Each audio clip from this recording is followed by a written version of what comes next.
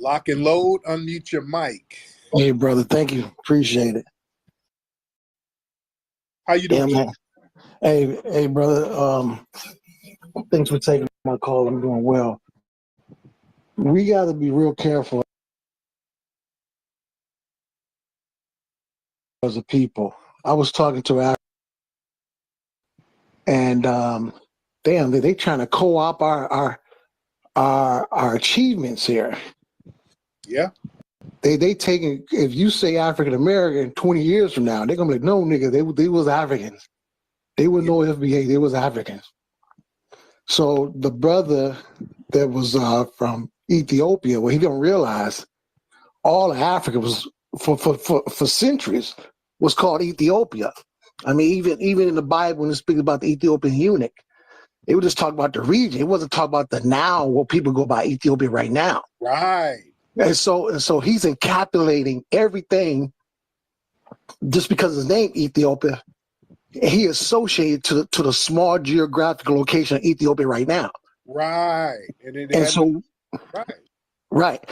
We must be careful of that too, of always saying African American, because now it's blurred. People think, oh, is that new African? Is the new, you know? Right. And what a lot of brothers and sisters in the diaspora don't realize, we were the only niggas bigging up Africa.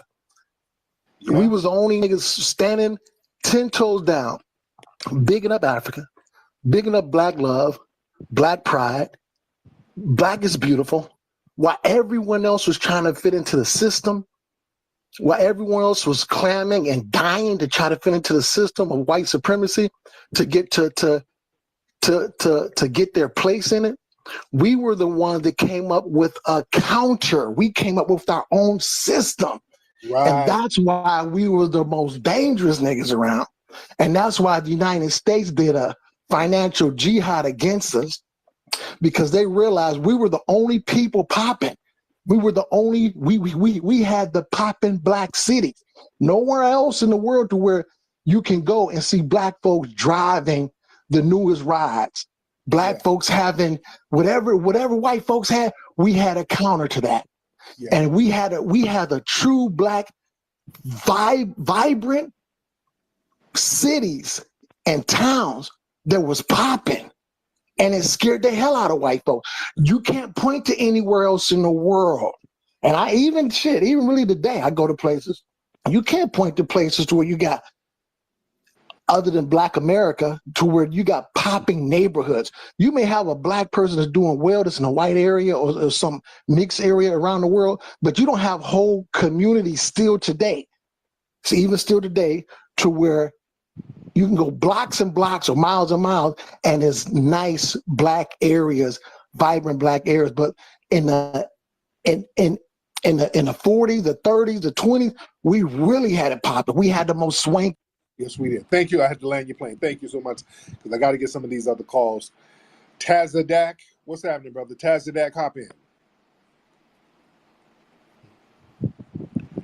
Tazadak, hop in.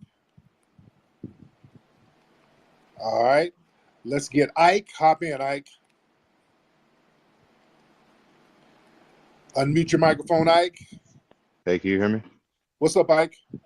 Yeah, I'm a first-time listener. My parents pushing me onto the Hidden Colors series, so this is my first time using this platform, really. Okay, where are your parents from? Well, my mom is Puerto Rican, but my dad is FBA. Okay. Family from Alabama. Oh, cool. Now, how old are you? You sound like a young guy. How old are you? I'm 22 years old. Okay, cool. Love it. So, and I'm working right now, so I'm just gonna ask one question and then I'm gonna head out and just let you respond. But a lot of people will talk about, or just been mentioning, like I don't hear a lot of talk about Jill Stein or like any of the Green parties. What are your thoughts on them? They have some interesting things. To say, and when Jill Stein talks about reparations, that's interesting. But then I see some of her running mates, the people who she had running with her, that's like on some staunch Pan-Africanism. Okay, how does that tie in with the reparations? Because when I hear people talk about reparations, got some staunch Pan-Africanists with you who's on some, yeah, America, this ain't really ours and we're really African, when you're around those kind of people. So I'm kind of really looking at where you're coming from. I'm really trying to see where you're coming from. Tazadak, what's up, brother? Can you hear me? Shalom. Yeah, I can hear you. Yeah, shalom. Most High in Christ. Hey, listen, I wanted to say one thing. You were talking, there's two things I wanted to say. One thing I wanted to mention was this. This thing that's happening down there with all them hurricanes is just what you said. These people, y'all listening right here, you better pay attention, man. This is the ancestors speaking. You can believe that. Believe that's number one. Number two, this thing these tethers have about us fleeing. You cannot flee in your own house. You know, my mama had a rule back in the days. She said if she ever lost anything in her house and you found it, you don't find things in her house, even if she lost it. So if you understand the correlation that I'm trying to say, I mean, the comparison I'm trying to make here, how can you flee when you're in your own house? Just because I go from the master bedroom down to the basement don't mean I left out of the house. You know what I mean? Right. So, you know, I just want to just share that with the brothers and sisters. I don't have nothing real profound to say about this. Thank you so much, brother. But yeah. Tether's always trying to make some kind of fleeing comparison. Well, you niggas fled from the south to the north. They ain't fleeing. You're moving around your country. It's called exercising your rights. That ain't fleeing. That's called exercising your rights. That's being bold. Like, hey, I'm not going to be stuck in one spot in a country where my tax dollars are building up everything. I'm going to exercise my rights and move freely around in a system where I'm a citizen of, in a country where we're citizens of. We're exercising our rights. Yeah, we're not going to sit here and be taxed and then we can't go nowhere. No, we had to stand up and say, no, we're going to move around. There wasn't no fleeing because we would go back and forth to the south. Nobody fled the south. My grandmother's house is still in the south. My grandmother's house, she's long gone, but that's the family house. We still got family members living in that house. Like all of you guys too. Y'all got your great-grandmother's house somewhere down there. Somebody in the family still living in that house. Even if you're living in New York or Cleveland or Detroit or Minnesota, Chicago, Oakland, wherever you live in, somebody in your family got a house down south somewhere that somebody's still living in. All right?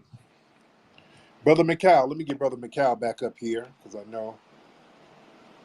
Brother McCall, I want my man to be able to get his lick back with Djibouti trying to talk greasy to my brother about my brother. What's up, Brother McCall?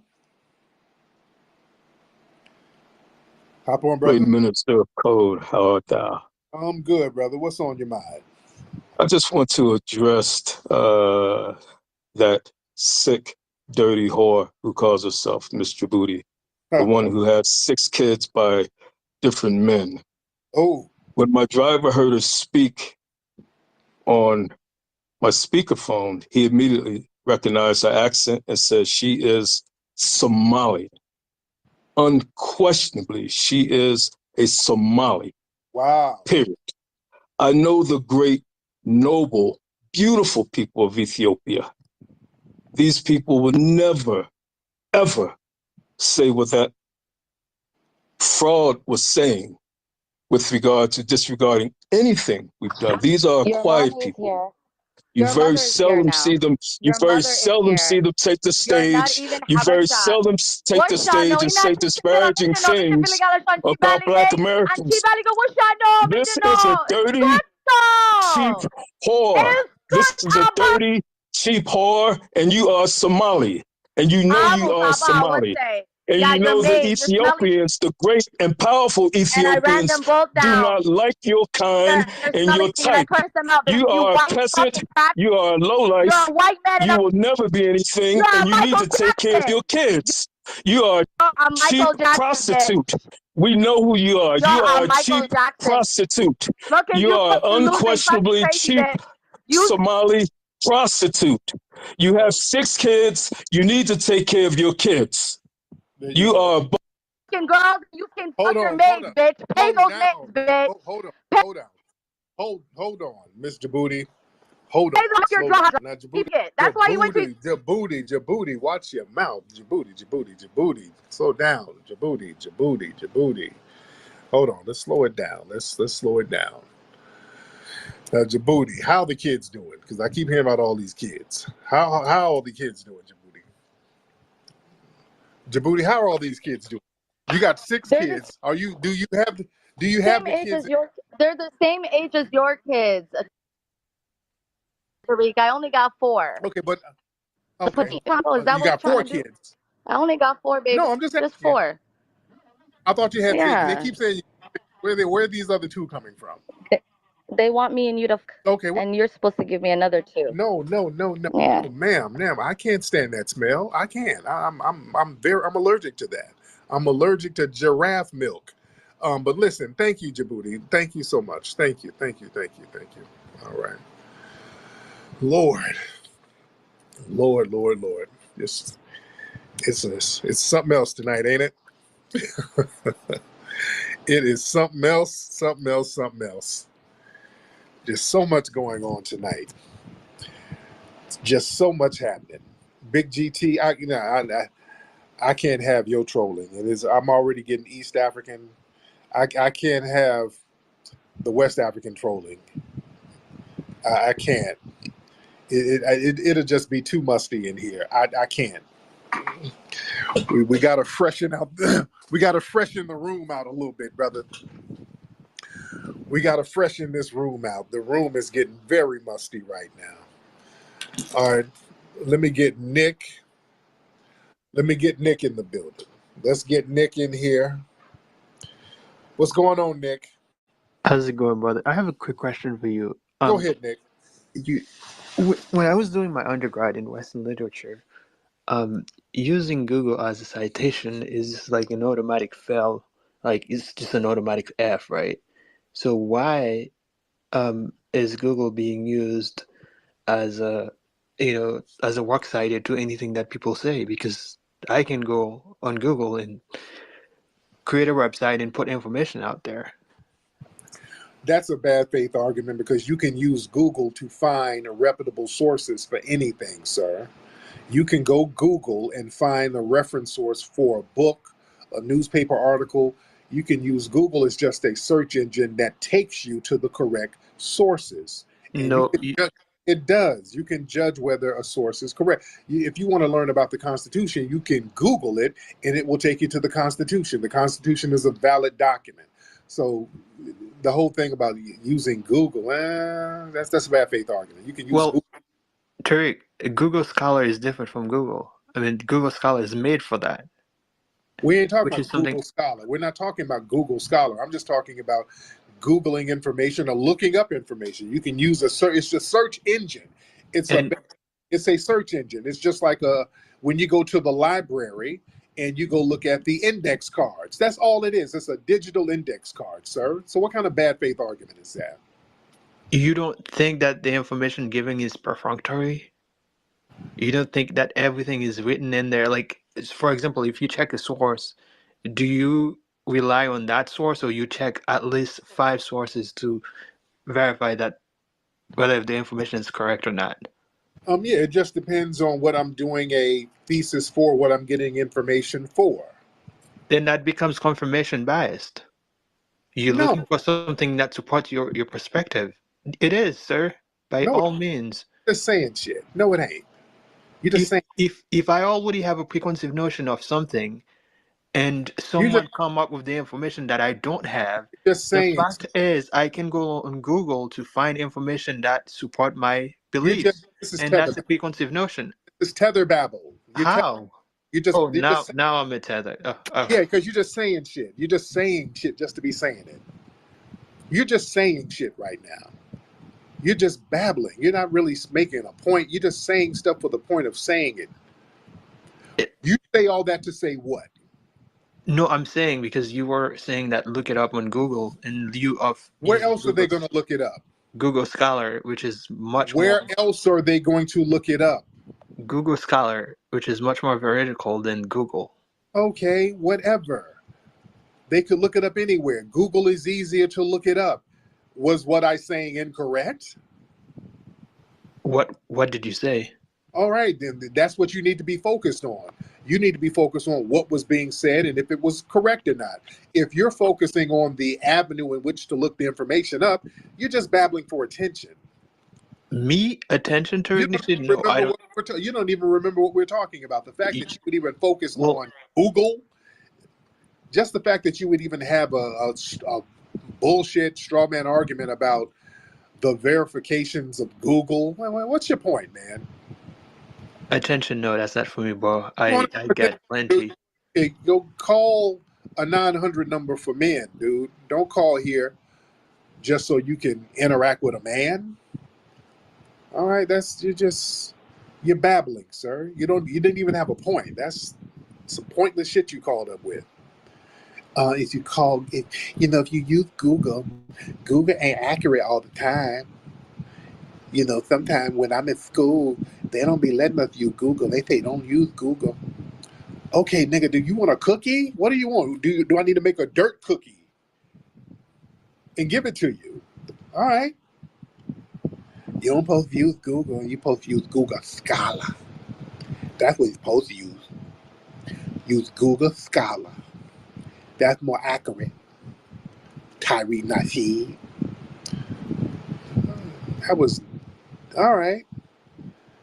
Now what, nigga? Do you want me to bake you a chicken pot pie? What do you want? Hey, when people call up with just non sequiturs, okay. It ain't that damn serious, nigga. We talking about something else that you focusing on the search engine used. As a man, you don't make sassy arguments. That's a sassy argument. That's the kind of argument women make. Let's get Suman. Suman in the building. Suman, what's happening? Suman? Miss Suman. And we've been in here heavy. We've been in here over 2 hours. Suman, hop in, ma'am. Suman, go ahead. You waving your hand. Use that hand to unmute your microphone, ma'am. You requested to get on. Go ahead. All right, stop waving your hand and get on. All right. Let's get some other people in here. Because we do have a lot of people in here. We're in here deep. Let's get Angel Kia in the building. Let's get Angel Kia in the building. Angel, what's up, beloved? Good morning, family. I had a quick question. How you doing? Good morning, everybody. Do you think Angela Rye is going to get that call for her to stay off the Breakfast Club? Because the last 2 interviews she has done, she has been getting demolished.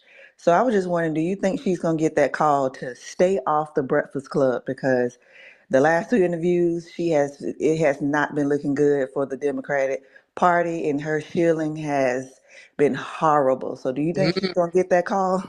Well, they might because they want to use these platforms to get the Democratic message across. So they want to use all of these platforms for that. And if they're fumbling the ball, they're not going to have them on there too long. Suman, are you ready again? All right, Suman, let me just take you up out of here, okay? All right, remove from speaker. All right. Jeremy, what's up, brother? Yo, Tariq, can you hear me? I can hear you. What's going on, man? Man, have you seen Michael Blackson crying about getting finessed by the Ghana government? He I lost heard. What did they do to him? So he put up $1 million in bonds for his school, and they told him that it would be repaid. He could get the interest back in like 3 years, and then they changed it to 10 years, and he lost like a $250,000. So he's crying about that. And oh, that's unfortunate. I hate that, but man, there's a reason why we're delineating, family. As you see, look, we ain't going for the banana in the tailpipe no more. All of that, go over there and invest in. We're cool. Ain't that right, GT? We're cool. It's just way too much finessing. Way too much scamming. We're so cool. We're cool. Y'all not selling Wakanda to us no more. You are not selling Wakanda to us no more. We're so cool. And no disrespect to nobody over there, but just too much of that. We're cool on that. We're so cool on it. Nolo, what's up, Nolo? How you doing? And good night to everybody in the room as well. What's that? I wanted to ask you a question, and it's all with all due respect to you too as well, sir. Yes, indeed. I wanted to ask you if you could consider maybe to take back the strike that I received a little bit earlier today, and I want to apologize to you as well that I'm not facetious or in any way trying to be funny to you or with how I even streamed your media. Oh yeah, you were streaming. Yeah, you were streaming live. Yeah, and you know we don't. Yeah, you know I don't like being streamed. You know that, but you did it anyway. Well, to keep it I want to apologize again. Excuse me, I'm sorry. And to be 1,000 with you, I don't really. But I'm sorry, yo. All right, but yeah, don't do that. I don't want my shit streamed. You know, I don't want. Come on, man. You should know better than that. And yeah, for those who don't know, this guy was streaming this live right here. He was streaming, and while he was streaming, and while I was talking, I put a strike on that ass, and they took it down immediately. Yes, they did. Yes, indeed. So that's not cool. Do not do that, brother. Do not do that. Don't stream my stuff. Do not stream these lives. Do not post them. Do not do that, ladies and gentlemen. I'm not cool with it. I'm not with it. All right? And y'all know that we don't want them streamed. Y'all know that. You know we don't want them streamed. All right? He got caught. And now he's crying foul. He got caught in real time. They took it down real quick. Okay? Y'all cut that out. Let me get my sister Nikki the God in the building. Nikki the God, what's up, dear?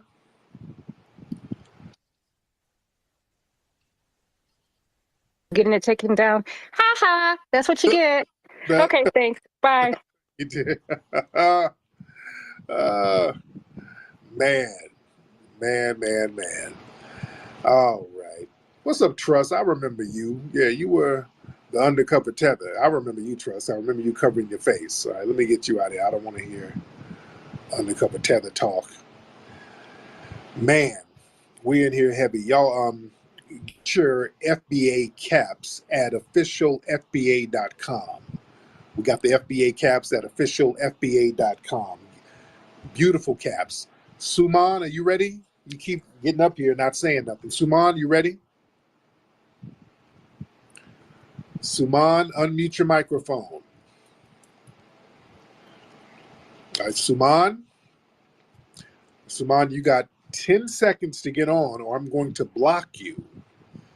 All right? Either you get on this microphone or you're going to get blocked on. All right? And Saman, I guess you want to go ahead and get that block. I'm going to go ahead and block you. Okay. So you won't be able to pump fake in here no more. All right? So we still got a lot of people that's in the middle of the night. I got to shut this thing off at one point. We have a lot of great conversations in here, but I do have to shut it down at one point. Let me see. Should I get one more? Let's get Andy Paracle, whatever your name is, Andy. Let's get Andy in here. Andy, what's up, brother? What's up, Andy? Hey, man. I just came here to ask you a couple of questions, right? I'm not familiar with a lot of American politics, but so I was listening to last time the Marin, that guy, about the reparation, right? I do know a little bit about the ADOS people, that African descendants of slavery and things like that. So how does it work? Like when the reparation come, because there are like millions and millions of black population in United States, right? So who are the right people, like the qualified people to, you know what I'm trying to say? I'm just really... I got it. Yes. Who's going to qualify for reparations? That would be the black people who are foundational black Americans. That means the black people who are non-immigrants, the people who were here at the founding and the building of America, those who descended from that, those who descended from the freedmen, those are the people who's going to get reparations. And we are going to designate people based on their lineage and find out what their lineage is, and that's how they're going to get it. So it's real simple. How do you like find them? Is that based on the name or the family history, or like what Family are the history. The family history, you should be able to trace your family to the 1870 census, at least there. Me personally, I can trace my family to the 1750s. So yeah, if you can trace your lineage back to 1870 census, then you are able to prove that you're a foundational Black American, and you would qualify as a descendant of freedmen to get reparations. It's simple, real simple. Sweet. So what are because I do know there was a promise when there was made about like 40 acres of land and something like that, because I heard that in the clubhouse, right? I'm not very educated about this topic. So how does it work? Like when it comes to this, the modern time in 2024, like how the reparation work, is it coming as like a cash or land, or how does it work? Yeah, we're going for cash. We want the U.S. government to give us cash payments. And the amount is to be determined, but we want cash payments. We don't want a housing program. We don't want a lift-off program. We don't want none of this stuff. We want it in the form of cash because that's what they took from us, and that's what we want. So it's real simple. It's real simple. Right. Thanks. And what's your opinion about Nick and the other guys who actually, because we have a lot of beef with these people, because I'm Indian origin, right? I'm not Yeah. saying that like everybody from India is like perfect or anything. There's so much misinformation and stuff what's going on Twitter, right? So what's the there are a lot of red pill guys, talking trash about different color of people, racism. There is so much division in the world. Let's be honest, nobody's perfect, right? There's so Right. much stuff. What's your opinion about these guys? Like, and they claim to be conservatives, right? Because I'm pretty sure, Tariq, you also a supporter of Donald Trump. If I'm not wrong, correct me if I'm wrong, right? Well, So, not a support. I'm not a supporter of any of the candidates right now. I'm oh, not. you're not. Oh, okay, my bad. So, yeah. So, how are you gonna deal with these people in the future? Because I've seen that you are debating that that weird guy who goes around and name call people and stuff like that. That the Mexican dude. I don't know who is it. He Which claimed to one? be white. I don't know. Nick So, Fuentes? Nick Fuentes? not Nick. The other dude. He was Myron? actually Which? not Myron. The guy who went and name called a little kid, right? Like Oh, I know. traumatized a Yeah, little yeah, I kid. know what you're talking about. Yeah, I don't Yeah, know what. that weirdo. And Yeah, how do you guys deal with this? Because I'm really shocked, like how openly they are doing this kind of stuff, and you don't have any kind of regulations in United States to control these people. Like I know this kind of stuff will never happen in Australia because we have very strict rules against racism and stuff like that, right? So right. I'm just really curious, like how do you guys like really gonna fight against this kind of stuff, or how do you stop this? Because the constitution let you guys do this kind of stuff, or I'm really curious, man. I'm confused with the freedom of speech and freedom of hate and everything what's going on Yeah. on Right. US. You're bringing up a very good point, and thank you so much. You're bringing up a very good point. How I know the white supremacists you're talking about, how they're allowed to go around just yelling the N word and antagonizing kids and threatening kids and all of this stuff. Well, we need an anti-black hate crime bill because see, when it comes to black people, we can't say stuff to other groups because we get hit with federal hate crimes. They'll hit us with a federal hate crime. But folks are allowed to spew racial epithets at black people all day, curse out children, call us the N-word. They can do that, and they can do that under the banner of free speech. Now, when the white supremacists are threatening us and calling us names, well, it's free speech. If we say, hey, man, why don't you speak English? Then it becomes hate speech. And it's all based on I'm white and I say so. That's all it's based on. I'm white and I say so. So we have to start trumping that I'm white and I say so law, which is the common law of the land. See, that's why we got to be in a position to produce justice so that we're not subjected to the I'm white and I say so law of the land. All right?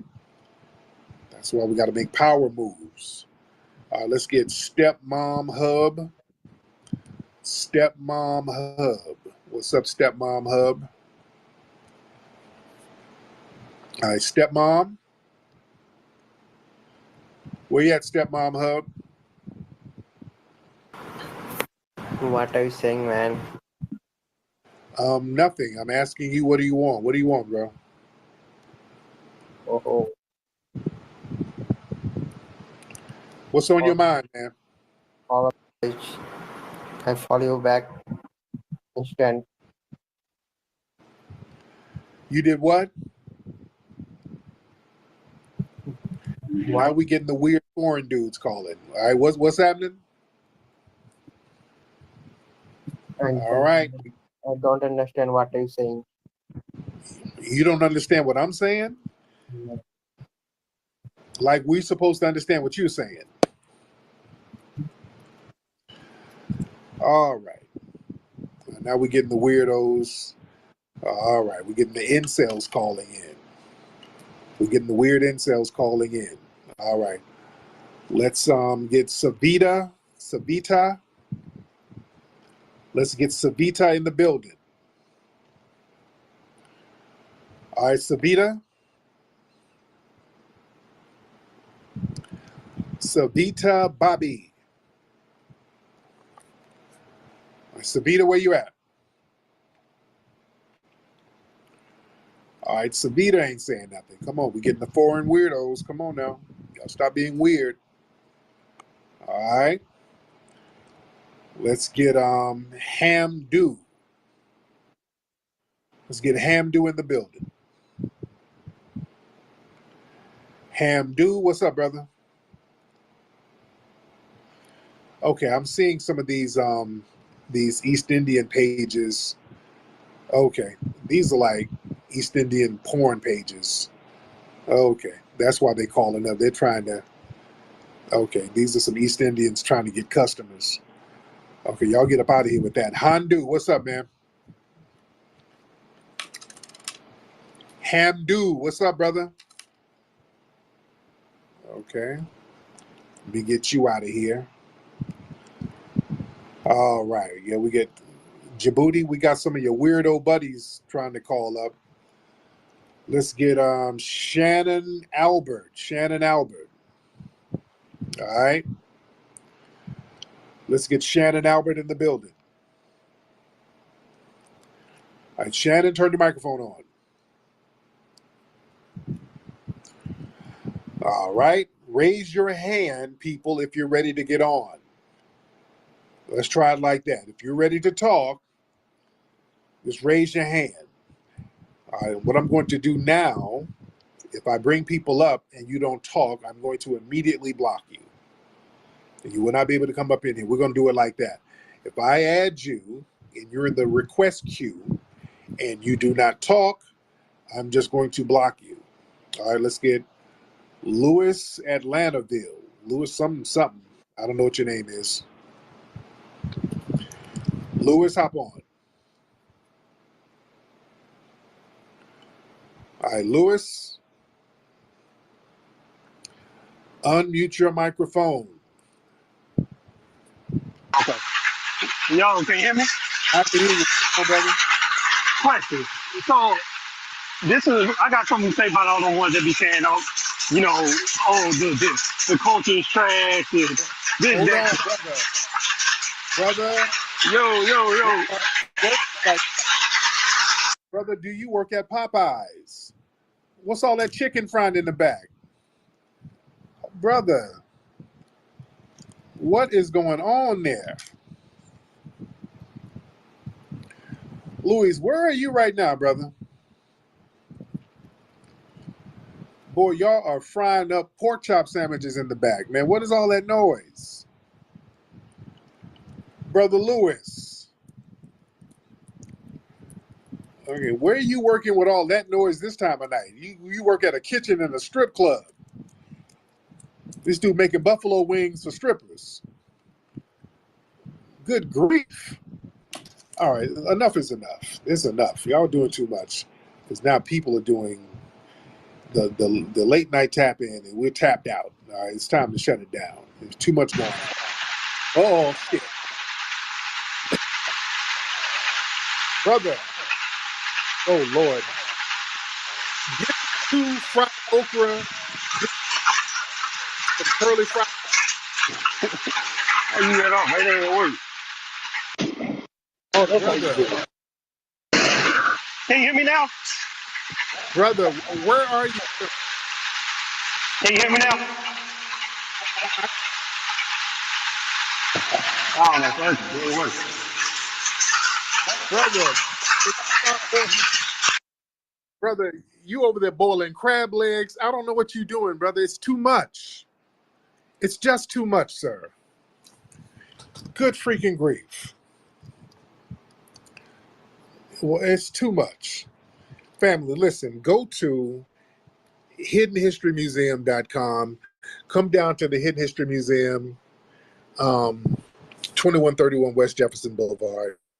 Go to Hidden History Museum, make a contribution to the Hidden History Museum and get the books and all that stuff. Go to rootworkstyle.com to get that Rootwork deodorant. Go to officialfba.com to get the brand new hats. I'm up out of here, family. It's been real. Puppy Akute, Lullaby to the family. Peace. Rootwork, feel that natural flow. Rootwork, stay fresh wherever you go. Rootwork, I like the way it feels. Rootwork, the magic is so real. Rootwork, you need it for work or play. Rootwork keeps me fresh throughout the day. Rootwork.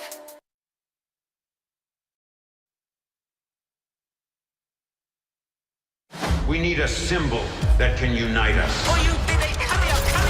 Wait for it.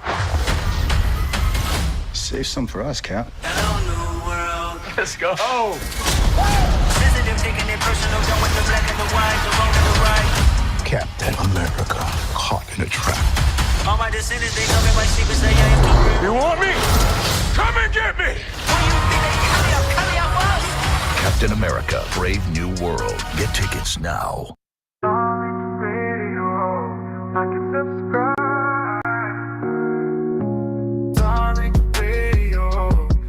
Subscribe. Darling Radio, like and subscribe. Let's get Notework. I think that's your name, Notework. Nah, it's noteworthy. Noteworthy. Okay, I didn't see the whole thing. How you doing, brother? I'm good. I just wanted to come on here and give you a shout out. I think it's really important what you're doing. You know, growing up in New York, there's always been like a big Caribbean presence, and I used to always hear a lot of negative comments from like my Caribbean friends. Maybe their parents would say, "Oh, Americans are stupid," or "Americans are this." Yeah. And I never really understood what they were saying. I kind of felt like they were talking about white people. But really, it was a lot of hatred towards Black Americans. And that's something that I couldn't understand because my parents were more Pan-African. Like, we're all just Black. Right. But as time went on, you know, even when I first started watching your documentaries, I had a perspective of global Blackness. But I'm starting to see that they don't view it like that. Yeah. And yeah, it's funny, I went over to the UK. I kept telling people I'm Black American. And they kept saying, "But where's your family from?" And I said, "How come y'all never do this with Jamaicans?" Right. Why do I always have to know something about a village in Africa? Like, I'm explaining to them. Now, transparency, I do have some Caribbean lineage, but my family over here, like, we didn't have like Caribbean dishes cooked in the house or listen to Caribbean music. Yeah. So the culture that I've connected with was always Black American, and I've never heard any negativity from like any Caribbean family, so I really didn't know about it. Yeah. Until later on. Yeah. Man, thank you, brother. It's real deep, man. See, the foundation of Black American culture, we don't do that stuff. We don't be like, stay away from them Caribbeans or stay away from them Africans. That's not our culture. They do that all the time. I hear that all the time. Some of these African immigrants and Caribbean immigrants, their family sitting up here warning them about us. Like, we ain't doing shit to you. We're not doing anything to you. But that's a projection. A lot of that is projection. Because when we look at some of these cats coming over here, they come over bringing some of the scams they were doing over there, bringing them here. Our family, our FBA families, we don't sit around here denigrating people based on their ethnic group. We just don't do that. Like when I hear some of these guys call up talking about, yeah, I got jumped on because I was Haitian by a bunch of FBAs when I was a kid. That's all cap. That's a damn lie. You probably got jumped by some Jamaicans. We don't do that. That's not in our culture. That's not in our culture to sit up here and jump on somebody because of an ethnic difference. No, we don't do that. We don't do that. So they try to project a lot of weird stuff onto us. All right.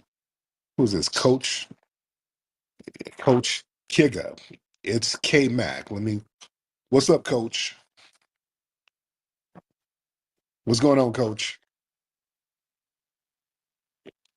Hop in, Coach. Turn the microphone on. Can you hear me? I'm here. Yeah. Appreciate you having me on, man.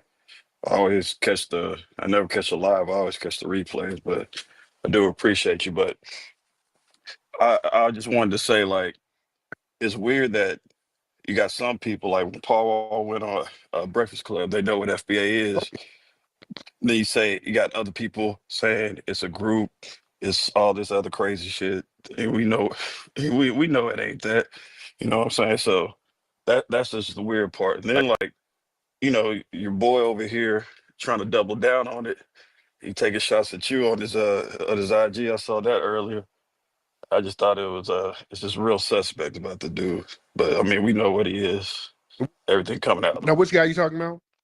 Oh, Fat Joe. He was taking shots at you on his IG. Oh, what he said? Oh, well, no, he ain't say nothing. He posted Mr. Lizard Mouth. He posted something about FBA's being a hate group and all that. Oh, and he reposted that. So I thought that was just kind of. I'm like, all right, I mean, I guess he won it. Mm-hmm. He's still trying to double down. It had already backfired on him. Oh yeah. I mean, it's a bad look for him. Fat Joe is looking real weird out here in these streets. And you know who else is co-signing Fat Joe? Little old Pete Rock. Pete Rock has been taking his shots.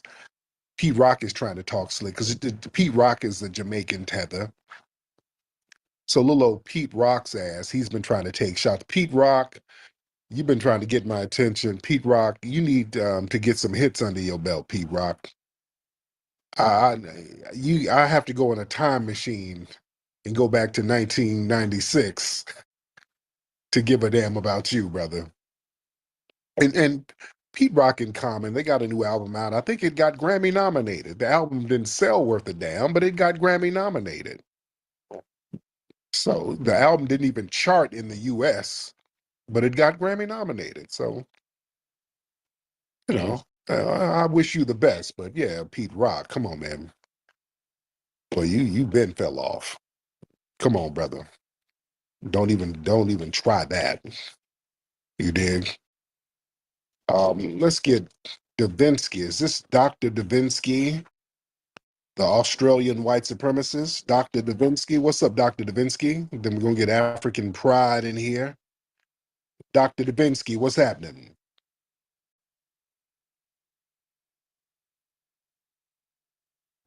Check out the newest strength equipment at Fitness. Join the club today. Save $28 or more when you join for just $1 down, $15 a month. Join today for $1 down, $15 a month. Hurry, this deal ends January 21st. That client review was brutal. We're gonna be underwater for weeks. I'm already so pruny. This is fixable. Just use Grammarly. Grammarly can look through the proposal to find what's missing. And look, Grammarly knows the audience is non-technical, so it can take out the jargon and make the benefits easier to understand. Cool. And with Grammarly working across 500,000 apps and websites, We'll never be underwater again. Download Grammarly for free.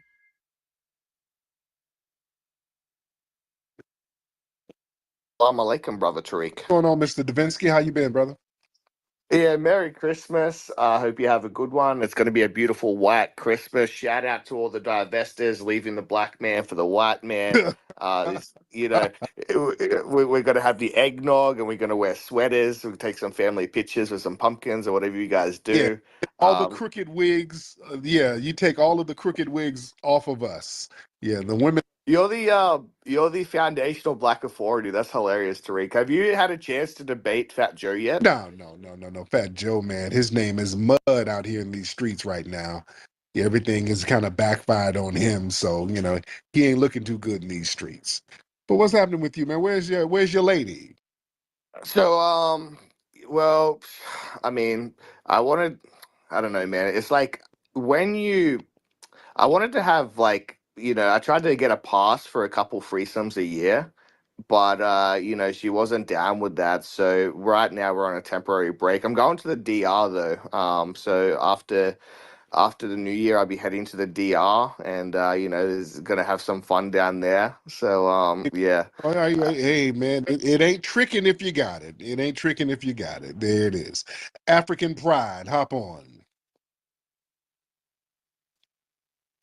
Yo, Tariq. What's going on, Mr. Pride? Not much. So, Tether is Go ahead. Immigrant who undermines FBA, right? Yes, like yourself. Nah, not really. Yeah, but you're Tether. So do you take back when you called Burna Boy a musty Tether? No, because he was kind of saying some little slick stuff like a Tether. He didn't say nothing crazy. I mean, well, no, he kind of did some little slick stuff about our culture as he cosplays as us. You know what I'm saying? So he kind of said some little slick stuff, and he said that FBA's lack of knowledge of self, something that Black activists been echoing for years. Yeah, but that's it's not out of pocket. But damn it, you can't sit up and talk about we lack knowledge of self, and you up here trying to cosplay as us, sampling our music and trying to look like us. You're not looking like a Nigerian artist. You look like a foundational Black American. So don't sit here saying that. You sound like a. So that makes him a musty Tether? Yeah, that's musty Tether talk. Now I don't know if he is a Tether or not, but that's musty Tether talk, and I like his music. I like some of his music. But you're not going to sit here and wag your finger talking about we don't have knowledge of self and all of that when you're sitting over there, the majority getting smacked around by the white minority and Asian minority over there. Come on now. Right? Okay. How about this though, right? Mm-hmm. Instead of gatekeeping, why not just get rid of Black? Get rid of Black? Yeah, get rid of it like locally and legally. What sense does that make? What do you mean? Like you know how the United States tried to call Asians yellow, like in the mid 20th century, and they just didn't participate in it, and it just went away. Okay. Kind of like the same thing. Just get rid of Black, and you know what I mean, and just identify as a foundational Black American. That way you don't have to gatekeep anything. That don't really make no sense, and we already identify as foundational Black Americans and not African Americans. And if you want to go there, talking about what the white man gave, the white woman gave your country the name Nigeria. Why don't you change your name of your country? I'm not Nigerian, but right. Okay, but what does that got to do with anything? Lineage is over there. You're a continental African, and you're speaking of for Burna Boy and all of that.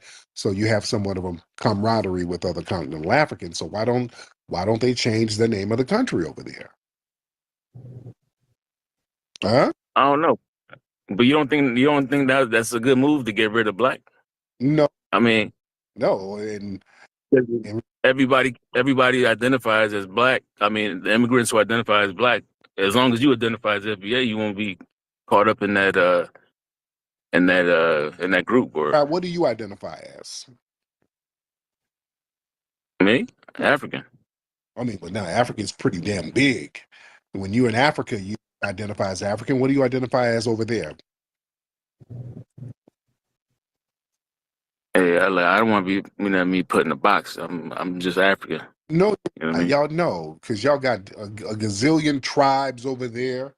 So, yeah, you're not even being honest about that. You don't have African pride. This is what I'm saying. Change your name from African pride because you're too ashamed to even say what you call yourself over there. You're being vague. You have no African pride. See, I got FBA pride. I ain't got. No, I don't want to. I don't put myself in a box because I've gone through a lot of. Box your ass out of here. I don't want to hear all that shame tether talk. You can't even name what tribe you call yourself over there. You know you do. You don't call yourself African or African pride. You ain't got no damn pride. We got FBA pride. See, we stand on our lineage. We ain't got no problem. We'll tell you where our families are from. Alabama, North Carolina. You know what I'm saying? We're foundational Black Americans. We ain't no shame in that. We stand on that. Yeah, miss me with all that nonsense, dude. Let me get our brother Eric Johnson in the building. Let's get EJ in here. What's up, brother EJ? Turn the mic on. Yes, sir. How are you, brother? Tariq, you there? Yes. Can you hear me? Uh-oh. Can you hear me? You can hear me, Tariq? I can hear you. Can you hear me? Wait a minute, y'all. I can't. No. Thumbs up if y'all. Okay, let me have him come back up. I could hear him. I could hear him. I don't think he could hear. He couldn't hear me. All right. So I have him call back up. All right. Let's get Elevate in the building. Elevate. Elevate in the building. Elevate. What's up, brother? How you doing, Mr. Nasheed? I'm good, Elevate. How are you, sir? Man, I'm doing well. You know, practicing some self-discipline, reading late, early in the morning. Now, What'd you say? what book you reading now? The Way of the Superior Man. At this point. Oh yeah, good book, very good book. Yeah, I got it from Nipsey. I heard y'all talking about him earlier. I just heard him talking about it on the podcast. I figured I'd pick it up. Oh yeah. What's on your mind, brother?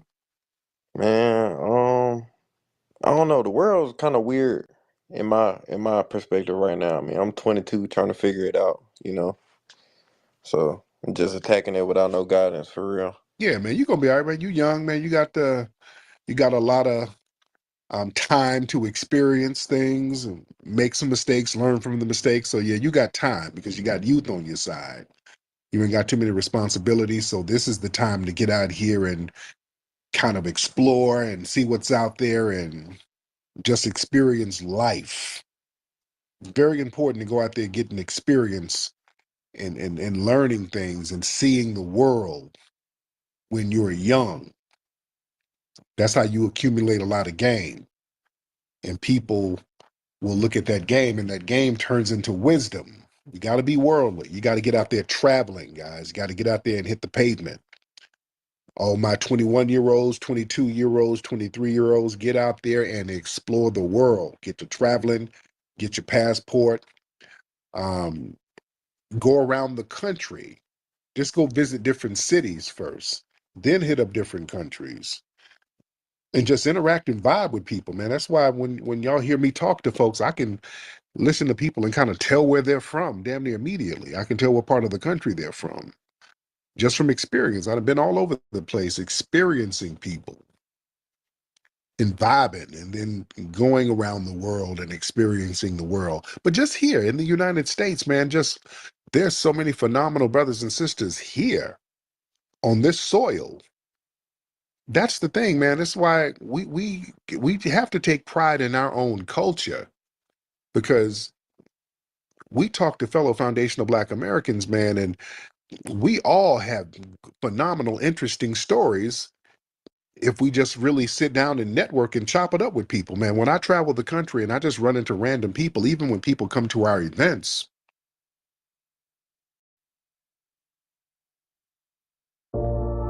Listen, we are too grown to let diabetes boss us around. The Freestyle Libre 3 Plus sensor sends your numbers straight to your phone. With the proper steps, you can do diabetes your way. And over time, you can bring down your A1C. The Freestyle Libre 3 Plus sensor helps you live life with diabetes on your terms. This is progress. Try it for free at freestylelibre.us.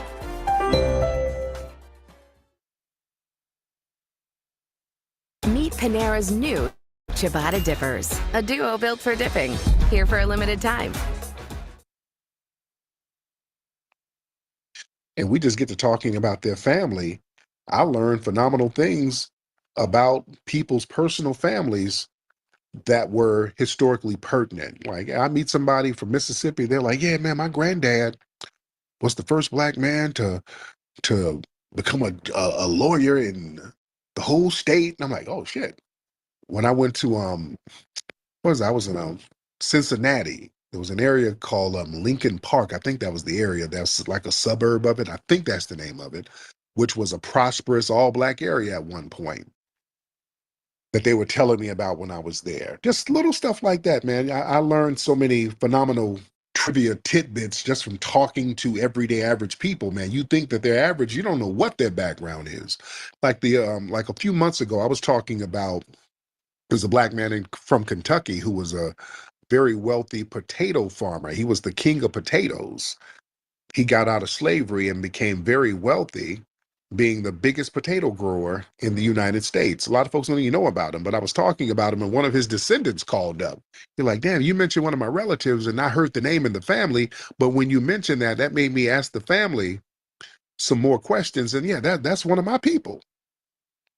Man, y'all don't understand. Y'all got some, your FBAs, y'all probably got some phenomenal ass people in your family tree that y'all don't even discuss no more. Because we're progressive people. We're always looking forward. We're always looking for change and growth and doing new stuff. But man, really dig into your family. Dig in and look at their background and see what's popping with them. I remember LL Cool J, they did like some ancestry thing on him. And he found out like his biological grandfather that he never knew. He never met his biological grandfather. He died. But his biological grandfather was a boxer. He was like real big on boxing. And LL was like, shit, that's why I've been a boxing fan all my life. On my albums, I was boxing. In my videos, I was boxing. And so that's where I got that from. Yeah. I was talking to my dad. I was down in Texas at my brother and sister's house, and my dad was down there. And just, some of my dad's people from Selma, and he was just telling me just off the cuff, like, yeah, when they were doing the march and the stuff at the Edmund Pettus Bridge, yeah, they were at my sister's house. They had to go regroup and set up 10 cities at my sister's house down in Selma. I'm like, damn, okay, shit. How come y'all never told me that? So yeah, they were down there at one of my aunt's houses in Selma, helping to organize the Selma March down there, the March on Selma. So yeah, my family was involved in that, and I didn't even know it. We got an amazing history, man. We start digging into our history, talking to family members. Yeah. You never know what's up. What's up, Tal? Go to bed, buddy. Go to bed. My son is up, walking in here like a little bitty cat burglar. In the heart of nature, we find our true strength, a connection to our roots, to the land, to each other. Introducing Rootwork deodorant, infused with the potent power of High John the Conqueror root. Embrace the natural strength and resilience passed down through generations. Feel the purity of natural ingredients, harmonizing with your body and spirit. Rootwork deodorant, bringing you in tune with nature and with yourself. Rootwork deodorant. Connect, empower, thrive. Available now at rootworkstyle.com.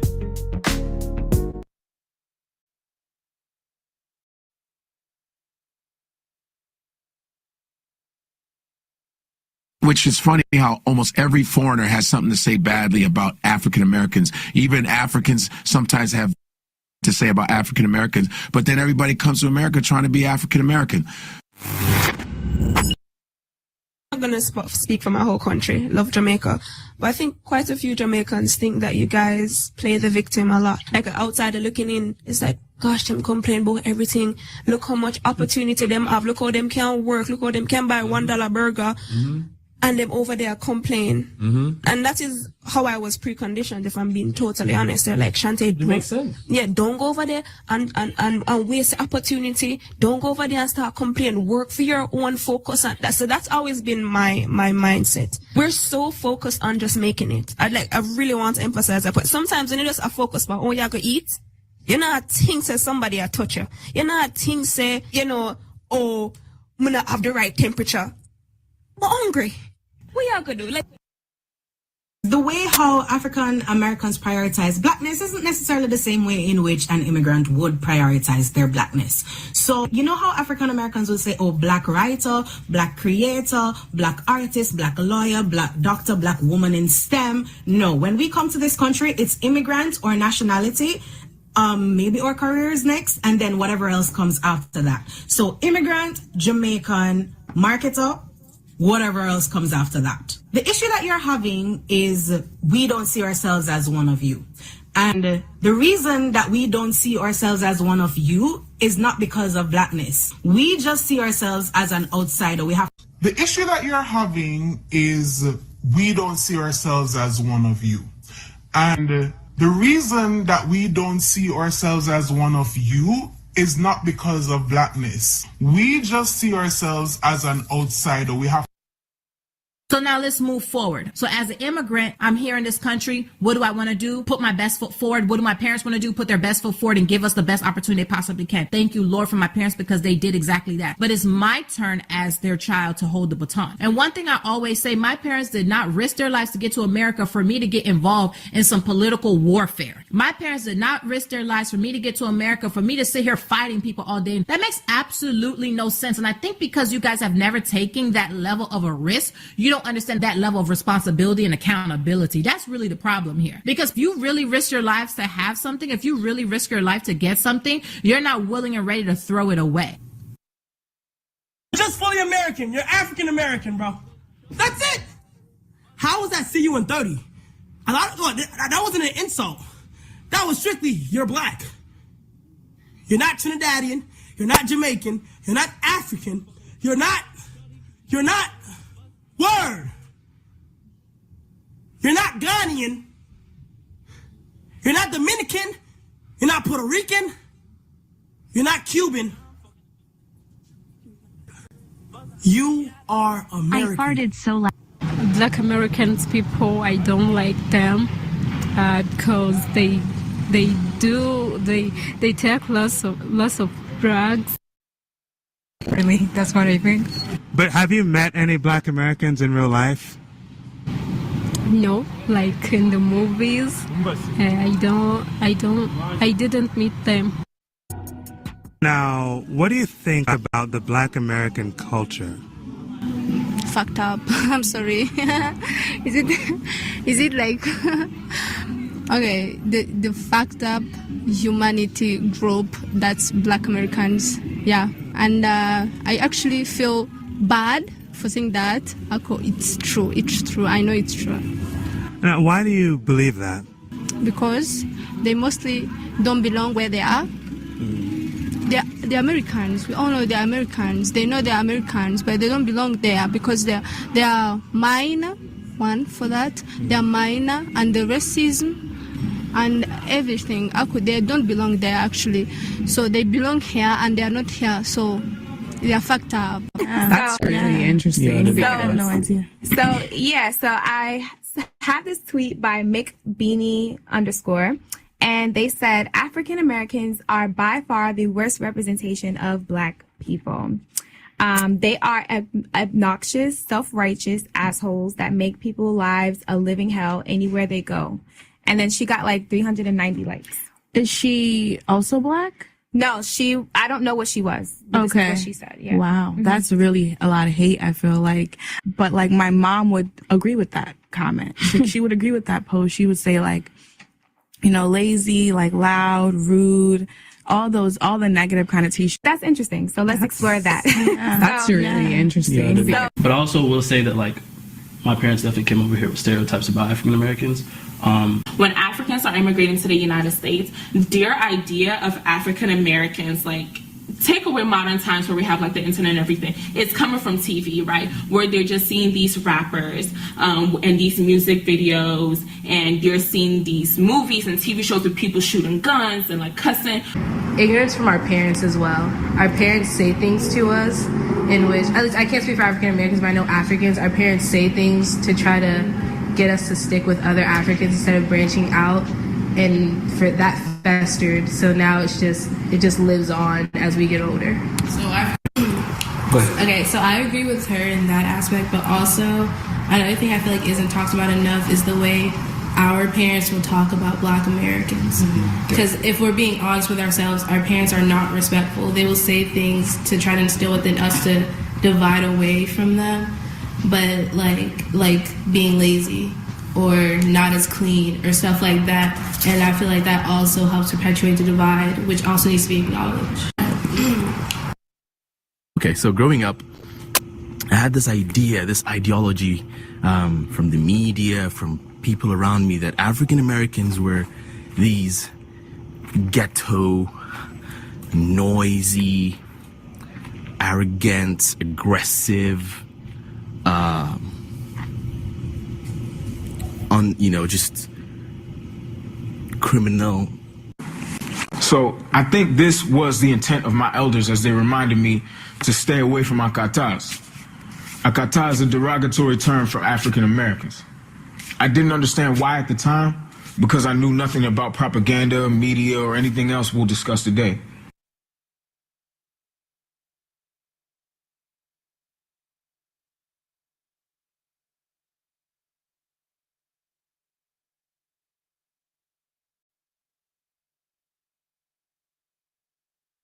It's not easy being the one everyone counts on to keep your operation running. That's why at Grainger, we're here for you with professional-grade industrial supplies and fast delivery. Call, click Grainger.com, or just stop by. Grainger, for the ones who get it done.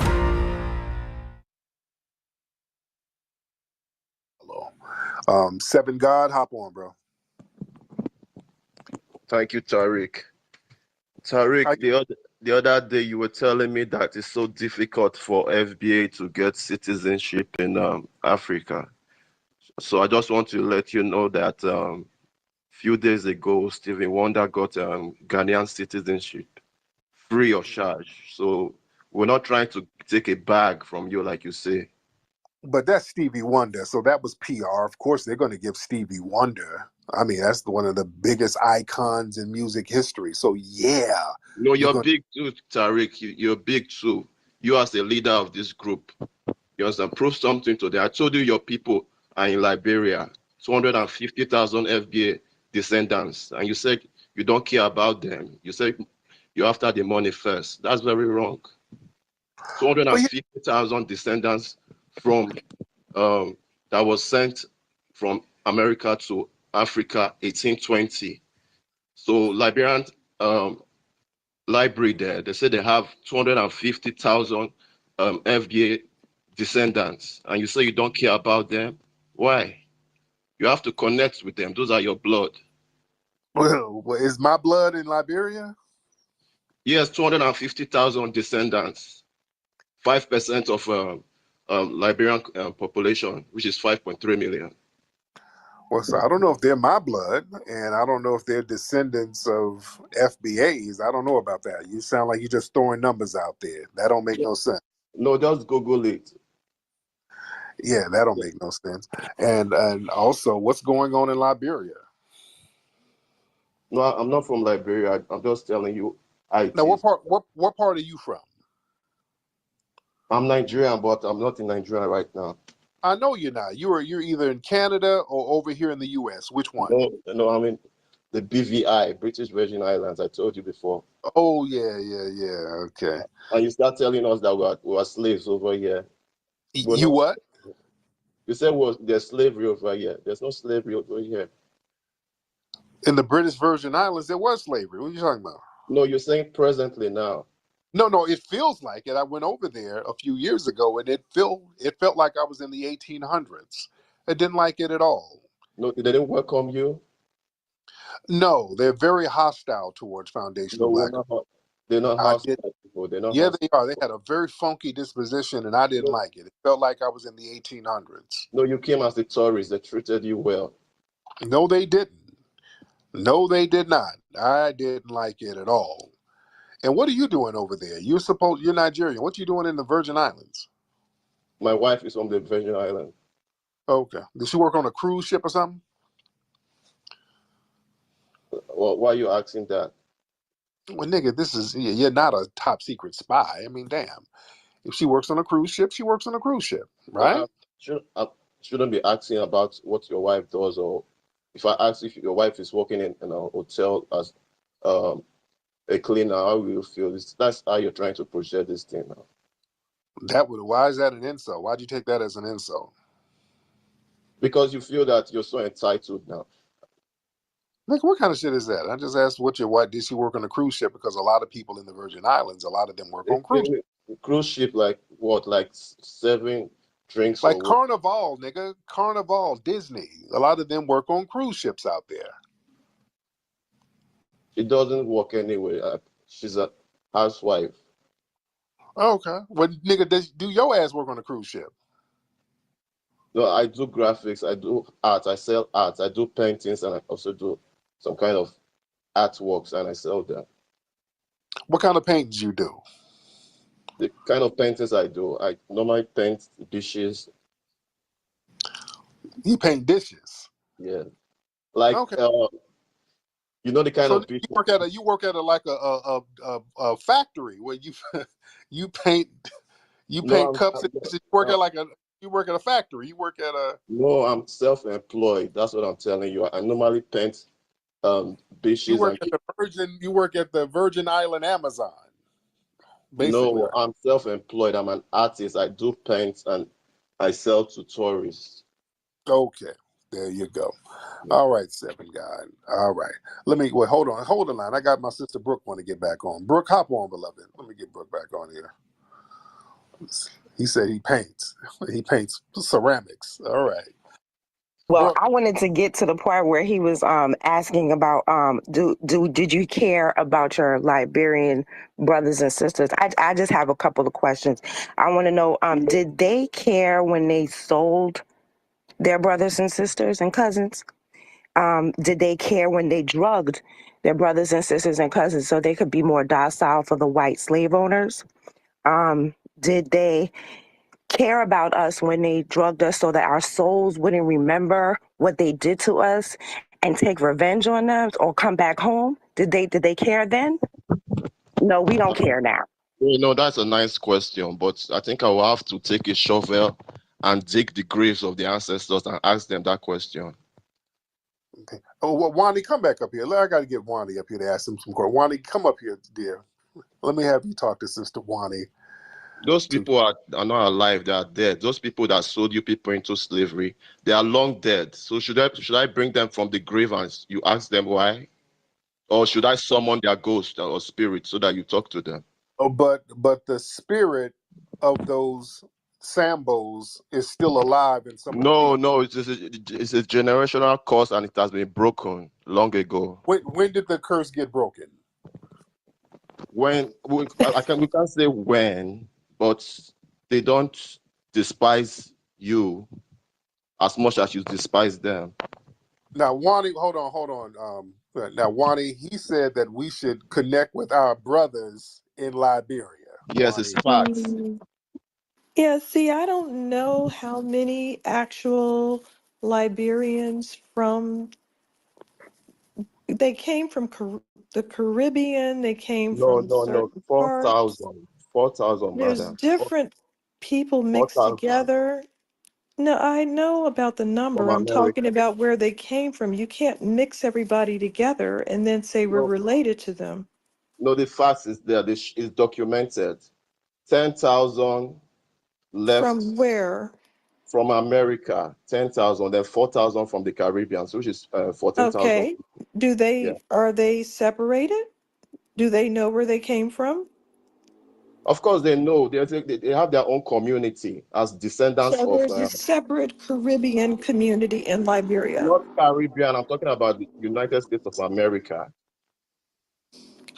Those, There's those that from the Caribbean, they have they okay. will send to Gambia. Okay, but they're all coming over here and getting shot by mean white men in the neighborhood. So why should we go over there? No, I'm not saying you should go over there. You should make a connection. Why? Your own people, you don't want to have a Why do I connection. need to connect? No. The same blood flows in your veins. Can't you understand what I'm saying?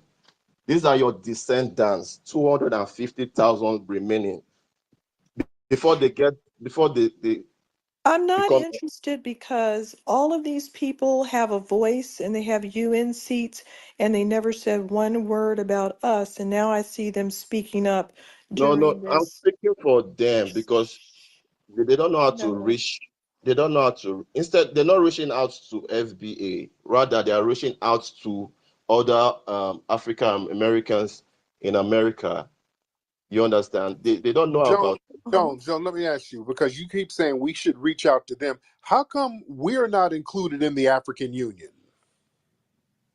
Because you're not part of the African Union. Oh. Israel is.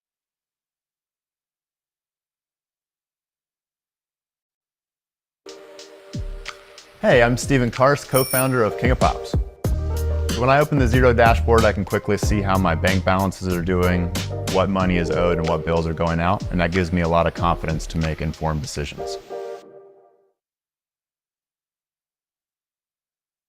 Old Spice Gentleman Super Hydration Body Wash with 24/7 moisturization and vitamin B3. What? Israel is. You have Arab countries in there.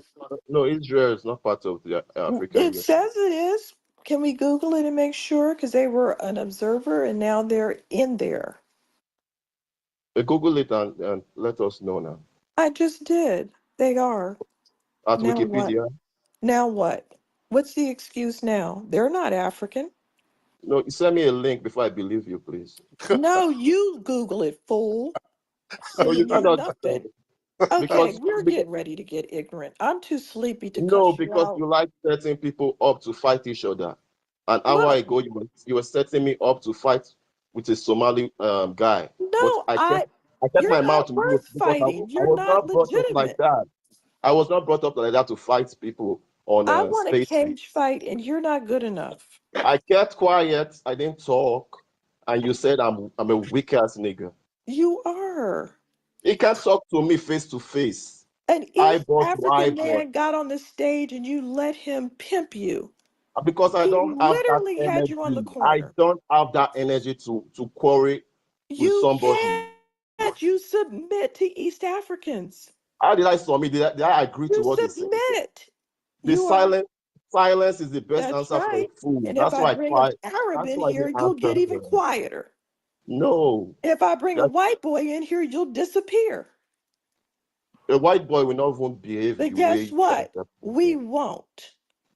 We won't No, disappear what I'm doing. for anybody we bring in the room. There's nobody we can bring in the room that'll make us disappear. Okay?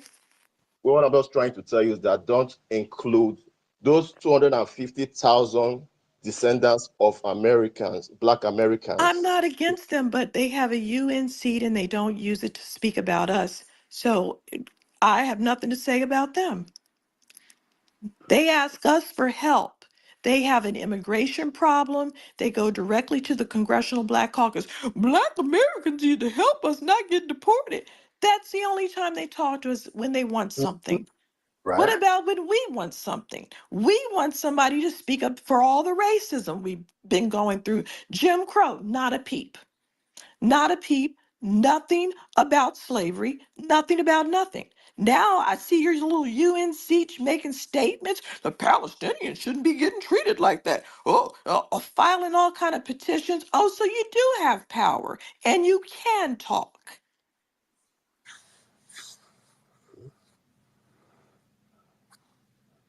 Jones? Well, he got real quiet. Oh, Jones? Okay. All right. Well, Jones, he buttoned up. But thank you so much, Wani. I'll get you back up in a minute. Okay, Jones, you got very quiet. Did Jones dip? When folks start getting in his ass, he kind of dips out, don't he? Okay. All right, Jones. I'm going to get you on. Jones, he got quiet and bounced. Okay. All right.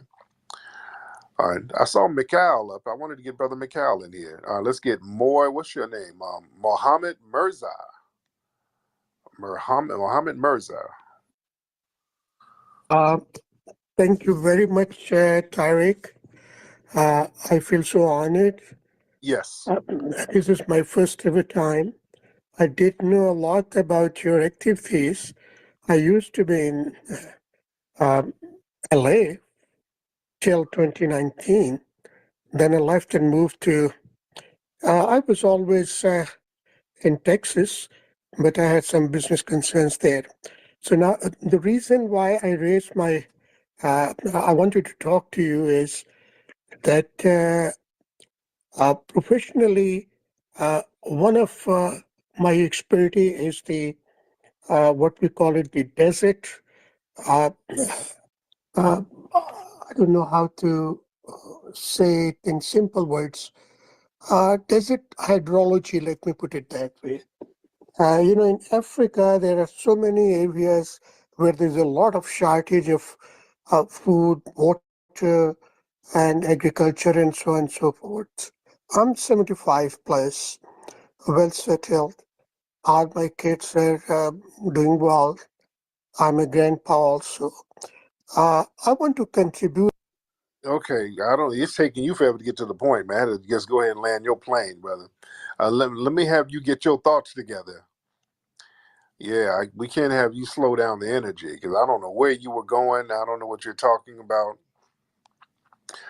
You start talking about electric power and deserts, and I don't know where you were going, brother. So let me have you get your thoughts together. You drink you some Metamucil or go to sleep or something.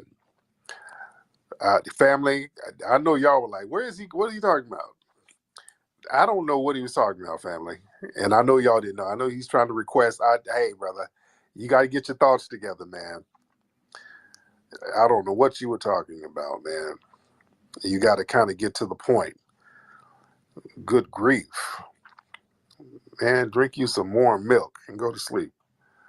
All right, let's get Python, a PIC, PIC, whatever your name is. PIC, hop in. There's PIC. All right, PIC, turn your microphone on. And let me see. We do have a lot of folks in the building. Let's get No Joke Loco. Let's get No Joke Loco in the building. And then we'll get Babatunde.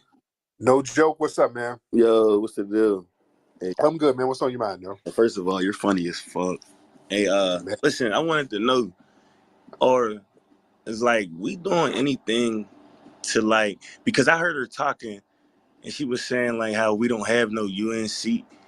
Are we doing anything as a people to fix that? Because we're talking as we're Americans, but we're our own people, right? Correct? We're Black Americans. Now, do we have a seat to where we speak for ourselves? Because we're waiting for other people to do it, but when are we going to actually do it ourselves? And I'm not in college, so. And the thing is, we have people who are supposed to be representing us, and we're seeing that they're not doing the representation the way they're supposed to be doing it. And this is why we're delineating. We're saying, hey, wait a minute.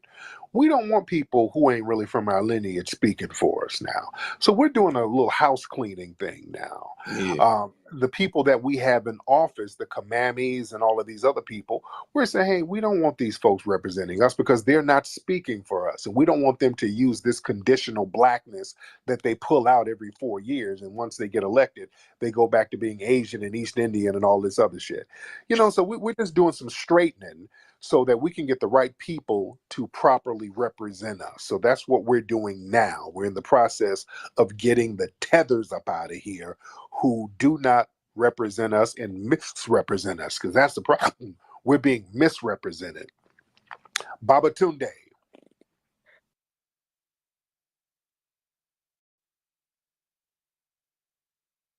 Planet Fitness.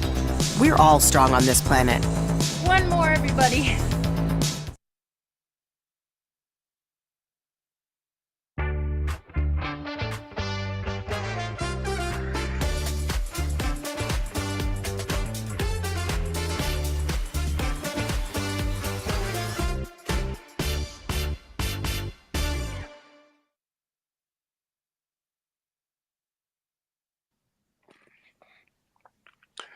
Onabanjo Babatunde, if I'm pronouncing your name right. Yeah, sure. What's up? How are you, man? I'm fine. I'm good. So, what's on your mind, brother? I just came to address a situation because I heard the lady talking about we selling ourselves into slavery and all this kind of stuff. Um, well, I've been on this platform before today, and there is something I feel people are always getting wrong when it comes to the slavery thing. So it wasn't our choice to sell ourselves into slavery. Like, okay, I'm talking about those are our forefathers, not us. You understand what I'm saying? Do you get? Because when you guys talk, like when people talk, they be like, okay, we sold ourselves into slavery. I am not happy all this happened. Nobody is happy that all this happened to us. Do you understand? And Well, like you're not when they happy. talk, You're not happy because you got a bum deal and the shit backfired. That's why you're not happy. It didn't work out for you. Y'all got a bum deal. You sold the warrior class, and then the white supremacists came and just colonized all of you. So yeah, you ain't happy,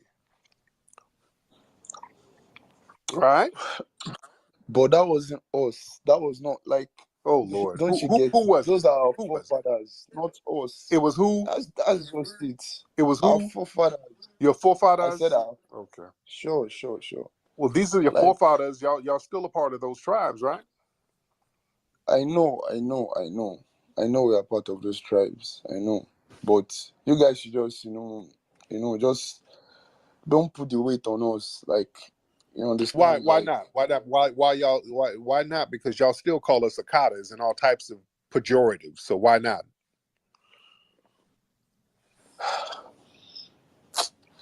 Come on, let's deal with it. Let's deal with it, brother. I just wish you can actually forget about all this slavery and shit and just move on. For real. Forget slavery? Seriously. Well, no, we're What talking do you about say? now. I mean, no, because the tether mindset is still there, where you want to undermine us. Too many of you. That mindset has not gone anywhere in a lot of you. And that's the problem that we have, that tether mindset where you want to come over and treat us like another hostile group. That hasn't gone anywhere, right? Well, all I can just say is all fingers are not equal. So What's not people are equal? different. What's not equal? What? I said all fingers are not equal. People are different. Like we all have different mindsets. Where we have bad people, we have good people too. So it's just like that. Do you understand? So sometimes when I hear that, I just feel like people are judging us. You understand? Like you guys just need to chill and just we need to chill. Don't put the weight on us. Sure, Dude, for we real. need to chill. Y'all sat there and let's keep it a buck. Let's keep it a buck. Y'all sat there and collaborated with these white supremacists and then did rituals where y'all walked around trees, the tree of forgetfulness, so we wouldn't remember what you did. It was some real devious shit that was done. Y'all try to wash your hands. Y'all were walking us around trees so we would forget. It was some real devious shit. And then it backfired, brother. And then it didn't work out in your favor. And now you want to circle the block back on us and be like, hey, let's let bygones be bygones. Right? Oh, it's all good. It's all good. All right. Okay, brother. You're over there eating Joel off. I don't know what you're doing, man. Thank you. All right. And man, the problem is, man, unfortunately, with a lot of cats, that mindset is still there. Man, let's keep it a buck. That mindset where y'all will gather folks up and give them off to the white supremacists, that mindset is still kind of there, brother. Brother, there's a reason why in prisons in Texas and places like that, they get their COs from Africa. They bring them COs to work the prisons. They bring Africans to do that. There's a reason why they do that. You understand? They know the mindset that you have. That some of you, not all, that some, they know. They know that. The white supremacists, they've had a mindset for the last 500 years. The Tethers have had a mindset for the last 500 years. And us fighting, we've been fighting white supremacy for the last 500 years. We've been fighting nonstop.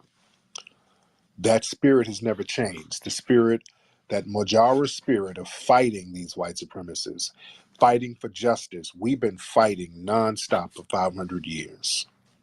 The white supremacists have been doing their little demonic thing nonstop for 500 years. And if we've been doing our thing, the white supremacists been doing their thing for the 500 years that's been going by. You don't think the Tethers, they ain't doing the same shit or they have the same disposition for 500 years? Let's be real. A lot of these cats got the same disposition, and that's the problem. The same tribalism, where everybody's undermining each other, cutting each other's throat, doing anything to get by, no codification whatsoever. You know, we got to do things, we got to start doing things that actually work and stop doing things that don't work. See, foundational Black Americans, we're doing things that works to a certain degree more than any other Black people, at least challenging these white supremacists. That works for everybody because everybody benefits from us challenging them. I want FBAs to really drill that idea home in your head. Other people are able to eat because of your sacrifices and you, as foundational Black Americans, standing up to the white supremacists. That's why other people get to eat, because they get to run in the door after we kick the shit open, which is what they always do. You see? And we got to look at the people who undermine us. And I'm not talking about everybody in the diaspora, not all of you, but there is a tether class out there. That's a real thing. Let me get Brother Grinds in here. Grinds team. And I'm not beating up on brothers and sisters in the diaspora. I'm not. But y'all can't call up and be like, oh, let slavery go, nigga. It is in the past. This is our forefathers. I am not like that. I am a good nigga. No. So how come y'all ain't doing this? How come y'all ain't doing that? How come y'all, if y'all want us to come bond, how come we ain't part of the African Union? Israel is. Well, I have to Google that. I don't know about that, nigga. You see what I'm saying? Come on, man. Grinds, what's up, brother? What's up, brother Tariq, man? These Tethers, man, is hilarious, especially And they're funny, man. I tried to give them a chance, but damn, boy, they be putting their foot in their mouth. every damn time they ask you foot in their mouth. But anyway, Appreciate you letting me up. One of the fun facts that kind of been given as a teenager is that brother Stevie Wonder's real name is Stephen Morris. Yes, yes. So I think that was around the time that I learned about stage names, and that was around the time that my mother also told me that the one brother is that you mentioned earlier, Colin Powell's Jamaican. Yeah, She he's told me Jamaican. a few people Jamaican. She had told me that he was Jamaican. The minister is Caribbean as well, I believe. One of those islands, can't remember. I want to say Jamaican, but I might be mistaken about that one.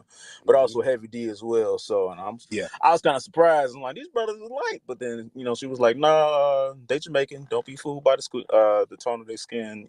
They Islanders. But thank you for highlighting the fact that, because I've been saying this a lot lately. Thank you for highlighting the fact that these white supremacists have mastered the art of using the tethers to undermine us. Because I've been saying a lot lately, like even with this allowing of the illegals to cross the border, these people talking about stay away from the Ikata and all these other people, I'm like, listen, you mean to tell me that this current administration and that party, just white supremacists, period, do not know the temperature of these people that they're allowing to come over to undermine us and wipe us out? And shit is basically being handed on a platter for them to do so. So I appreciate you highlighting all of that. And this is why we have to really make sure that we do not just allow. We are very welcoming people, but we have to really put a lid on that, because familiarity does breed contempt. That's an old saying, but that is so true. I appreciate you. Man, thank you so much, brother. All right, that's Grimes. Y'all better follow our brother Grimes. All right, let's get Mario. How are you, Mr. Tariq Nasheed? How are you? Hey, Mario. I hate to disconnect. Okay, damn. Can you Mario got a FBI hook. This nigga got right to the FBI. Can you hear me, sir? Yeah. Take your phone out, man. Oh dear, yeah, you're right, man. My signal is bloody horrible. Sorry about that, mate. Yeah, I just wanted to clarify with Wani that Israel. Take your headphones out. Yeah, I've taken them off. I've taken them off. Okay. Drop down and get damn, boy, that janky ass connection. Halal, I'll get you back up, Mario. Halal, what's up, brother? Yes, hi. Tariq, I'm from Ethiopia. You constantly talk about this tether class, but I wanna say, when we come to America, we don't come to make friends with you folks. We come there to compete. And what's wrong with competing, getting better jobs, taking your jobs? There's nothing wrong with that. I mean, we are educated. What jobs? High skilled jobs are the jobs we're taking. Black Americans usually don't. Like what? Black. Slow down. Slow down, Hilal. What high skilled jobs are you taking? Okay. A lot of the information technology jobs, computer science, doctors. A lot of Africans are doctors. A lot of Black Americans. Okay, no. What part of East Africa are you from? Ethiopia, sir. Okay, well, sir, we don't want to be parking attendants. You're taking the parking attendant jobs, and that's sir. We're not tripping on parking attendants. Sure, Nigerians are my brothers. They have a lot of the. No, but you're not Nigerian. Okay, no, you're not Nigerian. Yeah, what part? What tribe? What tribe? African, though, we're united. I am Harari. I'm Harari. What tribe from East Africa? Harari, which is basically Ethiopian people tribe. Yeah. So yeah, you're not taking any jobs that we're trying to get. I mean, you Uber and Postmates and parking lots. Yes. We're not trying that. Yeah, but to me, you guys are and FBAs are pretty lazy. You folks don't have the work ethic as Africans do. So we don't have no loyalty to you. Thank you, but no thank you for everything you guys did. Yeah. But if you were so hardworking, how come your villages are dilapidated with flies all over the place? I blame FBAs for that. I mean, y'all came over there, ruined everything for us. See how I can play your game? You do the same thing to Africans. Well, you just lied. You're just lying. So the fact that you had to lie means that you're just a scamming tether. No, I'm not a tether. And at the end of the day, we don't. We don't. You're a lying, scamming, projecting tether who came from filth and dilapidation, sir. And my man just said 80% of the people over there in your homeland are jobless. So damn, brother. Where's all that hard work? How come you only work hard when you get around FBAs? Go ahead, Halal. Oh, Halal has a we're Grubhub. competing. No, the reason why, first of all, if you know the history, Black Americans fought for Ethiopia. Remember, you guys worked with us. Worked for us probably is a better word to say. So at the end of the day, No. John Robinson, foundational Black American, went over there and taught you guys how to fly planes properly. And he got down with the Air Force and taught all of Africa basically how to fly planes. The first airline that came out of Africa was Ethiopian Airlines, and that was our foundational Black American brother who did that. So you're welcome. And they kept the Italians off your back too.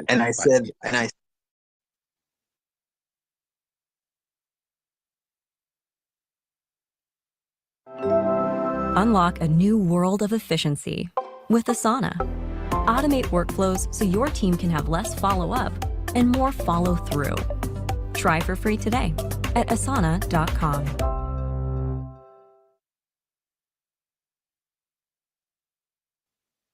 And you said what?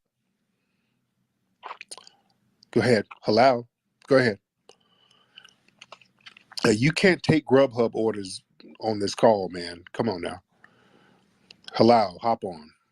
Yeah, sir, it's muted. But yeah, it's not muted, sir. It's not muted, sir. It's not muted. It takes it's slow for me. Sir, that forehead of yours bumped the damn phone and it keeps muting. That's you doing that. Yeah, you're right. We do have a big forehead. Yes, you do. And you guys look dusty. So, but that's not even the point. You don't want to go to dust. Okay, we've seen you and your mama's feet. Okay. Oh, okay. Your feet look like you've been stomping cinnamon. You don't even have fathers. Y'all are missing fathers. At least I have a father. So there you go. Sir, if you don't stop, your fathers are deadbeats. Your fathers are deadbeats. Majority. Sir, that solar eclipse that happened, that wasn't an eclipse. That was you and your father's heads blocking the sun, nigga. All right? You and your big head ass. That's your father's failure. That's how big it is. No. The only failed fathers are the ones who flee their homeland and leave babies so that Sally Struthers can come get them. Yeah, because there's war, and they want to leave. Nobody fails more than the fathers in your homeland with them hungry babies running around there and y'all niggas somewhere driving a cab. You're right. Ethiopia's hungry and all that. Nigga, there's nothing that spells failure more than that. All right? You better stop. I agree, Tariq. I agree. Ethiopia's a shit. All right, well, stop projecting your failed nonsense on us.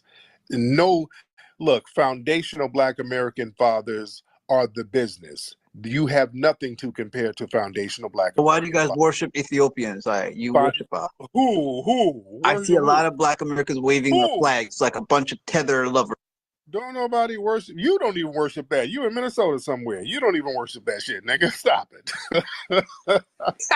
You don't even worship your homeland. You flee it the first thing smoking. You guys are like Jamaicans. You worship you guys. A lot of you are Rastafarians too. Like y'all are. We was Ethiopians and Shiite and all that stuff. I've seen a bunch of your people claim. You ain't seen none of us claim no damn Ethiopia. You don't claim Ethiopia. What am I gonna do claiming flies? What the hell we look like?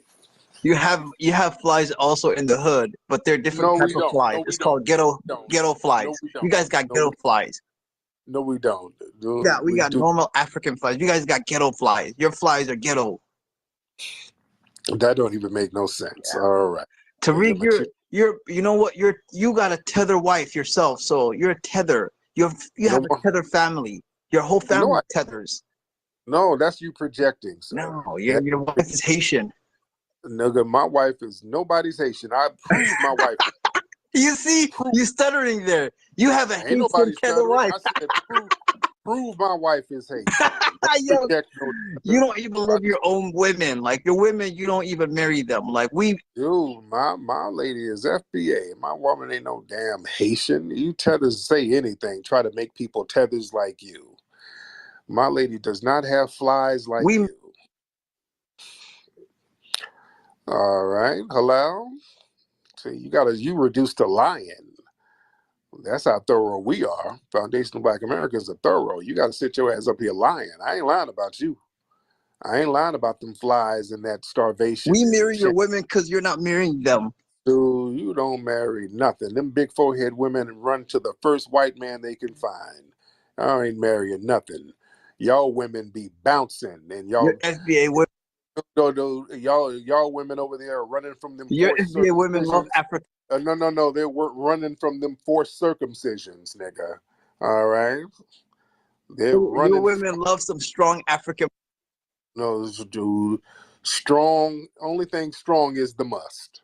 All Yeah, right, that's yeah. the only thing strong. That's why Y'all, you need some. y'all are as musty as any African. Just to be honest. No, we're Don't talk not, about dude. Must is not even in foundational Black Americans vocabulary. You do not see musty FBA. y'all smell like weed and We shit. don't play that musty business. That's what we don't do.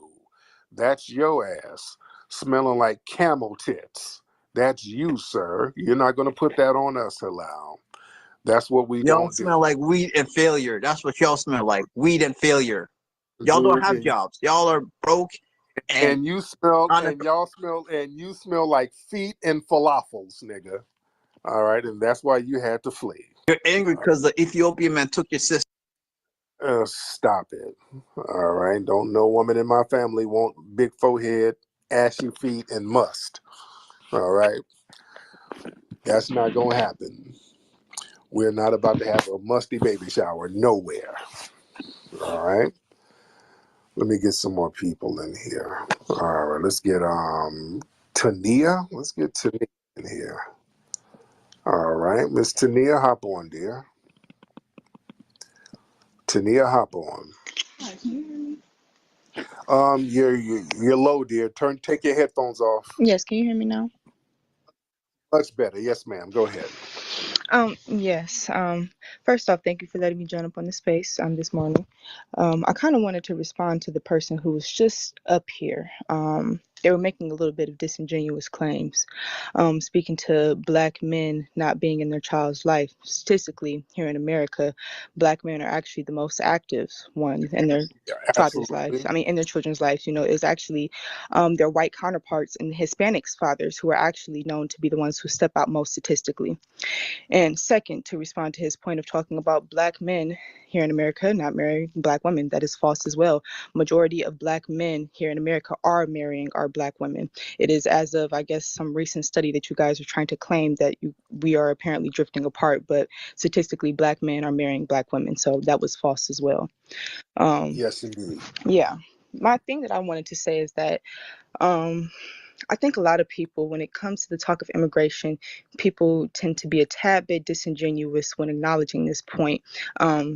I think people tend to be disingenuous with saying that people have a problem with people immigrating here. And it's like, I wouldn't argue that. It's the process and the way that it's executed. Somebody who is in the process of receiving citizenship should not be receiving benefits that are due to original citizens, people who are born and have actual rights to this country. They should not be getting denied any type of housing, any type of funding, any type of assistance to assist other people who are not meant to be here. I think it's just disingenuous to make these claims, and we just need to be honest with the conversation at hand, that there is a money tactic with bringing in these people here, trying to overpopulate the whole nine. It's just that we got to be honest about the conversation at hand, and we don't need bullshitters trying to say that you guys are taking over our jobs, doing this, doing that, because if you guys were taking over our jobs, we wouldn't have to be worrying about policing you guys about the multiple shelters and multiple hotels that you guys are flooding over because you are coming here. So it has to be something. Real You talk. guys aren't taking anything because you guys are too busy filling the places that we are actually occupying. And that's all I had to say. Real talk. Good. Real talk, sister. Yeah, and all that, like you coming over, bossing up and doing all of this stuff. Y'all coming over here And we got to shelter you in schools. We got to take our kids out of school to shelter you in gyms. And you just, no, you don't come over here and acting like you bossing the hell up. And the sister made a good point, the thing about the fathers. Don't let these people run that father game. That's something that they get from the white supremacists. Let me tell you something. There's no people, no fathers are more thorough than the foundational Black American fathers. FBA fathers create superstars. Look at what foundational Black American fathers do. Michael Jordan's dad created Michael Jordan. Richard Williams. They make movies about FBA dads, how phenomenal they are. Tiger Woods' dad. Kobe Bryant's dad. The list goes on and on. Matthew Knowles. You look at a FBA superstar, there's an FBA father right there cultivating that superstar. Nobody's more thorough than FBA fathers. Let's get that bullshit straight. Especially no damn Flea and Tether. Name the Ethiopian Beyonce. You got Fleonce. You flee your ass over here. You dig? To be around some FBAs. Ain't no Beyonces, only Fleonces. And Destiny's Flies. Yeah, my man, Mikhail, Barry Gordy, Joe Jackson. You dig?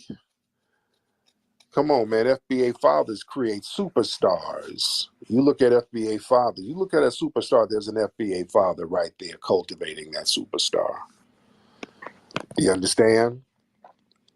We cultivate superstars. They don't. Yeah? Don't let them get that off at all. Professor, let's get Professor in here. What's up, Professor? What's going on, family? I'm from I'm Alon. I'm from West End. My daddy lived on Tuscaloosa Avenue. Oh, shout out to West End. That's my old. Yes, sir. I'm gonna be real brief. I want to address a comment that was made earlier about the dude talking about the Africans not being complicit in the slave trade. I spent last summer in Ghana with some professors. I was finishing up my book, and I went to Cape Coast and Elmina Castle, and how about the slave castle that sold us is right in the middle of a neighborhood. If they wanted to, they could have rose up and broke us out. Somebody was making money off that. In fact, they still making money because they charged me to get in there and then charged me again because I had a camera. They charged me at a press rate. Wow. Man, that's why I have no desire to go to Elmina Castle to give them a dime. For automatic delivery. For 5% repeat savings. For life with pets, there's Chewy.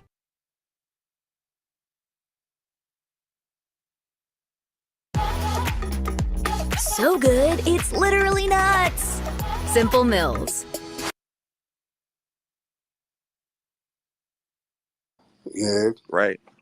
Yep. Well, you teach at an HBCU, brother? Yes, sir. I'm certified faculty at a historically Black college, Lemoyne College in Memphis, Tennessee. But I'm not there. I'm not there right now. I'm at a PWI, but I'm certified there. I was there last year. Oh, my man. I love to see our Black brothers out there being educators, man. Keep doing your thing out there, brother. Appreciate you, man. I wrote a curriculum for our children that talks about true Black history. I'm gonna mail you a copy for free of charge to the Hidden History Museum, brother. Keep doing. Thank you so much, brother. All right. Let me see. I just let somebody up here. What happened to him? All right, y'all raise your hand if you want to get on. I just saw somebody. And I just let him on. No, let's try Mario again. Mario, let's try your phone again, man. Hopefully it's not janky. It was sounding janky before, but let's try it again, brother. I can hear you now. What's up, brother? I just wanted to say, first of all, big thank you for having me on your show. Also, I just wanted to rectify a few things. One, he stated that Israel is a member of the African Union. Yes, they did have observer status, but as of now, it's been revoked from them due to the situation going on in Gaza. So I just wanted to rectify that. Palestine has always been a member because of they've been supporting the ANC during their fight for independence. So that's something she should state. And also, that brother Babatunde was lying. Of course, a lot of Africans were involved in the slave trade. That's how it happened. It happened everywhere, not just north. It happened in the East Africa as well. Halal's people were also involved in the slave trade. The Ethiopian brothers were involved. Kenyans were involved. East Africa, Central, we were mainly involved in the East Africa, in the Arab slave trade, which obviously you know about. So yes, just to rectify a few things. Also, I'm down with the fact that you guys are stating a fact that what's going on in America is wrong with the illegal immigration. They should shut them borders down. It's not fair that they're bringing them into the black communities and getting rid of the FBA communities there to allow these in how to say this, illegal immigrants into those spaces. That should not happen. Yeah, close them borders down. That's a fact, because I'll keep it real. In Africa, most of these countries are very strict immigration policies. They don't allow people to come in. If they're illegal, they deport them. So I think it should be the same in America as well. Just keep it $1.50. Could you just Yeah. look this up with Israel? Because I saw that they had observer Yeah. status and then they became members. No, they were kicked out. They were kicked out, Wani, the other day. They were kicked out. The other day. Yeah, they were kicked out. They were literally kicked out. In fact, the lady that was supposed to be representing Israel was forcefully removed from the African Union Congress in Addis That's Ababa. not going to help. That's not No, going no, to no, no, help no. me because they've been doing this the I'm just whole saying. time. No. Hold on a minute. The only reason why they were asking for observer status is because they were worried because Palestinian is a member and they were only coming in there to spy on them. That's the only reason why they're there. So No. I've been looking at this for a long time. I've been doing this myself. I've been doing this myself, my sister, and I'll tell you right now, you're getting your facts wrong. Yeah, Israel were trying to be a member and they were revoked. They were revoked by Burkina Faso, Hold on a second. Mali. Hold on a Go and check it. Go and check it. The lady was removed out of the African Union. Calm down. Hold on. Listen, I've been looking at this. Yeah, so have I, Every time someone says, "You African," and I say, well, "How so? I don't have land in Africa. My ethnicity was created in America, and we've never been allowed to be observers." I'm not saying that they should let us be in the union if their rule is that you have to be a country. But Yeah, you're that is letting exactly. these little raggedy strips of land who are not even of African descent participate, and that includes Arabs, and you've been doing this with Israel. So I don't know why you're trying to say they were just in there No. 5 seconds and then kicked them out. Why were Yes. they there at all? I'll tell you Why why. are you leaving us Can out? you let me I'm not finished. I'm still let me speak, telling everybody because you just off. asked I'm the not question. done. If you're I'm just gonna not come in and finished. rumble, tell them the truth. Tell them the whole truth, love. Tell them the whole truth, yeah? Because that's what you like to do, Wani. I've noticed that about you. You come here and you make elaborate Now speeches. we You'll can go go. I long-winded. don't make You ain't going elaborate to the fact. I'm gonna speeches. keep it 100. I'm gonna keep it 100 with you. I'll tell you right now, yeah? Israel tried and have been trying since 2011 to join the African Union. They've been asking for. Why? So they can just spy on Palestine, because they're upset that Palestine is a founding member of the African Union. Why? Why are Because they were either helping. one of them in there? And I'll tell you why. Because the ANC were helped a lot by the Palestinian movement. Just to let you know, Mandela was a big supporter of the Free Palestine movement. That is the only reason why they were there. Okay, so You you understand? bend You the understand? rules for No. your It's not about little bending the rules. pets. They were We're helping not them your during the fight pets. for independence. You They don't were bend the rules for us. no. You Mm-mm. asked us to help you. But Every one of those countries have been but are begging you a the country? Is the Congressional FBA Black a country? Caucus If the the whole FBA was a time. country, of course you'll be a You member. You beg know us this. every time you have a No. problem, you jump from being Nigerian No. to black in 5 seconds so you I can didn't get say some that. help. You No, go over to Wani. college in Wani, Europe. you need to Oh, stop we're lying. Nigerians in college. And then as soon as some Ukrainian jumps on your butt, you become, oh, they're hurting black people over here. Yeah, that's them. I'm No, not there. That's no, them. That's no. them.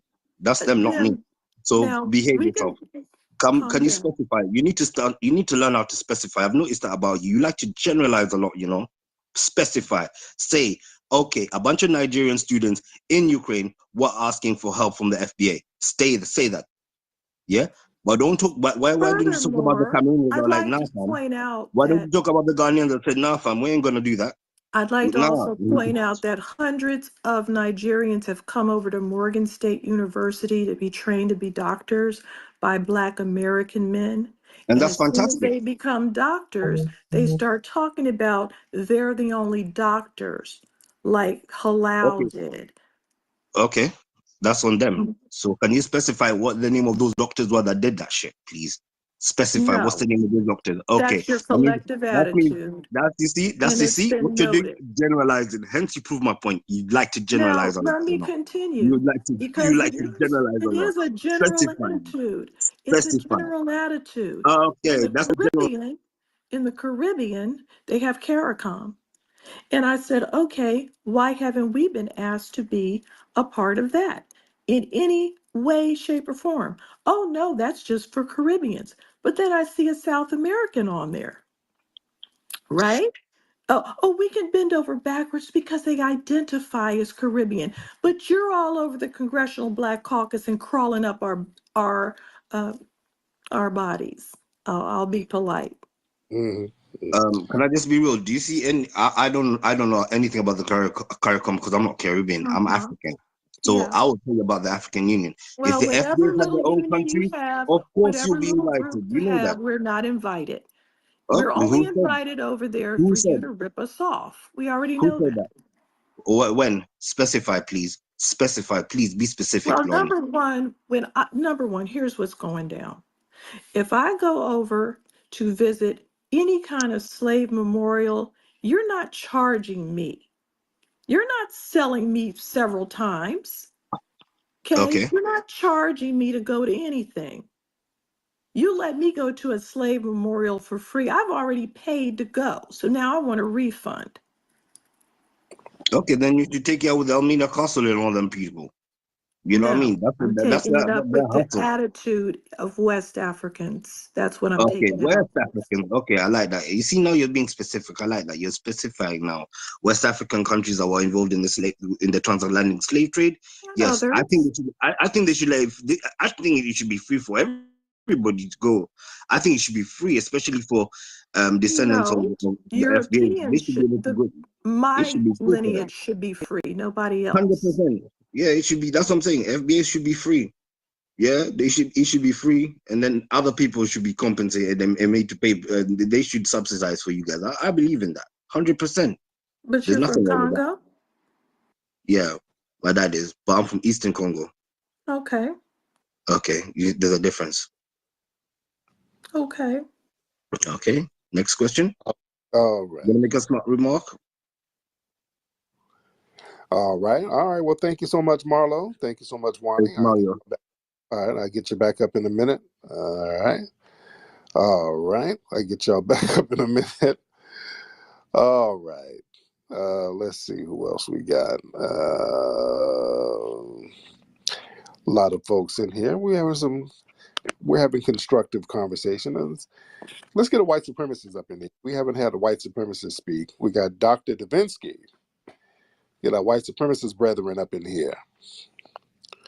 What's up, Dr. Davinsky? Alaikum, brother Tariq. How you doing today? I'm good. What's going on over there in mayonnaise land? Oh, it's pretty good. How's the crack doing? Still killing the people? Well, the crack in your mama's ass is still flat, but go ahead. Yeah, so I've been thinking you have a lot of misplaced hatred for white people.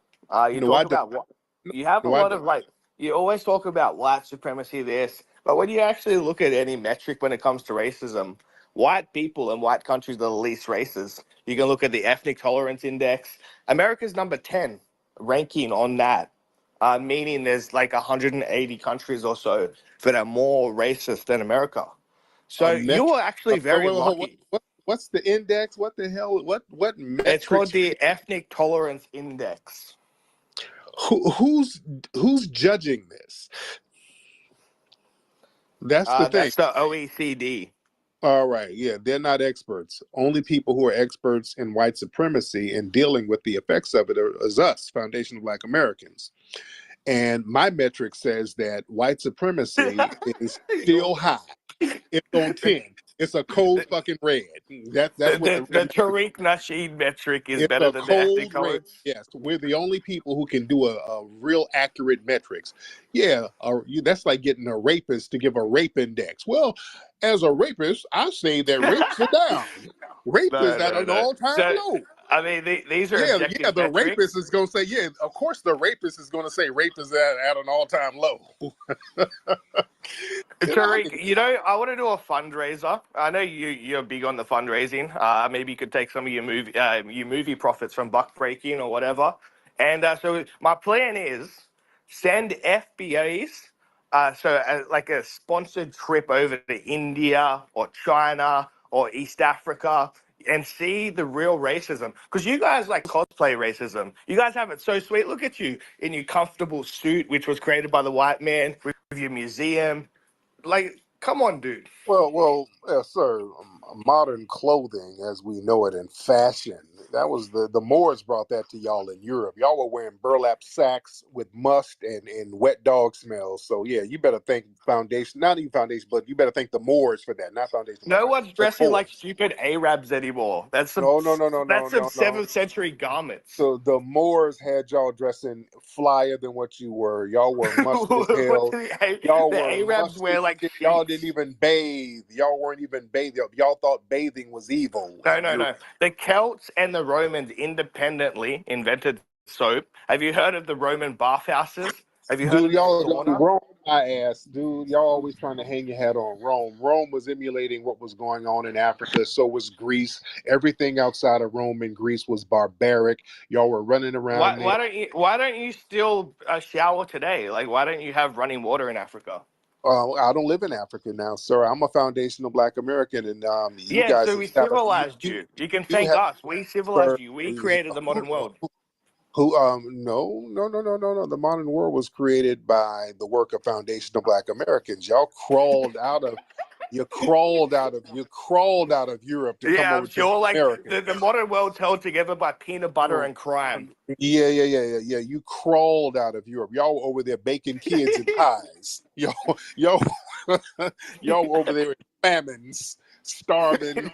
Hang on, Tariq. Are you saying Knocking that the each other's modern head over a damn potato. Stop it. are you saying that the modern world is like glued together with peanut butter Oh no, sir. No. and the traffic light?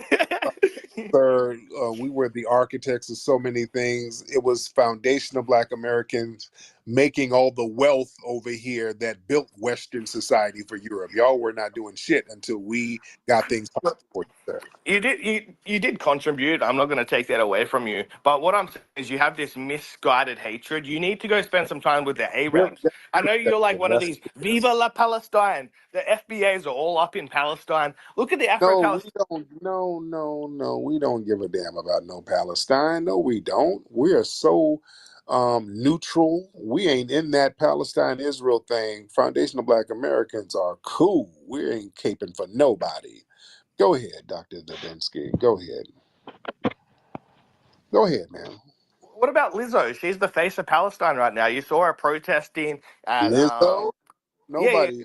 We don't. Nobody takes Lizzo as an artist that white people like. That's y'all girl. Black people don't take Lizzo seriously. Lizzo is a stereotype that makes white people feel comfortable. That makes white women feel comfortable about their fucked up. No, I'm talking about the University of Mississippi, was it? Where they had the protest and you had that big fat Lizzo impersonator? You're talking about, yeah, there's one black woman, but yeah, there was a bunch of white people.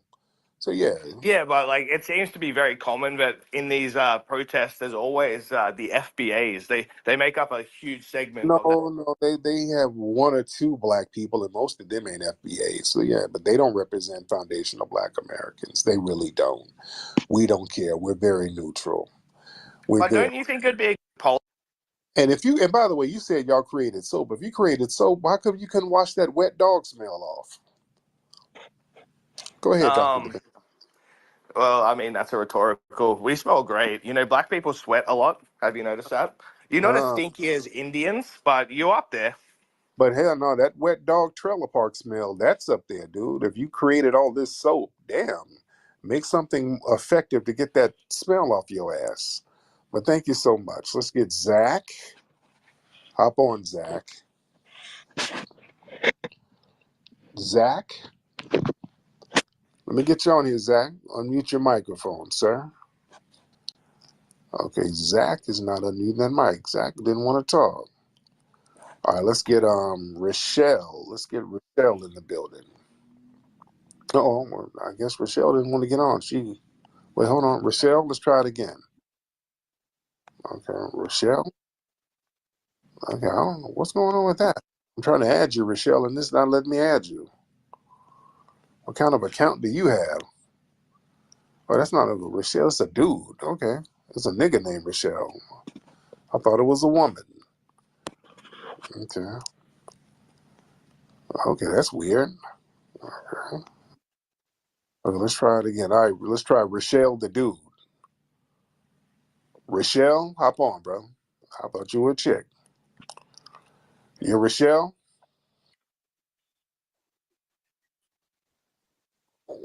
What's going on, Rochelle?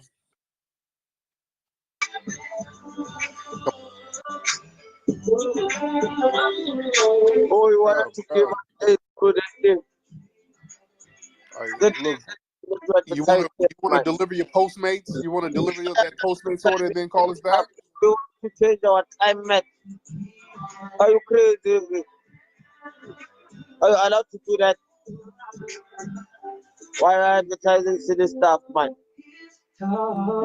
It's because they are gay. Maybe we'll understand it. If you are gay, okay, we're gonna sue you for advertising stupid things in your group. Because Trump is trying to prove that he's a real nigga. Brother, are you on some Somalian crack? All right. Brother, you on some Somalian crack. That's what that is. Your crack is musty. Because I can't understand anything you're saying. That's not good crack. This nigga made some crack out of Red Cross rice. But get back on, man, and turn the music down. Sober up, dude. What's wrong with you? I can understand one word this nigga was saying. All right. That nigga made a crack pipe out of a rhino horn. What are you over there smoking with that rhino horn, nigga? He don't even know he's probably still singing. Okay, let me get him out of here. Okay. Lord, the narcotic. What's wrong with your people, Halal? Good freaking grief. Lord. Let's get one more person in here. Because now we're getting a lot of the weirdo tethers tonight. Let's get Mayhem Mind. Let's get Mayhem Mind in the building. Mayhem Mind. And unmute your microphone, Mayhem Mind. Turn your microphone on. I'm bad. I'm at work, man. I just had a question for the Dr. Davinsky. I heard this brother ask a question one time recently.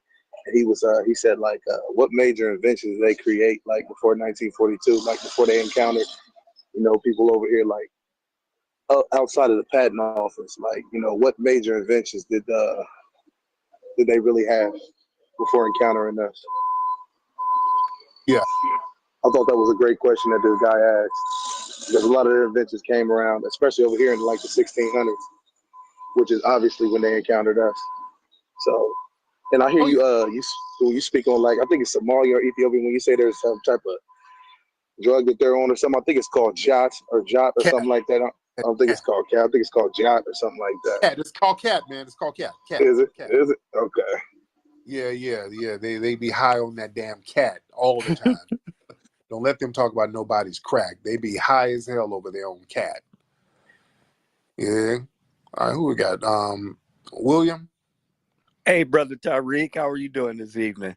Man, I'm good, William. How are you, sir? Man, I'm doing well. You cracked me up tonight, man. Man, you're doing most tonight, man. Good Lord. Hey, I wanted to talk about the state of the Black economy. Yeah. And this has been going on for decades, where you have certain immigrant groups that are setting up shop within the Black community, primarily Indians, Koreans, Chinese. These ethnic groups have managed to take control of the local economy within that area, and they don't particularly hire Black Americans or foundational Black Americans, but they continually take money out of the Black community and build their community wealth while we are left poor and broke. So my question is, what can we do as FBAs to directly go after certain industries and build our wealth as a community, as opposed to building other communities' wealth? Great question. So this is why it's important for us to make sure a lot of the people who are representing us comes from the lineage, brothers like Greg Marcel Dixon and so many others who are running for office. We make sure we get some FBAs in there, make sure we support them so that when they get in office, they're not going to be doing the bidding of these corporate entities and some of these other lobbyist groups. We have to fund people, ladies and gentlemen. We play games when it comes to making sure people are papered up. And that's where we mess up. We want people to do the work for us, but we don't want to get them compensated for that. The reason why people undermine our ass so much is because somebody's writing their ass a check to do it. And people are going to follow the money, good or bad. So it's best to have people on the grassroots funding some of the people we want to do the bidding for us. Money will talk. If we put money on folks, man, and put them in office, we'll get stuff done. We can get things passed. We play games when it comes to the paper. And it doesn't take that much to support people. It just takes everybody putting a little in getting stuff done. We like to sit up here and fund a lot of things that are not conducive to the progress of everything. We'll give all of our money to the strip joint. Or, we splurge on some bullshit, but we need to splurge when it comes to papering up representatives who's going to work for us. And if they don't work for us, we get them out of office. But when we see people really genuinely trying to do the work, we should make sure they get the resources that they need. Money talks, ladies and gentlemen. Pick, you want to try it again, brother? Yeah, I'm here. Can you hear me? I can hear you, Pick. Where are you from? I hear an accent. Where are you from? Oh, I'm Nigerian. Oh, there you go. What's on your mind? Not much, actually. I was just trying to I think Morris has cleared up some of the air in regards to Israel being part of the African Union, and also she was making a case where the FBA should be part of the African Union. Unfortunately, that would not be possible, considering the members of the union are actually countries themselves. So except you guys are saying you're a country and you're a sovereign nation of your own, then there will be a case to consider that. So I think it would be illogical in making someone who does not own any sovereign status to be part of a community or a union of people who have a sovereign status. Also, the observer status or observer states, we have African countries who are parts of unions that are outside the African continent as well. We have like Guinea-Bissau, who is part of the Asian observer, who has observer status in Asia and things like that. So it's not alien that Israel, if they had observer status in the African Union, it was out of place, or it was somehow why they there in the first place. So I don't think that's. Well, the thing is, that's an interesting dynamic, because the thing is, if we're because I think we're a nation within a nation. We're not a sovereign, but we're a nation within a nation. We're an ethnic group. Just like y'all have tribal groups over there. You have different tribal groups, and I don't think they let tribal groups over in. You got to be a sovereign nation, but we're an ethnic group, just like there are tribal groups over there. Now, whenever there's a situation that people need assistance with, they acknowledge us as a group. When shit goes down with African folks, especially when they got caught up over there in the Ukraine, they were like screaming for Foundation of Black Americans to come help them. They were screaming for Beyonce and Keith Sweat and everybody to come help them. So the thing is, people want foundational Black Americans to come help them all the time and bring resources and do all this stuff. But when it comes time for them to reciprocate, well, you ain't sovereign though. No, I think no. To be fair, to be fair, also to cut people, not necessarily to cut anybody some slack, but to be fair, if I were to scream for help, or if I were some sort of dire situation, and I had to reach out to certain people, say in Nigeria, for instance, and I needed help or support, I definitely will be tagging at like the biggest names who could push, the news that I'm in a fix right here and I need help, right? So people saying, oh, I need help, or I'm in a dire situation, doesn't necessarily translate that the African Union should. Okay, if the FBA were to sign up to the African Union, I want you, Tarek, to tell me how they would recognize you guys, who would be the leader of the supposed FBA, because I think at that point in time, we'll be having discord within the FBA community as to who will be leading that group to represent or have a status in the African Union. There's going to be a problem in that regard. So not really, because we can send political representatives over there. Hell, I send Greg Marcel Dixon over there. We'll have him. He's a politician, but he represents the culture, because there's no leader of our lineage, but we can have people who can represent the lineage, people who can speak, just like the different tribal groups over there. You don't have a leader of the tribe, but you have representatives of the tribes over there. So same thing. We can have certain. I actually think they do have leaders of tribe, if that's where we're to come from. They do have people who speak. Who's the leader of the Igbo tribe? Oh, the leader of the Igbo tribe, for instance, is something where the how do I say this now? They are kind of like they are not democratic in nature, in which some people can vote and say, oh, we have this person speaking for us, right? But for instance, we have the Aniferes for the Yorubas, and they do have leaders. They have people who speak for the Yoruba people. Right. They're Exactly. not the leaders of Yoruba, but they're just people who can speak and represent the interest of Yorubas. But do you have someone who will say, I'm the leader of the FBA? Because I don't think you guys have one. No, there's no leader. No, because Exactly. it's just like there's no leader of Yoruba, but we have representatives. The point here is this: in terms of joining any union as it is, I'm going to imagine it as more or less like a list, right? And this list contains items inside of them, and each item have properties that are somewhat similar to other lists, regardless of the fact that they may be different. So when you want to join, if I were as a nation wanted to join like the American Union, if there's something like that, I would need to be someone who should have sovereign powers over a certain group of people, which the FBA does not qualify. Is what I'm just trying to say. Brother Pick. Let me let Mikhail. Brother Pick. Yeah. Brother Pick, how are you, sir? I'm fine. I'm good. How are you, sir? I'm okay. I'm okay. Excellent. Look, the African Union is a social club. In essence, a toothless lion that's being paid the union. Let me ask you a question. What get 1.3 billion? Actually, we overlook their tribal bias and attract and recruit and select top performers. Answer that question, sir. Mikhail, relax. I asked you a question. Answer the question, sir. Hold on. Answer the question. I asked you, what is the African Union doing to overlook tribal bias and attract and recruit and select top performers? Can you repeat the question? You were breaking up. I asked you, what is the African Union doing to overlook tribal bias and attract, recruit, and select your top performers? Africa is suffering from a brain drain.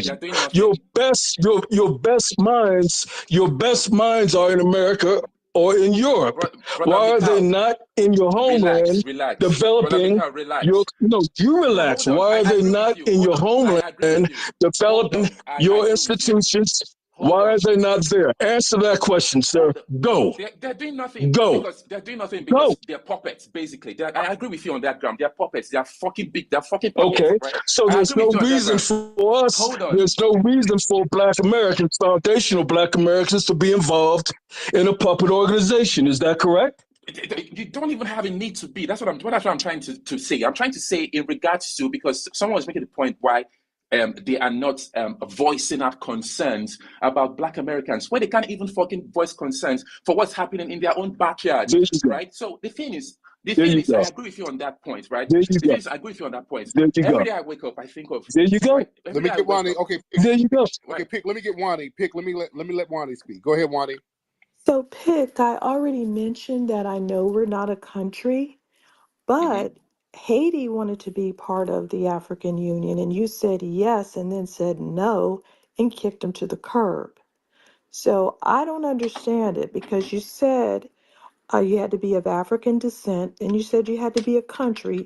So you know how to bend the rules for Palestine, certain other Arab countries, and Israel, but you don't want to bend the rules for us. And I feel like if you're going to make rules, then I'm going to make rules. If we don't have anything to do with you, then there's no reason for us to have anything to do with you when you call for help. You call one of those people in the African Union to help you. Don't call us. No, that's fine. The funny thing is, if I'm in fix, I don't think I would be reaching out to you guys. To be fair, my first thought would not cross to you guys in any way, shape, or form. My grouse here is that you do not have what it takes to be part of the African Union as a body. I do not give a shit about the African Union if we're keeping it like a book, right? If I'm keeping it a book, I don't give a rat's ass about them. Rather, I would rather have progressive minds lead the African Union so we can free ourselves from the shackles of what would be perceived as Western influence, right? In regards to how we govern, in regards to how we get things going in the country, right? So that's one side of it, of what I want to say here on this space. Another thing, again, I wanted to really touch on was the fact you were mentioning things about. I want to say, why don't you guys run for office? Although you've clarified that a little bit, you've stated that some people are running for offices to be able to stress on the issues that are affecting foundational Black Americans, right? And then to a degree, it comes off as that you're speaking against white supremacy, which I thoroughly hate, if for to keep it in bulk, okay? And then also to stress on something else about the slavery bit, right? I think anybody here coming to say Africans were not complicit, that person is lying. To be fair, we were very much complicit in the slave trade. So that's that, right? So I'm not in any way, shape, or form trying to say you guys are not right in having your issues. I'm just saying it's just the way it is. The world is a wicked place, right? And it's not as simple as people may want it to be or want it to seem. Okay, and then you have issues with Nigerians or people immigrating to the United States, and to be fair, the situation down here is nowhere. It's nowhere nice at all right? And trying to disparage or make people look bad, or trying to say, oh, they're coming here and then they are shitting on all our efforts. I think there's a huge gap in terms of an average Nigerian going to the United States for the first time and then grasping the situation or the dynamics between the average Black person or the average person who has been born into the system that is, they have to. Okay, Pick. Shit. Thank you, brother. I had to land your plane. Okay, brother. Thank you. Okay, you kind of rambling, brother. You was kind of rambling on and on. Okay, I had to land this plane. Sometimes you got to land people's planes. I got into a little ramble-ish. But the thing is, like where the point is, when it comes to them doing for us, well, you're not a nation, you're not this and you're not that. But the minute y'all get in a pickle, and he's like, oh, I wouldn't call you. Y'all always call us. Every time y'all get into a situation, y'all start yelling for FBAs to come help. When the Ukrainians start whooping down on you, hello, we need help, nigga. Where's Blue Ivy? Blue Ivy, help us. You calling everybody FBA to come help. Every time you get in a situation, y'all call us. Yeah? But then when we say, hey, man, y'all got an organization over there, unification, hey, let us be a part of that. Ah, man. We could have, but, you ain't sovereign. Yeah, stop. Yeah, people can bend rules and you can make exceptions and you can do things if you want to do it. You can make things happen if you want to do it. Yeah. A lot of times y'all just don't want to do it because y'all know we get over there and we turn things around. We get over there and we'll turn shit all the way around. We'll get over there and we'll get all them damn diamonds that y'all letting them Asians and all these other people get. That's one thing. That's the first thing we're going to get. Y'all let us get access to that land over there with dual citizenship. The first thing we're going to do is get access to them diamonds.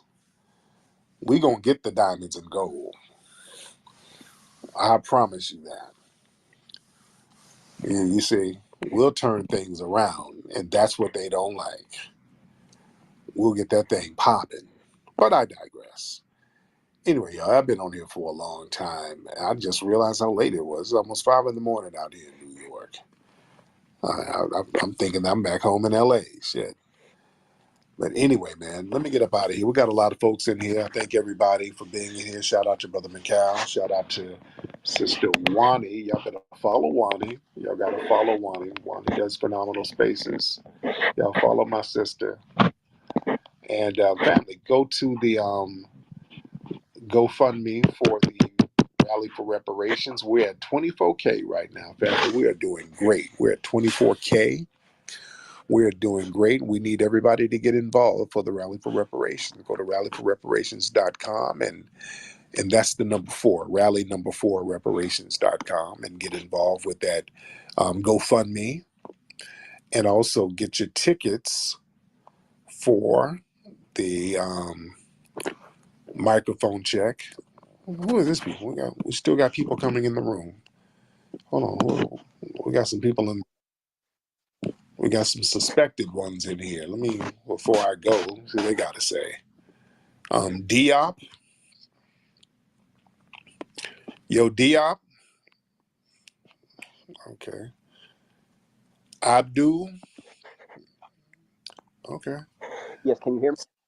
Yeah, what's up, Abdul? Before you enter space, you take your earphones out, buddy. Take your earphones out. Okay, yeah, okay. Can you hear me better now? No, take them out, brother. You haven't taken them out. I have earphones. Okay. I do not, brother. What kind of phone you got, man? An iPhone 7. Dude, did you get that shit off Temu? No, I got T-Mobile. Okay. I've had it for brother. I know some of the reception in them trailer parks is kind of raggedy. Go to the kitchen area of the trailer. That usually has better reception. Yeah. So what's on your mind, man? Speak louder so we can hear you. Okay. My question was about the political, so are black people really leaving the Democratic Party? Is it really? Yeah, a lot of black folks ain't really feeling the Democrats right now. The Democrats have been very hostile, and they've been undermining black people. So we're not really rocking with them like that.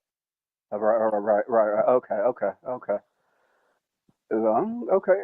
Yes. That doesn't mean we're going MAGA, though. That's another thing. There's people, and I'm assuming that you're a Trumper. You're a MAGA, right? Who me? Well, I mean, I don't really have nothing against Donald Trump, but I was voting for him. Right. So you're MAGA. You're a Trump guy. Yeah. Well, I mean, I didn't vote for Donald Trump last election. Oh, you didn't vote for? Okay. So what, did you vote for Democrats? Yes, I voted Democrat last election. Yes. Oh, okay. Yeah. I mean, shit. Are you surprised that black people are not voting Democrat? No, I'm not surprised. I mean, when you consider the history of the Democratic Party not fulfilling the promises that they always have whenever they campaign. But right. But no, but I'm not surprised that black people are beginning to turn away from the Democratic Party. Right. And bro, what is going on with your phone, man? Man, you say that all the time. Every time I come on. Dude, are we gonna have to get some money together and get you a phone? I don't like to see white people suffering like this. Buy me a new phone. I mean, I would like a new phone. I might get a phone. Yeah, the black community is gonna get together and help a downtrodden white man to get a good phone, man. We don't want to see nobody suffering. I think everybody needs a little help. And just because you're in a trailer doesn't mean that you don't deserve good communication. So we're gonna look into getting you a phone. Email me, man. I'm gonna see what's going on. I think I can get a refurbished Samsung from somewhere, but that what you got ain't cutting it, brother. That's not cutting it. I would like a new phone. I mean, that would be cool. I mean, I've had my phone for quite a while now, for about 6 years now. Yeah, man, that ain't working for you, brother. That's not working for you. So, all right, but thank you, Abu, whatever your name is. What's your name for real, man? My name? It's Abdu. Yeah. It's Abdu. It's Abdu. Where are you from with a name like Abdu? Senegal. From Senegal? Yeah. You're not from no damn Senegal. You're a white man. Nah, I'm actually black. Okay, but you got white people on your thing? Well, yeah, my profile picture is just, of a woman I like, of the love of my life. Okay, who some random white woman? No, she's actually the love of my life. How's she the love of your life? Or some old white woman? Okay. Hey. Okay, yeah. You're not from Senegal. What part of Senegal are you supposed to be from? What part of Senegal? Okay, yeah, there you go. You just busted yourself out. Okay. I am. Okay, you couldn't even think of where in Senegal. You had to think about it, and you just busted yourself out. You were a suspected white supremacist. So now I'm not going to help you get a phone. You just lied, so you messed that up. So you got to deal with that. You got to deal with that old Dolly Parton ass phone of yours. But you just messed it up. You just messed it up for the white community, brother. My family's from. That's where they are from. Okay, well you gonna get your ass up out of here. There you go. You lying white supremacist. Talking about you from damn Senegal. What part? Oh God, I didn't think it out, dude. Stop. SD Ahmad. What's up, man? He couldn't even get his last all the way out. SD, turn your microphone on, man, and stop bullshitting.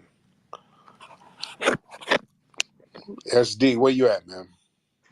Hello. What's up, SD? You what? I'm from Bangladesh. You know? You're from Bangladesh? Yes. Okay, so how you doing this evening? I understand. Say again. Nigga, how you gonna call up and not know English, man? Oh, my English is so poor. Sorry. Then why'd you call up, man? Man, I'm from Bangladesh. I'm visiting in scrolling in Twitter and see this talking Rocky বুঝতেছি না আমি বাংলাতে বলি I talk to English so poor, so that's why I'm sorry to speak English properly. I don't say. Nigga, are you trying to price goats? What are you calling for? I say my English not so good. Then why are you calling if you can't speak English and if it's not so good? Why are you even calling? You say why I am called speaker. Yeah? Man, if you don't go make some fucking curry and get your ass off here. I need a follower. Please follow me and I'm following back. Ain't nobody about to follow your ass. You trying to run a scam, dude. Ain't nobody about to send you no paper. Yes. No. Get your ass in that Uber and get on somewhere. Ain't nobody about to follow you, man. Don't be calling up here and you don't have nothing to say. You can't speak English, man. Hey, man. I love my mother language, but I don't say English. That's why this is not my fault. Man, well, go get you some tandoori or something, man. Go make you something to eat, dude. I say one thing. I need a follower. Please follow me. Who listen to me, and I followed you. Man, follow back. Ain't nobody about to follow Anybody you. here that follow me and I'm followed back. Everyone. Everybody, don't follow this nigga. Everybody, don't follow. What is your name? Don't. Tariq Nasir. Hey, you are Muslim? Don't worry about what I am. You don't follow this dude. He's trying to run a scam. This dude is gonna try to get your I'm credit card. followed you. I'm followed you. Hey, man. You're Muslim? You're Muslim? Sir, don't worry about what I am. Are you Hindu? Man. Are you Hindu? No, I'm a Muslim. I'm a Muslim. Alhamdulillah, I'm a Muslim. Okay. Well, hot belly baklava to you too. All right, thank you. Get off your my goddamn phone, man. Now you know it's time to go with this type of shit.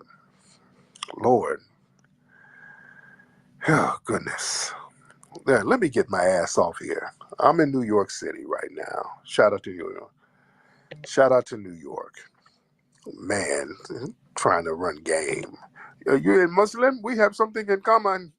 Send me money in the name of Allah. No, nigga. You don't have to run a scam on me. You trying to scam. Oh, these people pop up out of nowhere. But anyway, man, I'm out here in New York City. I'll be out here in a few days. We're doing press for the movie Microphone Check. So go to microphonecheck.com. Get your tickets for Microphone Check. All right? I'm up out of here, man. Y'all be good. Puppy Akuche, Lala Bouve to the family. Peace. It's the 50th anniversary of hip-hop, and we still have a lot of discrepancies as far as the origins of hip-hop, a lot of claims, who did what, who was the first this, who was the this and that, and such and such. But at the end of the day, we need a definitive story, all right? And that story can only be told by the founders of this culture. Like everything was being driven and influenced by young, black, American culture. Like the slang, the style of dress, the initial music that we chose. Look at all the boroughs. You got, Money Making Manhattan and Money Earning Mount Vernon and Crooklyn. The Bronx was the boogie down Bronx. We was partying up there. I am Coke LaRock, the first MC of hip hop. First cat to pick the mic up. I introduced rapping to the turntable because when I came with it, nobody in the world was doing it. I'm right after Rudy Ray Moore. They want to come in the mix. They want to say, we started. No, you didn't. No, you didn't. No, you didn't. What came to be known as hip hop was solely an African-American creation. What would you get out of some Jamaican toast? What is that? I've never heard of a rapper use a Jamaican toast or a Jamaican fleur as a rhyme. I never heard of it, and I don't know where that myth came from. My name is legendary King Trixie from the Bronx, BX from the West Side. I am the first breakdancer. That narrative that hip-hop has had 3 founding fathers, that's been rolling for the last almost 30 years, which isn't true. You don't have just 3 people who created hip-hop. Hip-hop was created by a number of different people. I am the grandfather, the godfather of the graffiti culture. I am the first element of hip-hop. The roots of hip-hop being Jamaican, absolutely false. My name is MC Sha-Rock. I am a founding member of the MC/rap culture. Cassette tapes was the internet of our time. It just traveled around by hand. I know for a fact that the B-Boy stand started from the guards, the 5 percenters that would be at the jams back in the days who were acting as security. If they get the real truth of how it all was created, then so many lies would not be able to be in existence.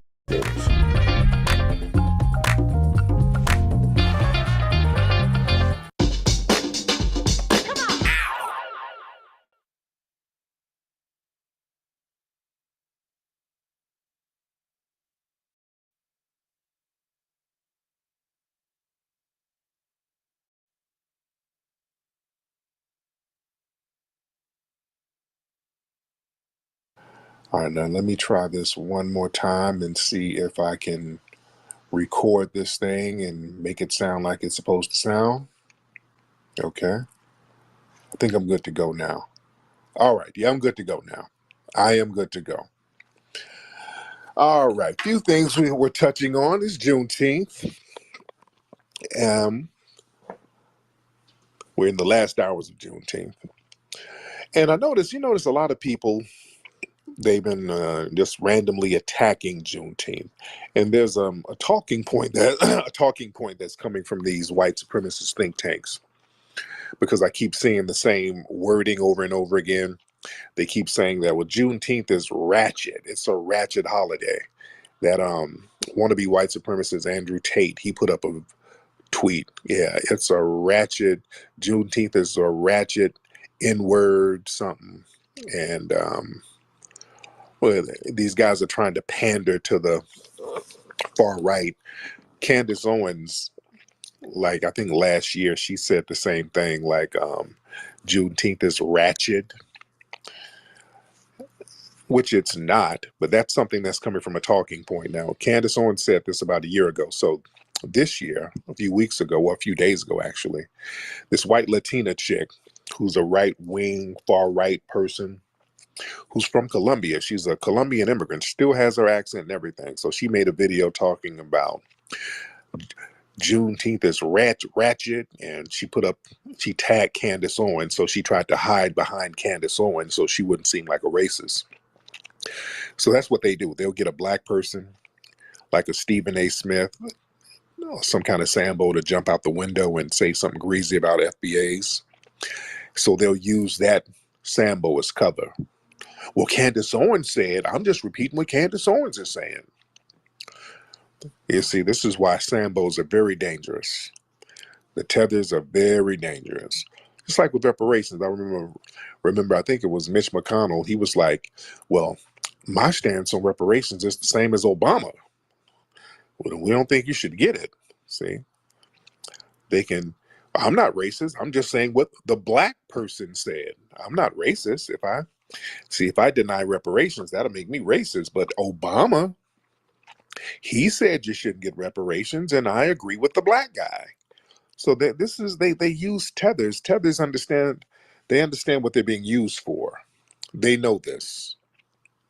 So this Latina chick was like, yeah, Juneteenth is ratchet and y'all want reparations. If you don't like this country, you can get the F out. She's telling us to get the F out of our country that we built. Now we know it's performative Samboism and Tetherism. She's trying to pander to the right, the white right. But that's the black and brown coalition, and you don't see too many Hispanics denouncing what she's saying. You see that? They don't come out and say, hey, you shouldn't say that. Now, black folks are always putting the cape on for somebody, but you get a white Latino, a Latina, who says something greasy about black folks, you don't see a whole plethora of some of your allies, your Hispanic allies, saying, hey, you shouldn't say that. That's not good to say. Oh, no. They're not saying anything.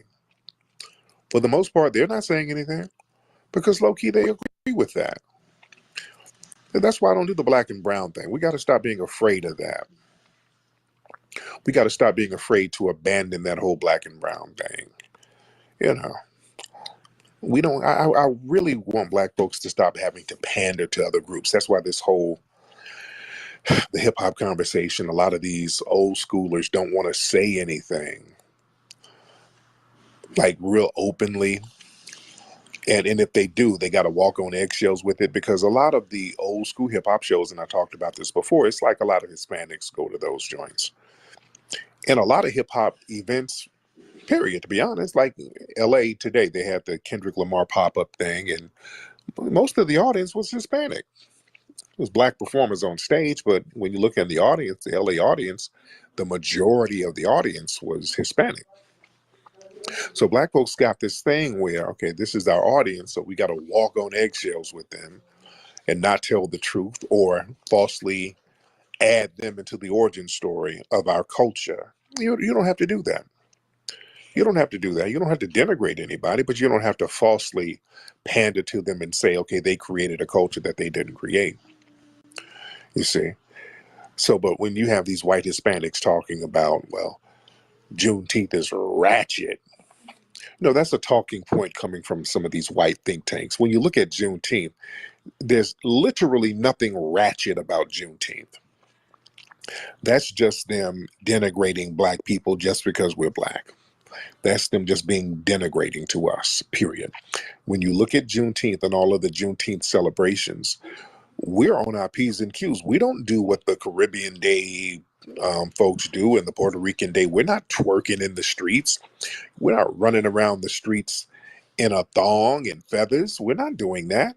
Juneteenth, we put on some music and barbecue and kick it. We're the least ratchet. You understand? We don't do all that freaky stuff. You dig?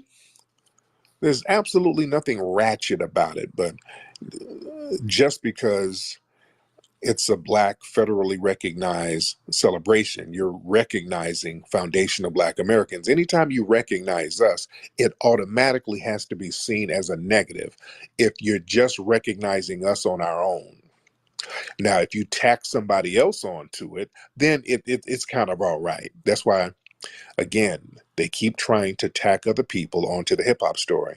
And it's so very important that we make sure that narrative don't take off. See, we sit up here and let these lies fester. That's how they erase your culture. We're not letting that lie fester. That's why the origin story on the East Coast, we're standing on all types of business on that. We're not wavering from that. And it's very important that we continue to push the truth narrative. Because, see, when they get that lie off and that lie gets accepted, they're going to move that lie on across the country. See, what they want to do too, they want to start saying that West Coast hip hop was basically co-created by Latinos too. That's where they want to go with it too.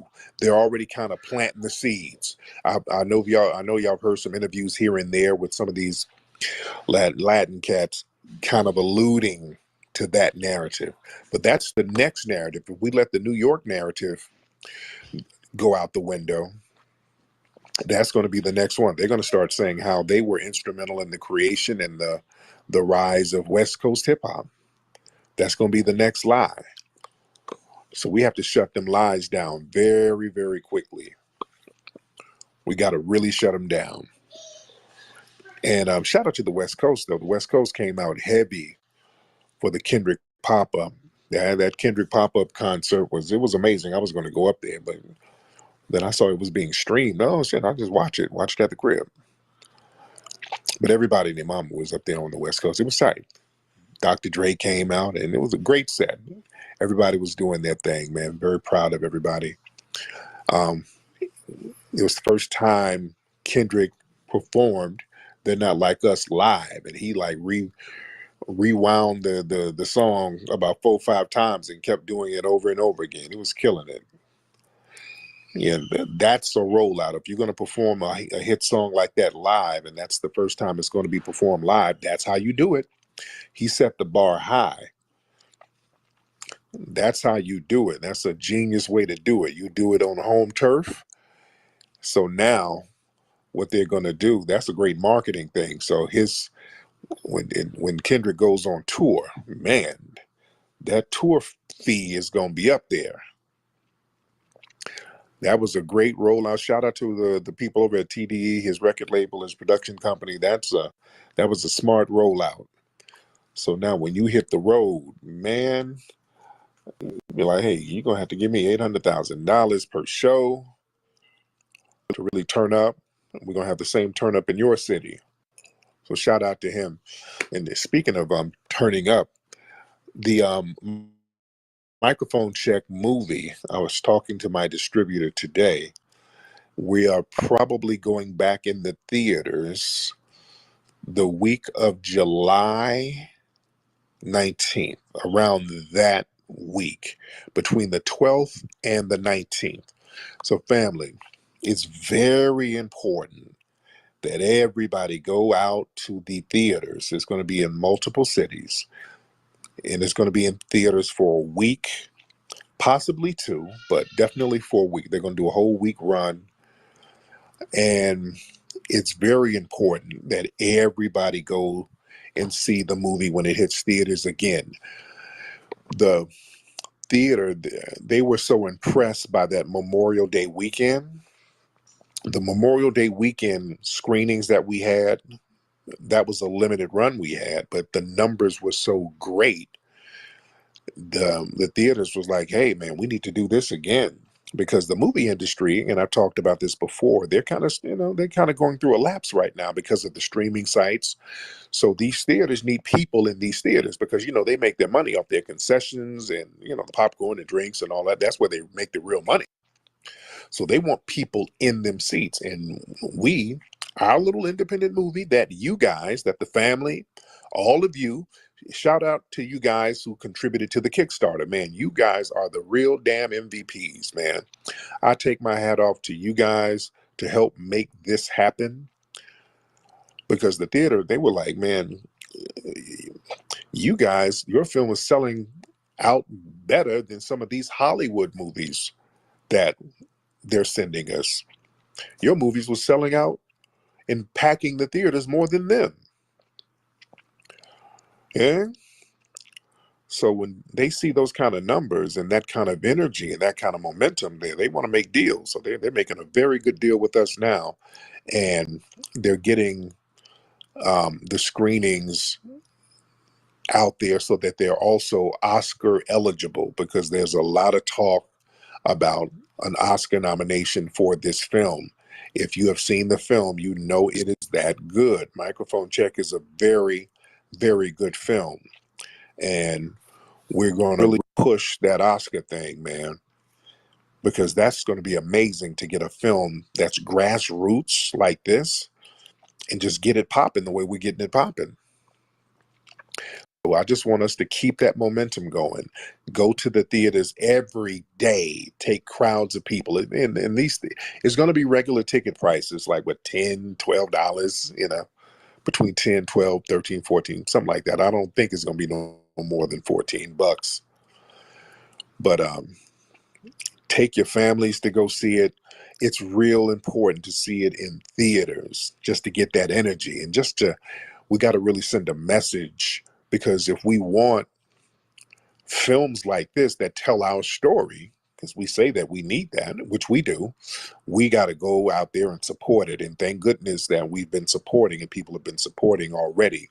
But it has to be just a massive, massive amount of support, because that's going to send a message, and that's going to kick in the door, and that's going to counter a lot of this garbage that they're putting out. You understand? Because they're putting out a lot of garbage, and what they're doing, and the reason why a lot of this stuff is flopping, and I talked about this before, especially a lot of these black projects, they're getting people who don't come from our lineage trying to portray us in all of these movies. And these movies are not doing the numbers that the studios want them to do. And I'm telling you, the secret sauce is that FBA Majara energy. They just don't have that energy. You get these actors who, they don't come from our experience.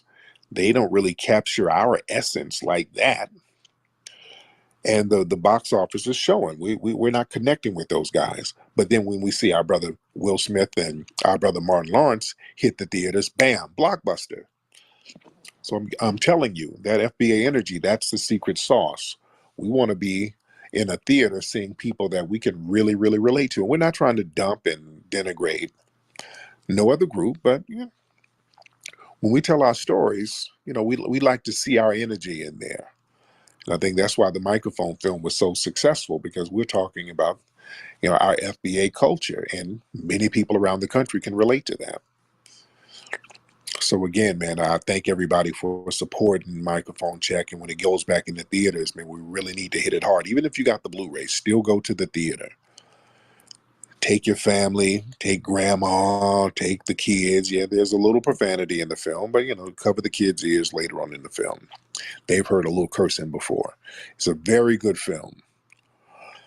So we need to really send a message with that, ladies and gentlemen. Let me get some calls in here in a second, because we do have a lot of people in the building. I see Nicety Girl in here. I see. I think I saw Wani down there. What's up, Wani? I see Wani.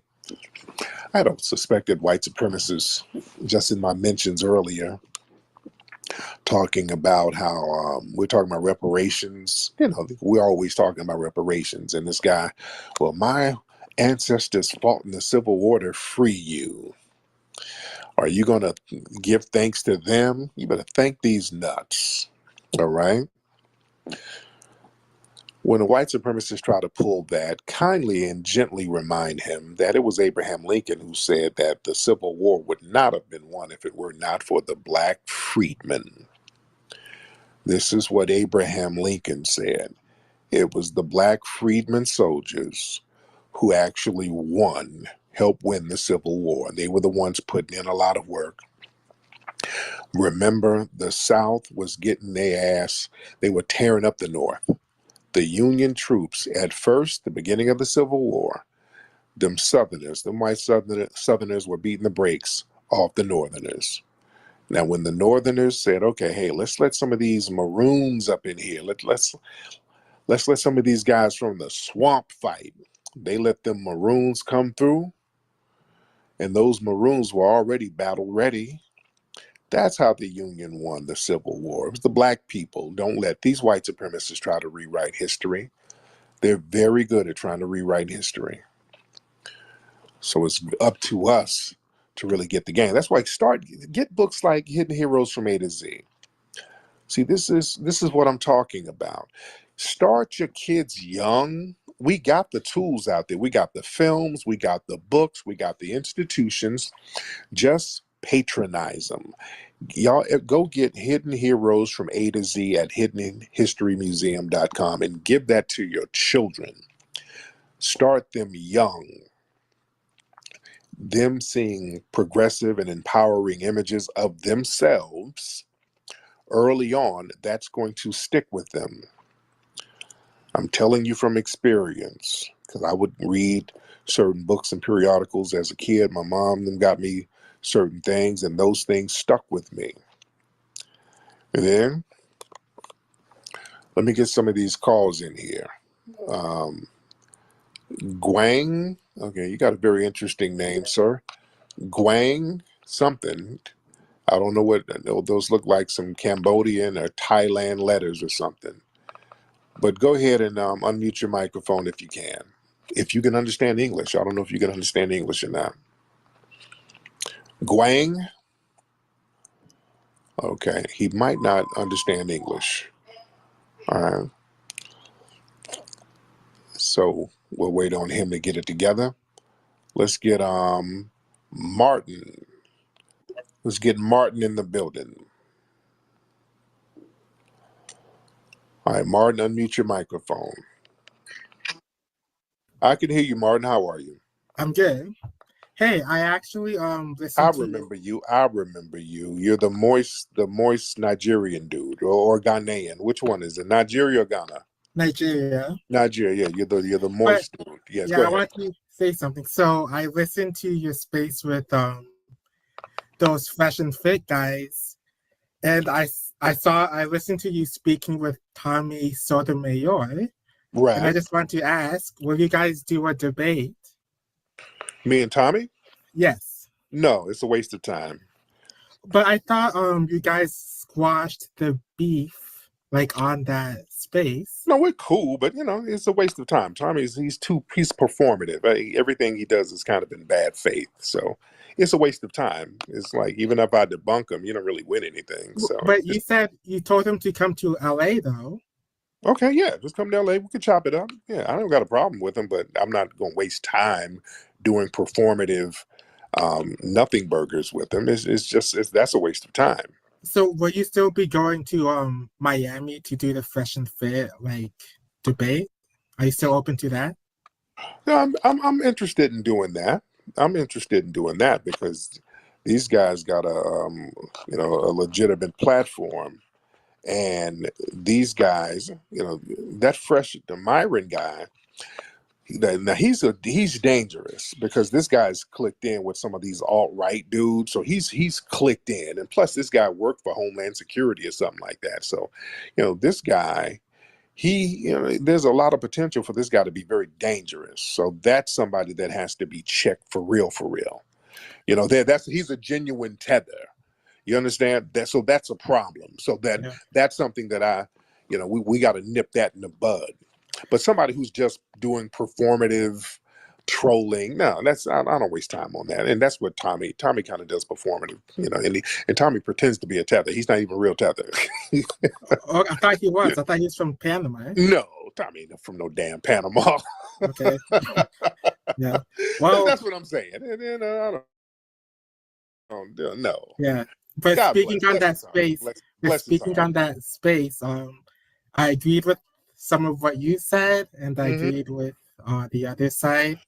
And okay, on their side, what did you wait? agree? I want to tell you what I agree with on you first. Okay, go ahead. So you are correct when you say African Americans fought very hard to allow immigrants to come. And it's very disappointing when you see these people come here and they disrespect the people who actually made it possible for them to come.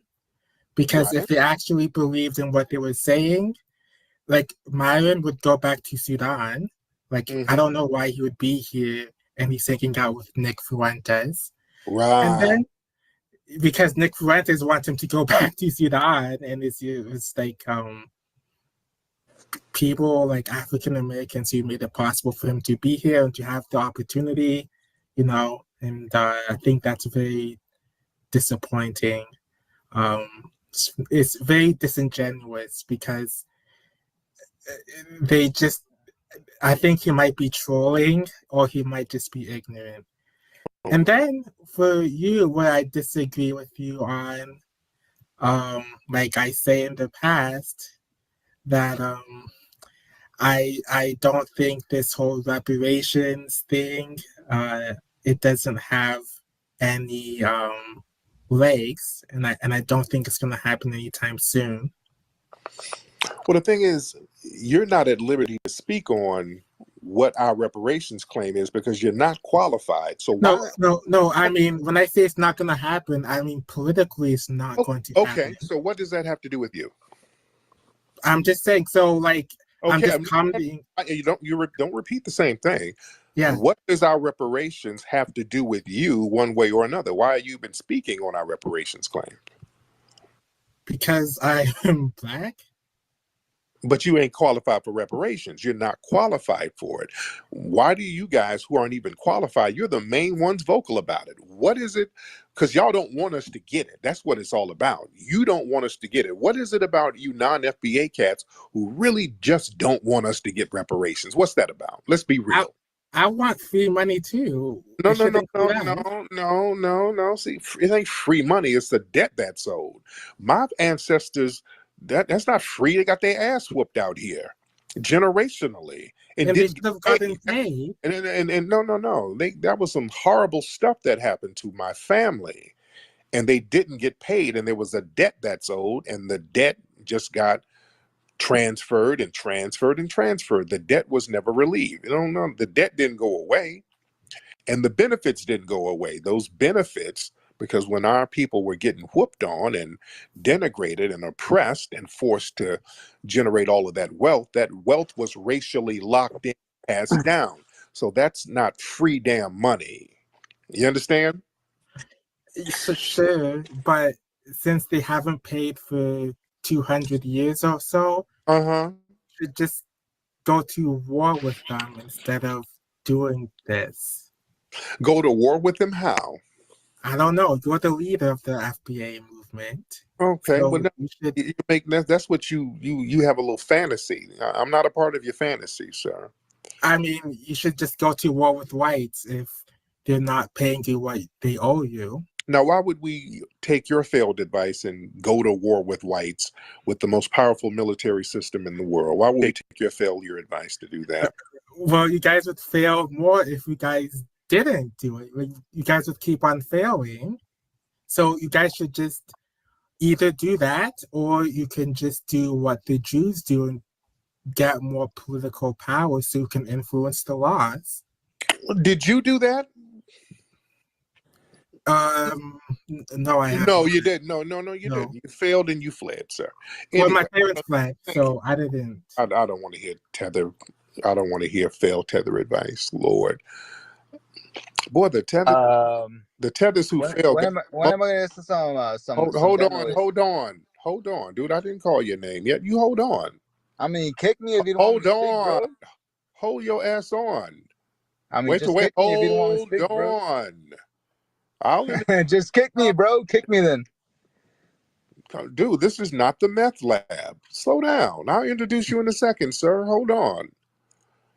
You made me lose my train of thought. I was saying something pertinent to the audience, and then you had to take that meth and threw me my train of thought. Now I don't like that, sir. You ruined my train of thought. I was saying something, and you threw me off with you and your damn meth. Now, what's your name, sir? What is your name? Esteemed Egg, bro. Okay, now why are you cutting me off? What do you have to say that was so important?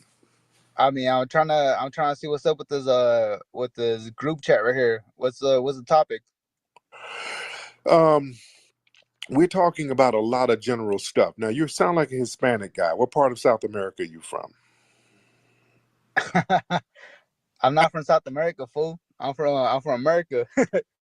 Okay, dude, what part of Mexico is your damn family from? You're exactly right, fool. I'm from America, fool. What part of Mexico is your family from? Okay.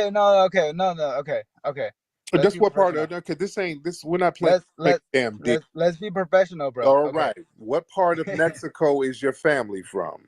It doesn't matter. I'm from America. Okay, so no. The only thing that I asked, no.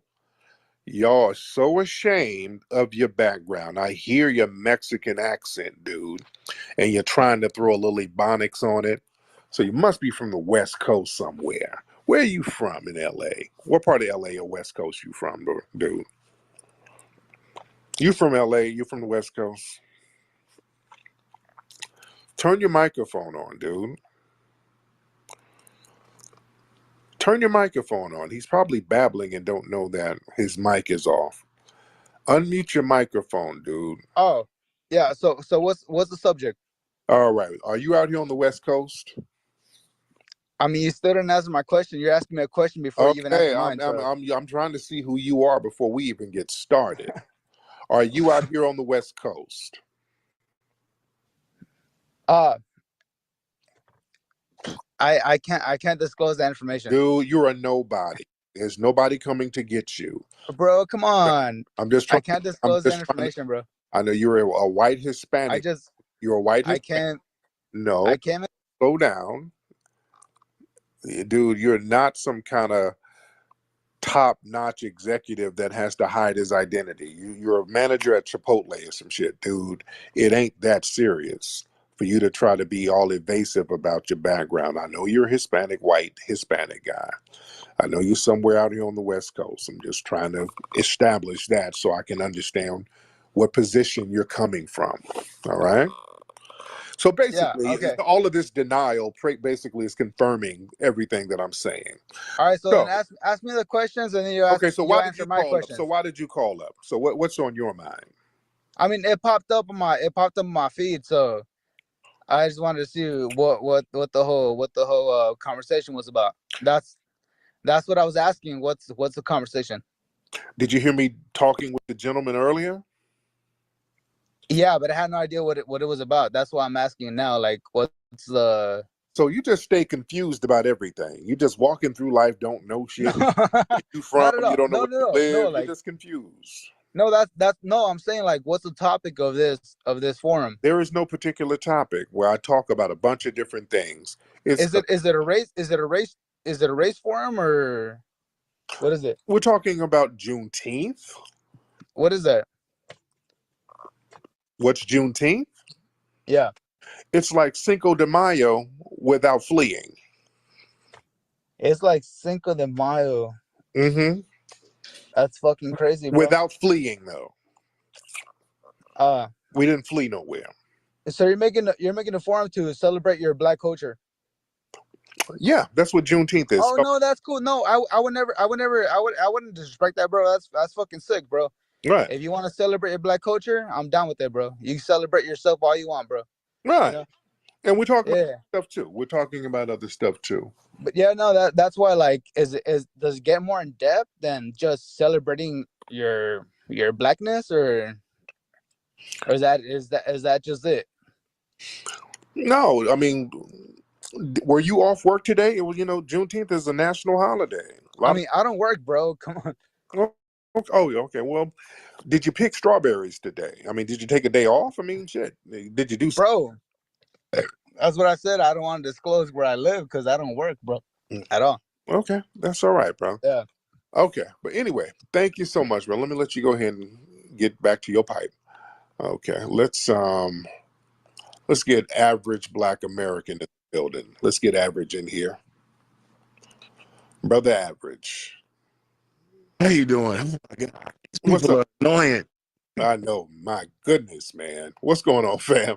Nothing much. That dude triggered me. Not this guy, but the dude that was really fucking them S's up. That Tether. He was, tell Tariq that I'm with a San Francisco accent. Reparations. Oh yeah. I'm like, God damn! I had to turn my phone down. Oh yeah. Well, I call him Bussy Tunde. He's a moist tribesman, a moist Bantu. But yeah. Oh God. The obsession on our day, man, it's ridiculous. That's all I wanted to say. Just what I was seeing. That's all. You have a good one. Thank you, brother. Yeah, man. People, the people who are just not qualified to get reparations, always telling us what we ain't gonna get. They're always telling us what we ain't gonna get. People who fail, they always want people to fail with them. They want friends in failure. They want camaraderie in failure. No, we're not doing that. They stay telling us what we ain't gonna get. Why are you even talking to us about it? You're not even qualified. We didn't ask your opinion about it. You're not qualified to get reparations. We're not asking you for advice. Why do y'all always have to come up in our mix telling us what we ain't gonna get? Y'all remember when the Oklahoma Supreme Court threw out the Tulsa race massacres victims case? Do y'all remember, like last week, y'all saw online, it was Tethers celebrating that. Y'all know that? Tethers were actually celebrating that. They were like, aha, see, we told you, nigga, aha, nigga, we told you. They were celebrating that those elders didn't get justice. These Negroes sit around here hoping and praying we don't get no reparations. You understand what I'm saying? They don't want us to get it. That's why they're always coming in the mix trying to speak down on it, to try to throw salt on the morale of it. That's what they try to do. They try to sprinkle their failure energy on it. Because the thing is, when we get reparations, and we're the minority, and we got the conversation in the national lexicon, we got the conversation still out here, and we're not moving off that square. And we're making moves where we will delegitimize the political parties by not participating if they do not give us what we want. See, that's what you do. You don't participate in the system. You delegitimize those systems. You tap out of them. Not vote independent and all that. I'm talking about you delegitimize all of it. Say, hey, nah. We'll vote for the couch. And I saw some with Steve Harvey. He was up there. Wasn't he up there with Kamala Harris? Oh, how y'all not gonna vote, man? Y'all, how you gonna get something and y'all ain't gonna vote? And we're gonna get it by not voting and letting these political parties crash and burn. They understand when people delegitimize the system, that means they're on the track to start up their own system by themselves. They're going to start up their own system. It's only natural to do so. So they don't want that to happen. They don't want us to get too on code, which is what we're doing. See, I can go either way. Either they can give us our money or we can get hellified on code and start building up our own parallel system. Either or is good with me. we start building up a parallel system because we've delegitimized theirs. You understand? And we have the wherewithal and the capability to create a parallel system of our own. Yeah. And they know this. And so either or is good with me. Let's get let me see, a lot of folks in here. Let's get Memocraty. Memocraty. All right, Memocraty, whatever your name is. All right, unmute your microphone, brother. Memocrat. If you can unmute your microphone, that'll be good. And while we're waiting on you to do that, let's get Darius in the building. Mr. Darius, hop on in. And then we'll get Caveman. All right, Darius. All right. Caveman. Wait, hold on. Let's get Darius. I think Darius. You ready, Darius? Oh, I can't hear nothing, brother. Take your earphones out, man. You can't hear me? I can't hear you. Take your earphones out. I don't have earphones in. Dude, you got the world's jankiest phone, dude. What kind of phone are you on, brother? Okay. I ain't never heard a phone that bad. That nigga has a tin can with a string tied to it. Caveman. Hop on, Caveman. What's going on with your player? How you feeling? I'm good, man. How are you? I'm all right, brother. I'm hanging in there. Now, are you in a bubble bath or something right now, brother? No. I hear water in the back. What the hell is that water going on in the back, brother? My stove. I'm still in the projects, you know what I'm saying? Oh, I'm making it do it. Don't tell me what you're cooking. I don't want to know what you're boiling on that stove. I don't want to be an accessory to no crime. So how I'm you making doing? it do what it do. No, don't tell me. Don't tell me. I don't want to know what you cooking on that stove. I got an idea. But what's on your mind, brother? I'm all right. I was saying, so all right. My thing is microphone check, right? And this is something, thank you for the opportunity to ask you personally. Yes. I know you have it on the website on Blu-ray, right? Yes. When are we getting it to a streaming service? I say this because great question. After we do our theatrical run in July, after we do the theatrical run, then we're going to have it streaming. So yes. Okay. Yes. Okay. I was asking because. And you're in New York, right? Yes, sir. Yes. Sir. Did you go to the screening that we did out there on Memorial Day weekend? I didn't make it. No, I did not. Okay. Well, you'll make it. It's going to be in theaters out there. For like a whole week. It's going to be showing like 2 or 3 times a day. So you can definitely catch it out there when it shows back out there in New York. Wait, hold on. When is this? This I wanted to know. I wanted to take my little thing over there. I wanted her to come, you know what I'm saying, get some knowledge. No doubt. This is going to be in the week of July 19th, I think. But I'll keep everybody posted. I'm going to know for sure Friday. So I keep everybody posted. And again, everybody, y'all got to go through. Y'all got to hit those theaters heavy all around the country. Yo, Memocrat, you good, Memocrat? Memocrat? All right, Memocrat, you want to get on? I'm going to get you out of here. You got 3 seconds. 3, 2, 1. There it is. Out of here. And Camco, you ready? Let's get Camco. Unmute your mic. Yes, sir. How you doing, brother? What's up, Camco? How are you? Brother, man, I'm just enjoying my holiday, even if it isn't quote unquote holiday. Yeah. You know, I'm a youngin'. You know, I've been following you for about I can't even tell you. 4 years now at this point. Now, how old are you now? How old are you? I'm 24. There you go, my man. So I just can't stand it when, you know, Tethers come over on your podcast, whatever it is, podcast your space, talking about some, y'all don't deserve reparations. Yeah. I'm sick of it. I'm a young, educated black male. And my thing is they just been ignorant at this point, and I cannot stand it. Oh, yeah.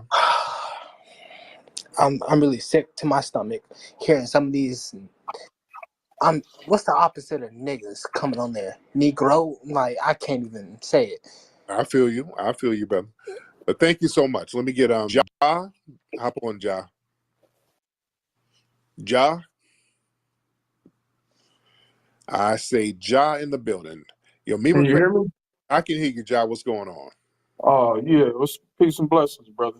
I'm coming up out of Minnesota, and they got these brothers up here, man. It's called Building Wealth Minnesota. They trying to get like 9,000 black families in the homes, but they using your terminology. They saying foundational black Americans. You got to be born in America and descendant of a slave. They giving brother families $60,000 grants for just staying in a house for 5 years. But also, man, I That ordered sounds good. That microphone sounds check. good. But go ahead. I'm just saying they're using your terminology, but I'm saying I ordered a microphone check from Amazon. As soon as it came out, man, they saying it's still on back order. Yeah, they're gonna. Yeah, we talked to Amazon and they finally got everything together. So I think people's stuff should be to them by next Monday. So yeah, y'all have it by next Monday. But thank you so much. But yeah, Can I say something else? Can I say something else? Yeah, if they want to use the terminology, that's fine. That's fine. Yeah, a lot of folks use our terminology. That's fine. Mimocrat. All right, Memocrat, you good? Unmute your microphone. You keep trying to get up and you're not saying anything. Jonah, what's up, Jonah? Jonah, want to unmute your mic? All right, let's get some of the people down here. If you're ready to talk, if your mic is functional and you're ready to talk, raise your hand. If you're in the request queue, raise your hand if you are ready to talk, because sometimes I guess people hit that button by mistake and they don't say anything. All right, Jonah. All right. So if you're ready to talk and you're in the request queue, let's raise your hand. All right, let's get, let me see. All right, we're kind of bouncing around here. All right, the iron mic, I get the iron mic on in a second. Let's get MJB. Let's get MJB in the building. Right. What's up, MJB? Sorry, I'm just cooking and singing. I am curious, as of late, what would you say is your most often played, say, soul song to get you through a hard day at the gym? A soul song? I don't know. Well, yeah, I mean, you went through the evolution of hip-hop, so I'm wondering what your thoughts are on the evolution of soul music. Well, I like a lot of James Brown and the JBs. I like, that's very underrated. There's a lot of hip hop samples that came out of James Brown and the JBs. Now, what do you like? What soul music do you like listening to? I'll look that up specifically to see if I can produce something from it. Mm-hmm. So again, what do you like listening to? Nonsense. Like what?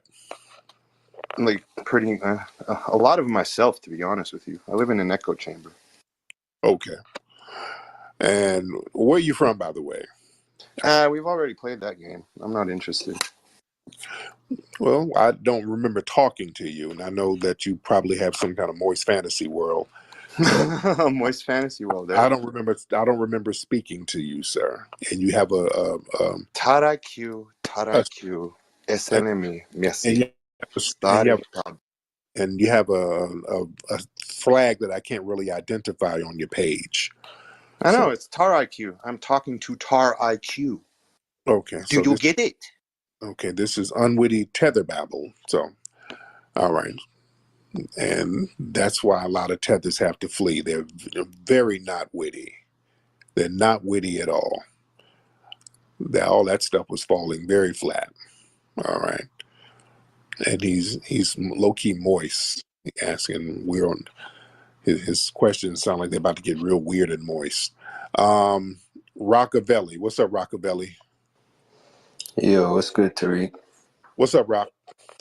Yeah, so I mean, first of all, I'm not FBA, but I'm fully supportive of your movement. Took me a while to break out of the programming that I went through, but One question I had is, how do you even like communicate with people like that Myron dude and the fresh guys without even feeling like slapping one of these dudes, man? It's like freaking some nerds talking to you whichever way they want to talk to you. Oh yeah, I mean, I know like they know, on the phone and on the internet, the energy is always going to be a little different. That's why I kept saying, hey, we need to let's get together in person. If we get together in person, the energy is going to be real different. So all that jumping bad and talking slick and all that yelling and screaming, yeah, the energy is real different in person. So yeah, I have no problem with them because I handle those guys. These guys are light work. These guys are easy peasy. They are people who basically want to be white and they're not, and they're very insecure about that. So I smash and bang on them, understanding those facts. See, FBA family, you don't let Tethers sit over here and say stuff greasy about you or your lineage. And I'm glad I've given people a lot of the talking points on how to shut that nonsense down. Because again, I made a decision a while ago not to let anybody denigrate foundational Black Americans. That's a personal decision I made. I just will not let foundational Black Americans be talked down on, disrespected, harmed if I can do anything about it. I'm just not letting that happen. Our ancestors, because studying our ancestors and how they got down, we had riders in our bloodline and our lineage. We had riders, family. And they didn't allow that kind of disrespect. And I don't know when we started to allow it, but a lot of riots started in this country with people messing with innocent foundational Black Americans. And they said, no, you're not going to do that. We're about to stand on business. We'll burn this whole thing down. We look at the Watts riot. That was started because there was a rumor that the police hemmed up a Black woman. When the community found out about that, it was on and popping. Yeah. Down in Texas, there was another race riot where brothers picked up them things and started lighting folks up because there was a rumor that some white supremacists harmed a pregnant Black lady. Some brothers in the military went and got their weapons and started putting in some damn work. You understand? Man, we better understand our history. When I start seeing parts of our history and showing that there were some FBAs out here that wasn't bullshitting and they were standing on all types of business. They put their life on the line to stand on business. The Robert Charles riots down in Louisiana. There's a Black man who was about to get lynched. He was like, okay, y'all about to lynch me. I'm about to take about 20, 30 of y'all with me. And he started sniping on these folks. They hemmed him up in the house, and he had a thing where he could make his own bullets. So he was making bullets, lighting their asses up. They ended up killing them, but he took about 20, 30 of them, 20 of them with him. He was lighting them white supremacists up. You see? Going all the way back to the Seminole Wars, those Black folks was down in Florida standing on business. They got the Seminole Wars really popping off because some white generals kidnapped a Black woman. It was a Black woman who was foundational Black American, Black Seminole, a sister named Morning Dew, Black lady. She was one of Osceola's wives, and they kidnapped her. They had a fake truce. The U.S. Army wanted to do a truce, and they called a truce, and they went there to negotiate, and then they kidnapped the sister. And the Seminoles said, okay, we got your ass. And they start sniping and killing U.S. generals, dude. They massacred General Dade. That's who Dade County is named after. Y'all hear me talk about Dade all the time. So I'm just saying, there was a point that many of us in foundational Black American historic society, we weren't on that bullshit. We didn't play games. You mess with one of us, you all get in the business. Don't let people think that we were just being docile and just getting whooped on all the time. No, we weren't. No, the hell we weren't. We were standing on some damn business. You see, and understanding our history and seeing what some of our ancestors did. When I see situations where we get hemmed up by race soldiers and niggas are standing around filming, people are talking crazy about us, and we're just we're letting foreigners get out here and talk crazy. And I said, you know what? Damn that.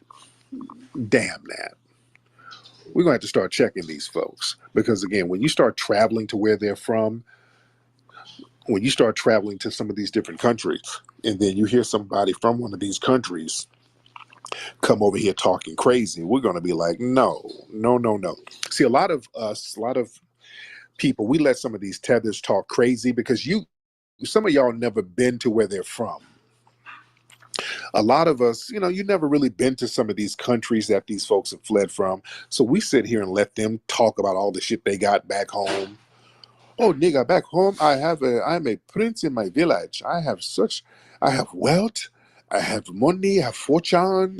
They sit up and run that game. And some of us who've been over there, we know it's all cap. So when they start talking that greasy stuff, and I'm like, wait a minute, nigga, I was just in your country. You ain't got none of that stuff you're talking about. You ain't got none of that. Y'all got dirt, cookies, and flies. Let's just keep it a buck. Let's not start this. No, you're not going to play this game. Nobody's at liberty to be arrogant towards us in any capacity. You know what I'm saying? Nobody's at liberty to sit up here and wag their finger to us about nothing. So we got to shut that down. And we should have been shutting it down. We're shutting it down now. We shouldn't have been shutting it down a long time ago. The Iron Mike. Let me get the Iron Mike in the building. He's over there in China with his Chinese wife doing his thing. The Iron Mike. What's up, brother? I got you. What's going on, man? Yes. What's going on, brother? Just want to say that conversation with the Fresh and Fit guys really opened my eyes. I didn't really like the whole tether word because it was being applied to a lot of black people. I couldn't get with it. Yeah. But this really showed me what a tether is, because the shit that they was trying to pull, when you put it in perspective, this dude is actually building on your foundation. He's doing the whole, dating scene thing, but it's from a tether perspective. Right. It's very dangerous. They spent the first hour trying to convince you that Black Americans aren't facing any oppression. Right. Then they spent the next 2 hours trying to convince you that Jewish supremacy exists. Right. So that's oppression. And it's crazy, man. It is dangerous. And then, a lot of these cats, I got engaged with them because they was coming to Detroit. And I was hitting up my peoples. I put out some stuff in the media. Then I started to learn about this dude, Sneeko. He is the epitome of a tether. He literally lets white people beat on him, brutalize him. And he's even saying like they're laughing at him. And he's proud of it. It's a sick, twisted culture, and we got to fight back. And so salute to you for doing it. But yeah, be careful, because there's a lot of feds out here, man. It's crazy. Of course. Oh, yeah, absolutely. Thank you so much. Yeah, these dudes, man, and that's the thing, man. A lot of non-FBA dudes, they have no problem being the punching bag for these white supremacists. Yo, Franklin, what's up, brother? How's everything, Tariq? I'm good, man. What's going on? What's on your mind? Doing good. First and foremost, you bodied that debate with Myron and Sneeko. When Sneeko said there's no such thing as a black Jew, I'm like, oh, what the fuck is he talking about? There's no such thing as a black Jew. Like, yo, you crazy for that. And then, like, Myron always trying to saying don't play the victim game, but you came from a fucking fleeing country. Like, you fled your own country. Like, why don't you go back to Sudan and whatever and try to fix over there? So, like, I can go into that. But I have two questions for you, a two-part question, right? Yes. And I know, like, you're brilliant when it comes to your documentaries and stuff like that. Like, I caught on all the Hidden Colors and Buck Breaking. I still haven't seen American Maroon, and I have to catch up on Microphone Check, so I have to do my homework on that. But I want to ask you a question on, like, when it came to the riots in the 1960s and what we did to fight for other people to come over here, like our brothers and sisters in the diaspora. You ever think about, like, making a movie that go into detail about what we did in the 1960s for other brothers and sisters come over here?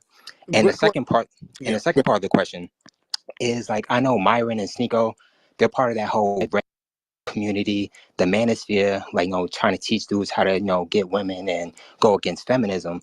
And, like, I know they go on feminism heavy.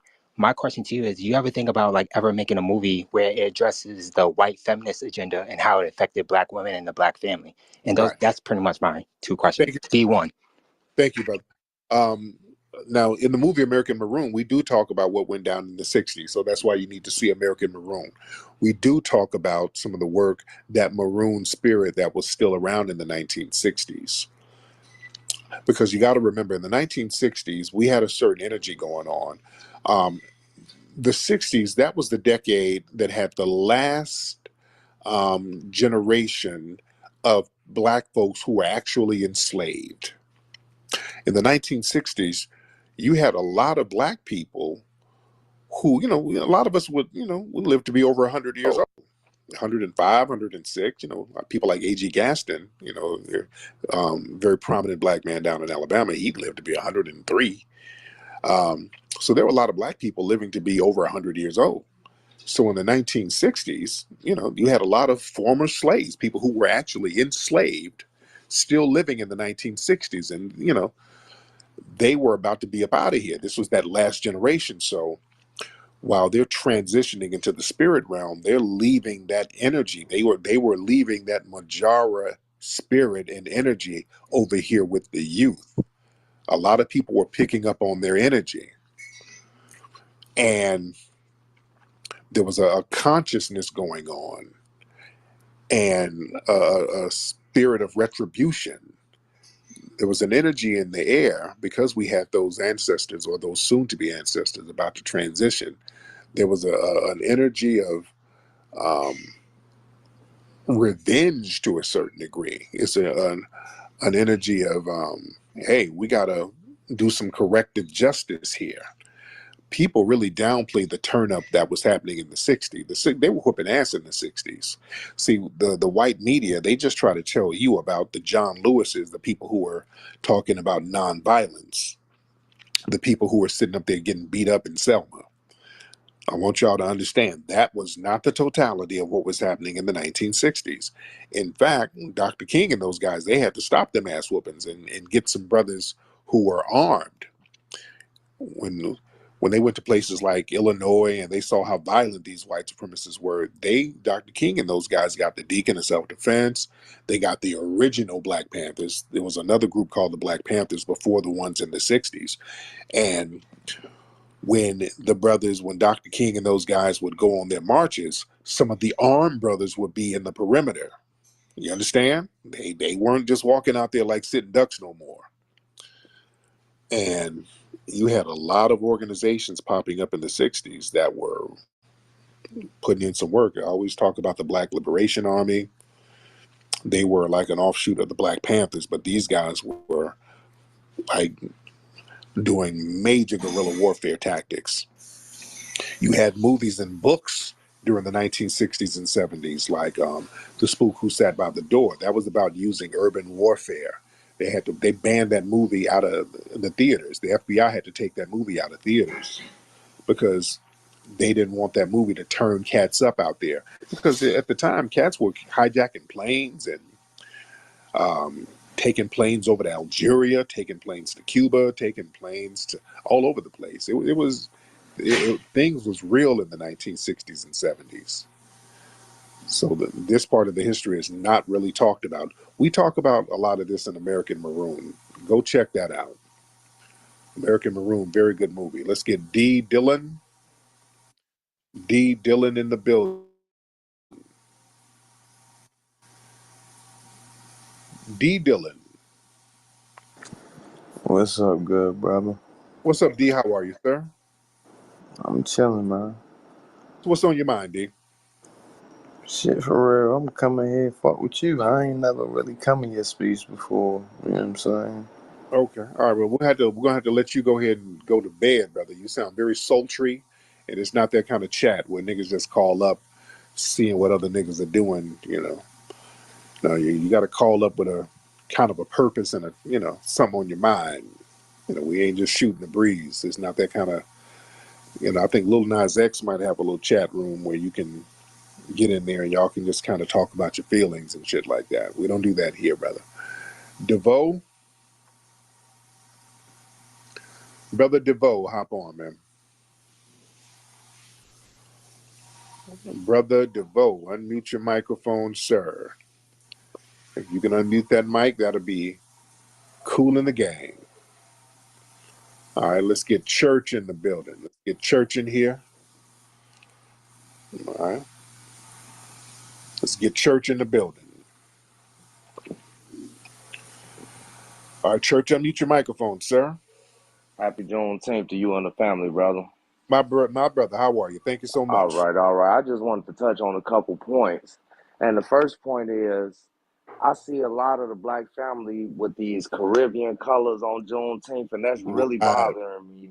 And we need to really embrace our heritage and come on with this red, white, and blue because we put in work for this. So we earn that. So we need to lose those Caribbean colors because a lot of these celebrations for Juneteenth are not for Juneteenth. Like here in Chicago, they had one on the South Side for entrepreneurs. No, not knocking the entrepreneurs, but this is for a specific reason. This is for our freedom. So we can't just downplay that. I agree.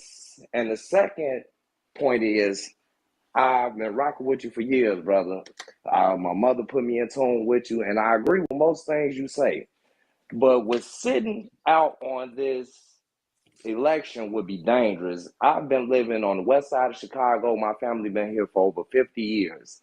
And this immigration situation is just, it's like it's forcing us to lean towards the Trump and his, because he has some things as far as getting rid of these immigrants. This is ridiculous around here. My neighborhood, I have never seen my neighborhood look like this. Like it's ridiculous. And like, Chicago is one of the most segregated cities in the world, really. Right. And man, it's ridiculous. Like I see these migrants walking down the street. Our black kids can't even hang out, walk up and down the street anymore. They following up and down the street. And as you guys know, if you look at the reports across the country, these people out here raping and murdering, man. They dangerous. Yeah. So like I say, it's dangerous to just sit out, and I totally get it because we're trying to move towards something. But we losing our communities at the same time. Yeah, but the thing is, voting for, and thank you for the question, brother. It's very good point you're making. My thing is, I don't want to vote for the right wingers because, again, these guys are still platforming white supremacist groups, and they're not really offering us anything tangible either. So we still have to deal with these white supremacists, and they're talking about giving more immunity to police on the right, So the right ain't really talking like I need them to talk for real, for real. Again, they'll get rid of, they said that they'll thwart some of the immigration and all of that going on. But, we still need resources, because a lot of the damage has already been done. So we need resources. And nobody's talking resources. So again, I'm down to delegitimize the whole system altogether, and we create a parallel system. Let's get Unique in the building, brother. Unique. Hey, first I'd like to say microphone check was phenomenal. I appreciate that, sir. Thank you so much. Second, go ahead, brother. I just wish on the Myron debate that you would have pointed out that they the first thing they said when you came into the room was that George Floyd been sober for 4 years. So they introduced race, but they kept trying to pin it back on you. Oh yeah. I told them they were in there saying little racial stuff, and I caught them, because that's all they do. Their whole platforms is about denigrating us racially. So they try to play dumb and gaslight. We don't let these white supremacists wiggle out of responsibility. That's why they're always trying to play the whole, well, it's really Jewish supremacy. No, it ain't. It is white supremacy. There's no other supreme. You can't have two supremes. And Brandon, hop on, Brandon. Hey, brother Tariq, how you doing, man? I'm good, man. How you doing, Brandon? Good, man. Happy Juneteenth to you and your family, man. Thank you so much. What's on your mind, brother Brandon? Man, so I've been seeing, man, and I've been living in Houston for like the past 20 years, and I've been seeing from Houston to Louisiana, a lot of these foreigners, man, they moving into these small towns and just taking over the whole town. Like, I don't know if you noticed that. Yeah. I just wanted to leave it at that. Yeah. Well, that's why, we got to start getting on our P's and Q's. And again, the political structure is letting that happen.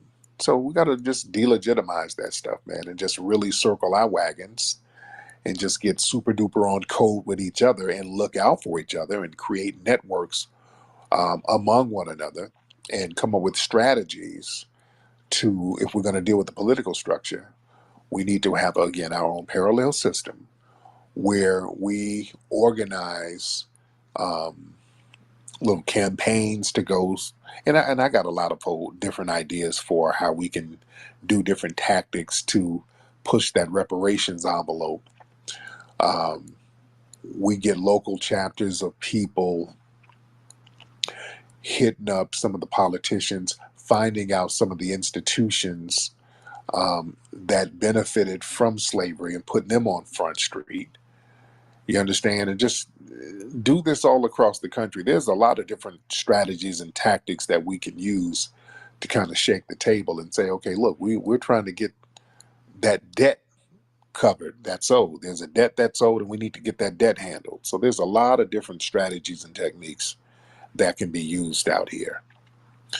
All right, let's get a couple of more people in here. We got FBA Baby. All right. This brother has Krishan Rock's baby in here. How is Krishan's baby doing? Krishan, they got her locked up. They're talking about she's going to get 30 days or whatever. And the dad, Blueface, is in jail. I saw when they got her and hemmed her up outside of the court. Blueface, I think Blueface's mom and dad, they were arguing on who's going to keep the baby. None of them wanted to keep the baby. I've been worried about this baby for a week. Where is this baby? Where is that baby? I hope that baby is all right. I've been genuinely worried about this child. It's not even my child. You know, I've been wondering, like, who in the world is keeping this poor baby? Lord, I started to reach out to WAC 100 and ask him about it. But Snubnose, go ahead. What's on your mind? Snubnose? You want to say something, brother? Hey, turn your microphone on, Snubnose. Okay, Snubnose ain't saying nothing. All right, you just wanted to get up here and get up here. Let's get up. Junot. Oh, how am I pronouncing your name? Junot? Oh, what's up, Tariq? How's it going, brother? I'm good, brother. Am I pronouncing your name right? No, it's Juno. Juno, it's okay. Juno. Yeah. So I got 3 questions, 2 for you, and 1 just in general to any tether that's listening. My first question is, have you ever considered doing a movie about the history of R&B music? Because now I'm hearing that, you know, our brothers across the pond, they're trying to take credit for that. You know what I mean? So Yeah. that's my first question. Yeah, I haven't thought about it, so, you know, but I'm open to a lot of stuff. But the next question. All right, so my next question is with regard to FBA stream. Are you open to any type of ideas? Maybe I could shoot you an email, you could DM me or something, because I mean I have some ideas that, you know, I'm wondering if you would consider with regard to that, because I want to see it be successful. I actually subscribe to it. There you You go. know what I'm saying? But we can't, I can't. But thank you for the call. But no unsolicited ideas. I do not want you to send me no ideas. No. A lot of film streaming platforms. No, we don't want general emails, because what happens is you send me something and we might have a movie that we're already doing, and it might have something similar in it. And then cats will turn around. I gave them that idea. They didn't give me no money. I gave that. You know, they'll pull that. So that's why production companies do not like unsolicited material. You do not send unsolicited material, because cats will sit up here and say you took their shit. And no. Don't do that. Don't do that. And it'll be something that ain't got nothing to do with a film, but just the fact that they sent you an email with an idea, they'll try to tie that in. Now listen, I need some residuals on the movie American Maroon, because I had gave Tyreek that idea to do that. How so? Well, I had a movie that I was going to do, and I sent him the treatment. It was about hermaphrodite polar bears that's running around Alaska right now. You understand what I'm talking about? There's a lot of hermaphrodites. See, when they were drilling for oil up there in Alaska, a lot of the chemicals from the oil got into the polar bear streams, and they started drinking this contaminated water, and then they started getting natural sex changes. So the polar bears, you don't know what sex they are, what gender they is. This male or female, you don't even know. And what they do, they go around just killing willy-nilly, and these hermaphrodite polar bears, they are very, very vast in that area. I lived up there in Alaska, brother. I'm telling you what I know. So I gave him the idea for that, and then he turned that into American Maroon. They're like, what? Like, and just zero damn correlation whatsoever. You know what I'm saying? So don't send nothing. Don't send nothing. No. Don't send nothing. Niggas will try to tie that in. Man.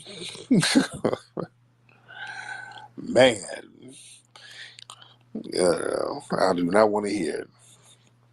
Yes, Tariq stole that from me. I'm telling you, it was about the polar bears. It was called hidden carnivores. They turned it into hidden colors and stole it from me. Shut up. Okay. Shut the hell up, man. But Snubnose, you good? Snubnose? You want to unmute your microphone, Snub? All right. Just getting up here just to get up here. All right, let's see who we got down in here, because I do want to get some new faces in the building. Want to get some new faces up in here. Everybody in the request queue, throw your hands up. If you're in the request queue, throw your hands up. We got OG Jal. Let's get him in. I've never seen your face before, but OG, hop on.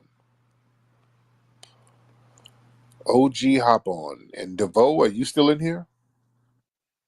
What's up, OG? Hey, brother, how's it going? I'm good, man. Yeah, I was thinking about something that you was talking about a little bit earlier, but it had something to do with going back to the Black Panthers and, how some of the old heads are, taking flack for dropping the ball. Okay, we try to do what Martin Luther King said, and we also try to do what Malcolm X said as well. And in the midst of all that division there, we had to learn how to fight German Shepherds. Right. So, I mean, I understand that the young generation feel like we dropped the ball.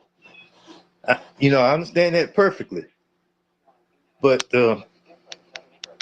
and also I do understand that the young folks are going to be the ones that have to bring us on in over the goal line.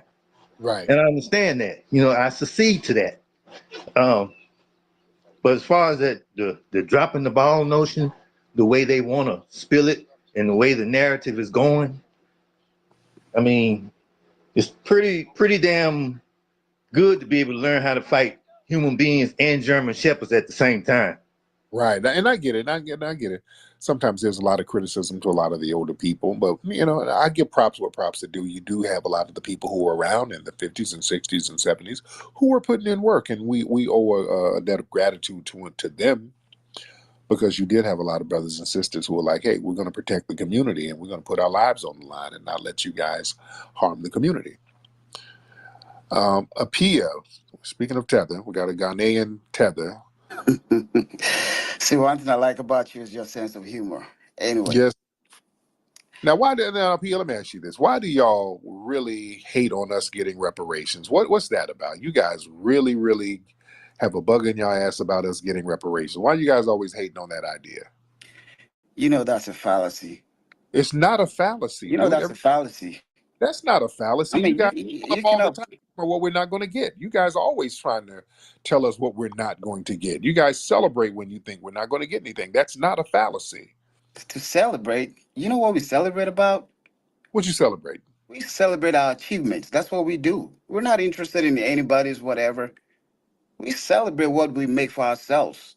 Now, what's your achievements, Apia, as a Ghanaian immigrant? What have you achieved? Oh, in terms of my credentials, academic credentials? Yes. What's your academic? Yes. I've achieved something that I'm proud of. I'm an engineer. I'm a policy analyst.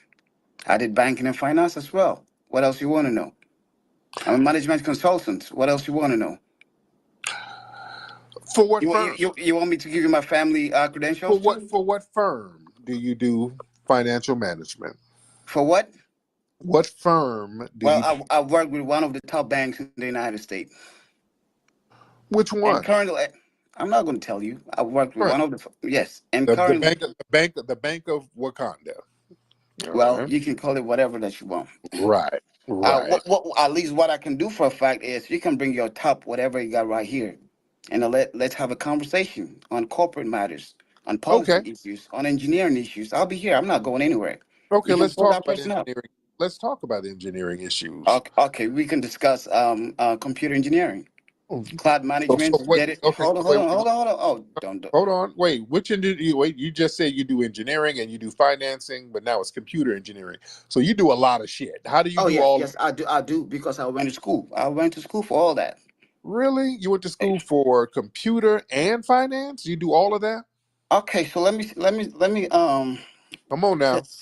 let me tell a little bit about some of us. We don't just take one career.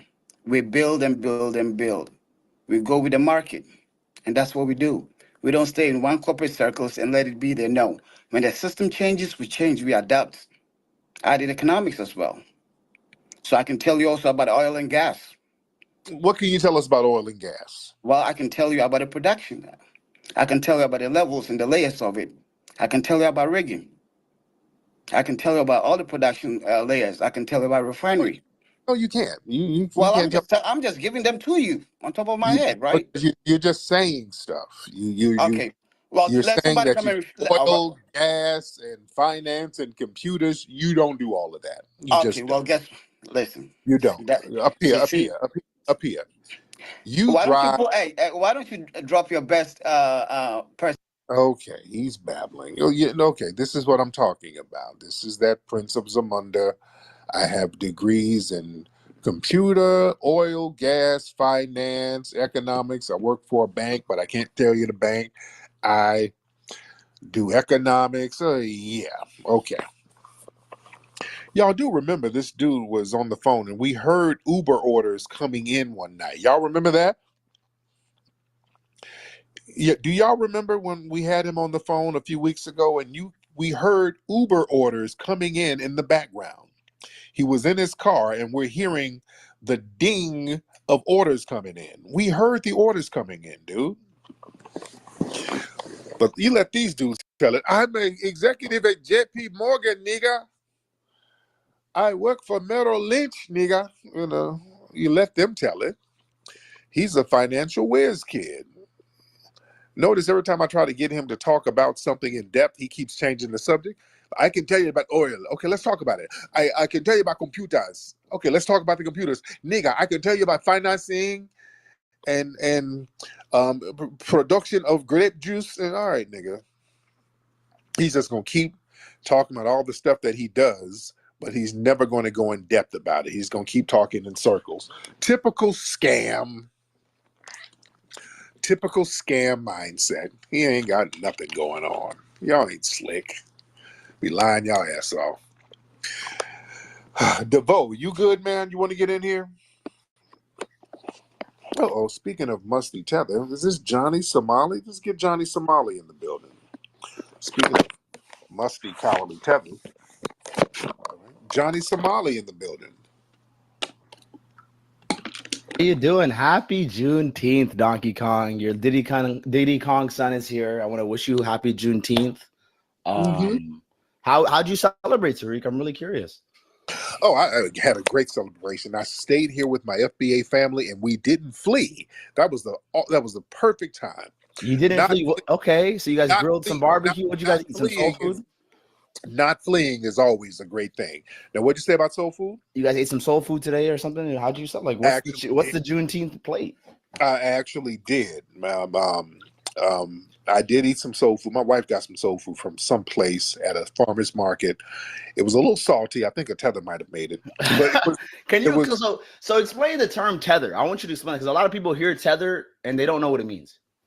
It means a person like Johnny Somali, a person who's a foreigner, who has contempt for foundational Black Americans while you try to tether on our culture. So you would be a perfect example of. I don't really have a contempt, Tariq. But my thing is, I like Umar more than you because Umar is more Pan-African. You're trying to make division. You're trying to make division between the Black Americans and the Afro-Americans. You are. Who cares? Okay, you like him. That's great. What does that have to do with anything? Because he's trying to bring Black people together, and you're trying to divide them even further. Why you're trying to divide them even further? Not on his channel, whining to him. Why are you whining to me? How come you're not joining him in the Pan-African vision? Because you stay in my room. I wish you would go to Umar and get some Pan-Africanism going and go back to Africa and not flee. Why don't you do that? Since you like his vision, but you stay in our mix. Listen. You FBAs are never going to get the reparations if you don't work with Africans. You're not. You need us. You should give us the check too. Let us. That's a legitimate question. If you guys love Pan-Africanism so damn much, why do you never practice it? Why are y'all never in Africa? You are always in foundational Black American spaces worrying about what we're doing. Why are you not building Akon City, sir? Why are you in? Because that Akon City was a scam. Okay, well, why? Okay, why are you not over in Africa with Umar? Because I went to Africa twice, and that's enough for a whole lifetime. Okay, no. I've seen the dirty water. I've seen the starving kids flying the eyeball. I don't want to go back. What the fuck? Okay, but you just said I'd rather be over here getting white pussy and drinking Starbucks. But you said you like Umar's vision. He has a good vision. He has a good message. Black people should stick together. Why do you want Black people to be more divided? How about that? Why do you want helping him bring that vision to fruition? You like his vision, but you don't want to go to Africa. So how is that going to work? Okay, do you want to go to Africa or no? Do you? Okay, you're not saying anything. All right. I'm not going to bore y'all with tether babble. See, they can. It's easy to get them to just crash out and let their lies fall back on themselves. All right, because you talking about who you like, that doesn't bother me. If you're trying to say that as an insult, I don't give a damn who you like. Go over there and y'all get some Pan-Africanism going over there. Why are you in my mix so much? Y'all stay whining to foundational Black Americans. Good Lord. You're tethering off us. That's what a tether is. Boy, us delineating from these people, they don't know how to act, man. If they can't tether on us, they don't know what to do. They're so damn confused. If they don't have us to tether to, they are confused, man. In the rhythm of life, there's a melody that dances with every step we take. And in those steps, there's a tale of legacy, of culture, and of the spirits that guide us. Introducing Root Work, where tradition and heritage intertwine. Crafted from the essence of foundational Black American root work deodorant is more than just a scent. It's a connection to the spirits of our ancestors, with 6 enchanting scents to choose from, each infused with the potent High John the Conqueror root, known for its healing and protective properties. Long-lasting and enchanting, Rootwork deodorant will keep you feeling fresh while embracing the spirit of Mojora, the very essence of Rootwork culture. Rootwork deodorant, where tradition and heritage intertwine. Experience the power at rootworkstyle.com. Let your spirit dance in the rhythm of Rootwork.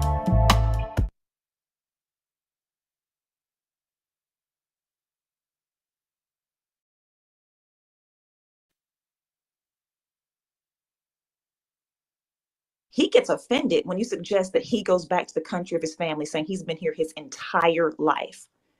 Take a moment and think about that. He's only known us his entire life, but somehow he has adopted the term Akata as his term for us. He finds it hilarious that his father hates us so much that they wouldn't allow his sister to join AKA. I'm sure they were shedding tears about her not joining. They really needed her. But the point is that these are people who are sitting behind closed doors, just stewing in hatred for people who have done nothing but positive and good towards them. My only thought about him is keep doing what you're doing to get him out of educational spaces. Having someone like that with any sort of control to evaluate, teach, or hold any sort of decision-making power in a young foundational Black American's life is dangerous. We often think about college situations where Black students are held back, discouraged, set off their course, and we think about a racist professor doing that. That racism comes in different forms. Get that fool away from our children. That's all I have to say. Katie, I know you was going next, but I do got Brother Flex on the stage, and I do because I believe this tweet was brought to light because Brother Flex had his show broadcast, and he spoke about these tethers speaking negatively about Clarence Thomas. Brother Flex, are you there? Because I do want Flex to holler at him. Yes, So I'm here. just real quick, I only have like 10 more minutes. So that's fine. Flex, go ahead. Yeah, so this dude right here, man, this Kachi dude, he's known in our circles, man. We've been calling this guy out for years. They've sent him to troll my page for years, especially around election seasons.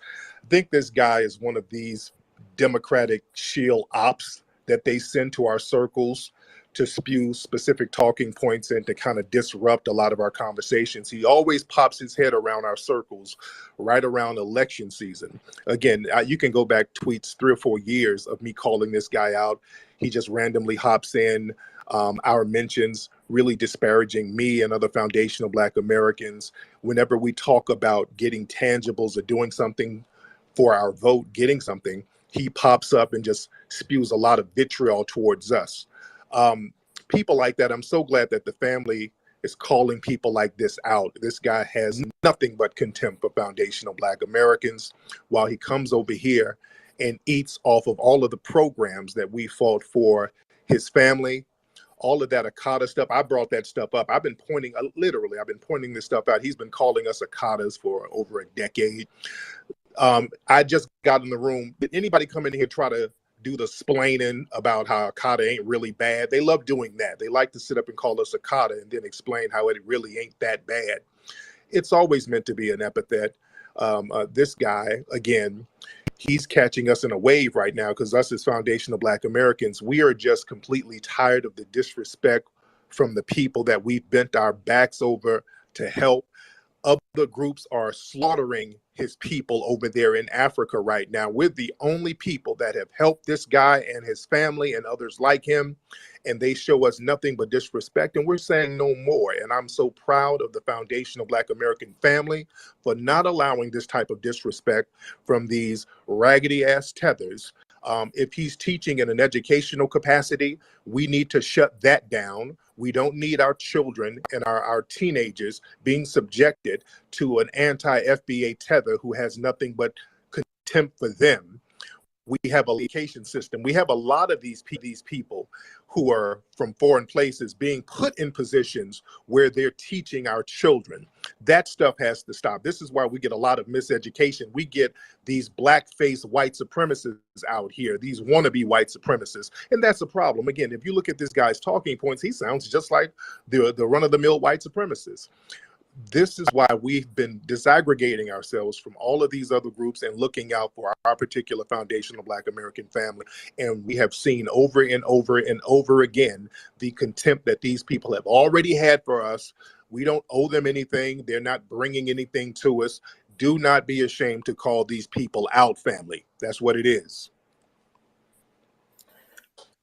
So let's say Hey, real quick. I'm sorry, I gotta say real quick. There's I just found the tweet of his about retweeted. He said we're begging white Jesus for reparations, and that's embarrassing. So there's more anti-Black American hatred coming from him. I keep finding something new all the time. Yeah. He's been doing this stuff. Didn't Africa? I forget which country. Didn't they just build the biggest white Jesus in history, bigger than the one in South America? Yep, Nigeria. So what are we talking about, brother? Y'all don't have no facts. All I gotta say is there's enough people in the room where we can just do $5 and send his ass back home. I'm sorry. They gotta go. They can't be taking up space like this. They're taking our jobs, our trade skills, all these different things that we used to do. Like we used to have like auto shop, it's a lot of teachers who don't have It's just a lot of stuff that they're doing, and then they have this contempt. So I say that we can send him home. He doesn't want to go home though. Miss Snacks already put that, she already put that into perspective. So, Brother So, Flex, you also so said that. Sage, Tether, Sage, before you leave, can you explain to Brother Flex again? Shout out to Brother Flex, Aki, who's Harriet Brother Flex? Snacks. Is that Hold on, Tariq? Is hold that on, Tariq, nah? yes, this is hold on. Tariq. That's Okay. Tariq. Now hold on. Explain to him exactly, because Sonny asked you a great question earlier. Explain to him exactly what akata means. Yeah, sure. So I think I alluded to this earlier. So don't quote me on this, right? So it's a derogatory term. And I heard someone say that the literal translation for it is stray cat or wild cat, something to that effect. Is it a derogatory term towards foundational Black Americans? It's a derogatory term towards if you consider, what's the definition of foundational Black Americans? I just want to be. You know good and well what a foundational Black American is. I know what I think I know what it is, but I would like to hear what the people who call themselves foundational Black Americans. You know exactly what it is. You know Brother exactly man, I'm asking for clarification. I'm not trying to make any assumptions here. Dude, there's tweets of you talking about foundational Black Americans. So do I need to retweet? You know what a foundational Black American is. Does anyone here, you asked me what an akata is, and I provided a explanation. Does anyone here who considers himself a foundational Black American want to tell me what that is? I'm assuming you are not a one. non-immigrant. You are a not non-immigrant. one. Right. Is what you call akatas, but we're non-immigrants. Okay, got it. So is the word akata derogatory towards foundational Black Americans? Yes, it is. Right.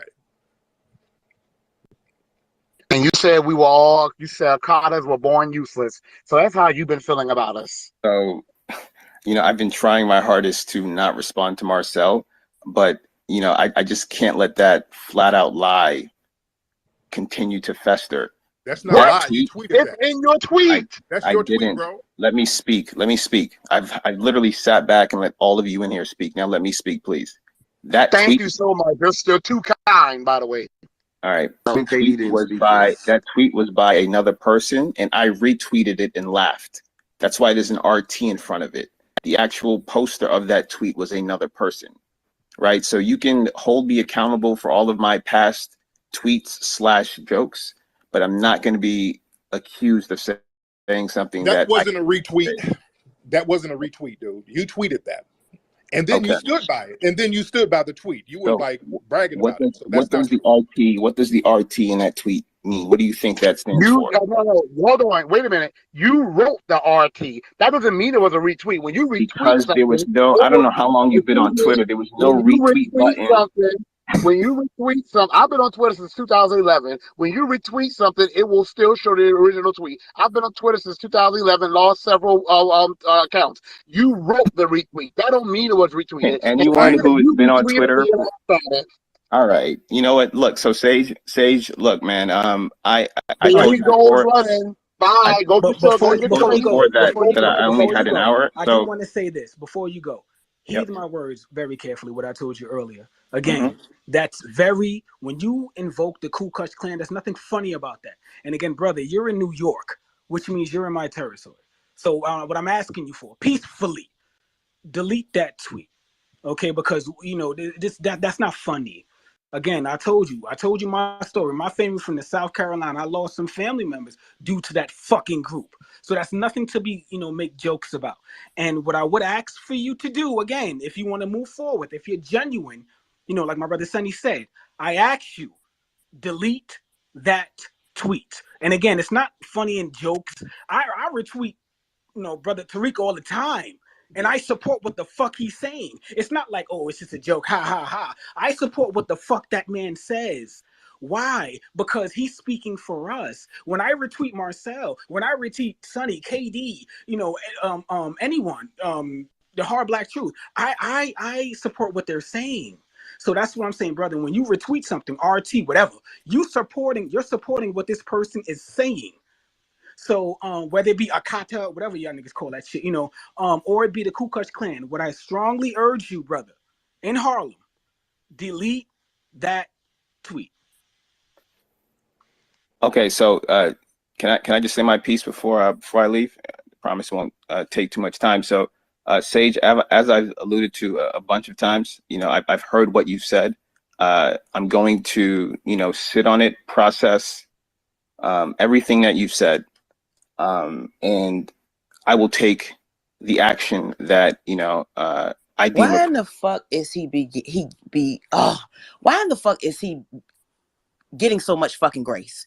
This is years worth of fucking disrespect. Shut the fuck up, you wish at Rakim looking bitch. You a disrespectful ass motherfucker. You're very fucking disrespectful. You disrespected a black man and you disrespected his fucking bloodline. And you're mad that you want a black man. You wanted a black man. When you and I agreed to this, I think you gave me your word that it wouldn't family to be kind of linked because he no devolve longer into wanted this. to tolerate the fucking murder of unborn black babies. So you're mad about black babies no longer being able to be murdered, and you're mad that a black man made that fucking decision. Fuck you, fuck your family. Fuck your whole bloodline, because I guarantee you don't have this fucking same smoke when you put your fucking phone down. That's why your bitch ass running fucking scared. And if you want to abort black man, you go to Nigeria. Let me go. Fuck your family too. Fuck him. Sage, can I get my You piece on? embarrass me. Well, let me respond to you first, Taylor. I have before you go. The who's pure right now? I don't know who's speaking. This is blood ass right above you. Okay. Well, I don't know. We're in different places on here, but the pure visceral hatred you're showing. I mean, 2015, we wasn't even really talking about reparations that long ago, and you had our name in your mouth. So that lets me know that you really you do this shit. So like Katie said, it's fucking disgusting, bro. And to the room, you see, they make it clear every day that we didn't start the diaspora wars, but we damn sure gonna finish them. This thing they have in their hearts for us makes it easier for them to booty clap for white supremacy. So we have to return the energy. They've been delineating the whole time in our face, and we didn't even know it. They are assisting in our demise every day, and this piece of scum is showing you in real time why we cannot unite with people who have hated us the whole fucking time. I'll land. If you want abortion so bad, you can go to your native Nigeria where abortions are illegal and you can get Nigerian babies aborted. Don't you dare come here and try to get my black American beautiful sons and daughters and brothers and sisters aborted. Take that energy to Nigeria. Don't come here on our backs trying to be a revolutionary, because you know if something goes down, we're going to stand up and protect y'all. Go ahead and take that revolutionary energy to Nigeria and watch Buhari deal with you real quick. And look in the Jumbotron. I retweeted one of his tweets from 2020 of him talking about how much he hate FBA and hate what FBA represents. So all that fake talk about him not knowing what FBA is, I told you, this guy knows what it is. They get around us when we confront them. They like to play dumb when we call them out on all of that derogatory rhetoric that they spew on us. So we got to watch these sneaky ass people when they come in our circles, because they spew this hatred and then want to play dumb and naive when they get put on the hot seat. If I could just say, this guy really got me pissed off. Like, you really did double down on that whole tether thing, and you confused, man. Shout out to Eve and Wani, wherever she at, because one of the things I heard him say with outright indignance was he's a black American. Dude, you're confused, man. Not only you confused, but you decide to side with the white folks. You got a whole community of folk telling you that they ain't with the bullshit. You decided to go in on Clarence Thomas. And ain't nobody fucking with Clarence Thomas. But the reaction you getting is because you way off cold, my dude. You too goddamn comfortable. You fucking it up for everybody else. But more importantly, you mad disrespectful, dude. I don't know how long you been here, but you have gained nothing from the culture, from the people here. You've gained nothing. And you sitting here talking about you wanted to get us to have a moment to come to understanding. No, it's you that need to come to understanding. You lost, my dude. Reflect on that. Like you say, you're going to reflect on what Sage, you're going to sit on what he talking about. Reflect on that, because you already was up in the space. Marcel already chewed your ass out, but somehow you back here with the same brovos ass attitude. You out of line, my dude. I want to know, when will you learn? We had the situation earlier this year with another Nigerian, Christian Ubumseli, and he was out here bad mouthing FBA. He was calling us Akadas, saying we were ghetto, making fun of foundational Black American women, talking about how much he loved white women. It's not a coincidence too that he came from Nigeria just like you. He dated a white woman, and then she stabbed his ass. A prostitute white woman, that a white woman with a damn OnlyFans, and she stabbed him to death. And then him and his Tether family, because his cousin was on the same shit. Him and his Tether family out there like, oh, FBA guys, we I know he said some bad things in the past, but we need your help right now. We need your help. Why are y'all so hard-headed? All of y'all want to learn the hard way? Every single last one of y'all. You look at the Africans in Ukraine, they're learning the hard way. Do any of you guys get like, hey, damn, I think we need to stop with this Tether shit that we're on? Is that not clicking in y'all head? Every single last one of y'all got to get your Negro wake-up call? Because I guarantee you it's coming. You're making jokes about the Klan like the Klan doesn't see you as a Negro too. And then when you're hanging and then your Nigerian family like, FBA, we need your help. We have to put all this behind us. They're going to be coming to us, and then we're going to be turning around like, no, we were the Akadas. No, you call for the Klan, so that's what you get. You guys are making up beds that you don't think that you're gonna have to lie in, and then when you guys lie in it, you want FBA to help you. I want you to know we're done out here. We're not the Avengers anymore. We're not out here saving anybody anymore. Anything that you guys do for yourself, any bet that you guys make for yourself, you guys will have to lie in that by yourself. So don't call us for help. And I'm putting up some more retweets from him. This is another retweet of his from 2014 talking about fuck these black girls, meaning foundational Black American girls. So again, this guy's been doing this stuff for the longest, and truth be told, a lot of them come over here with that mentality. Remember Cynthia Erivo and her girl Lovey, they were saying the same thing about foundational Black American women, calling them ghetto and baby mamas and all of that stuff. So they've been doing this nonsense, man, and we should have been calling this garbage out a long time ago. All right, so you got the audacity to try to make my reaction a problem. I've sat back, in order to prevent this from devolving into a back and forth. I've sat back and I've listened to everyone. I'm going to say this one last thing. Okay, I'm going to say this one last thing, and then I really have to go. Look, if there's anyone in here who really wants to take me up on my offer of finding out how to move forward, then please shoot me a DM. I want to continue these conversations because I think it is important to address these issues. We already had a conversation. Delete the tweets. Tether, I just told you how to move. Don't delete them. I just told him how to move forward.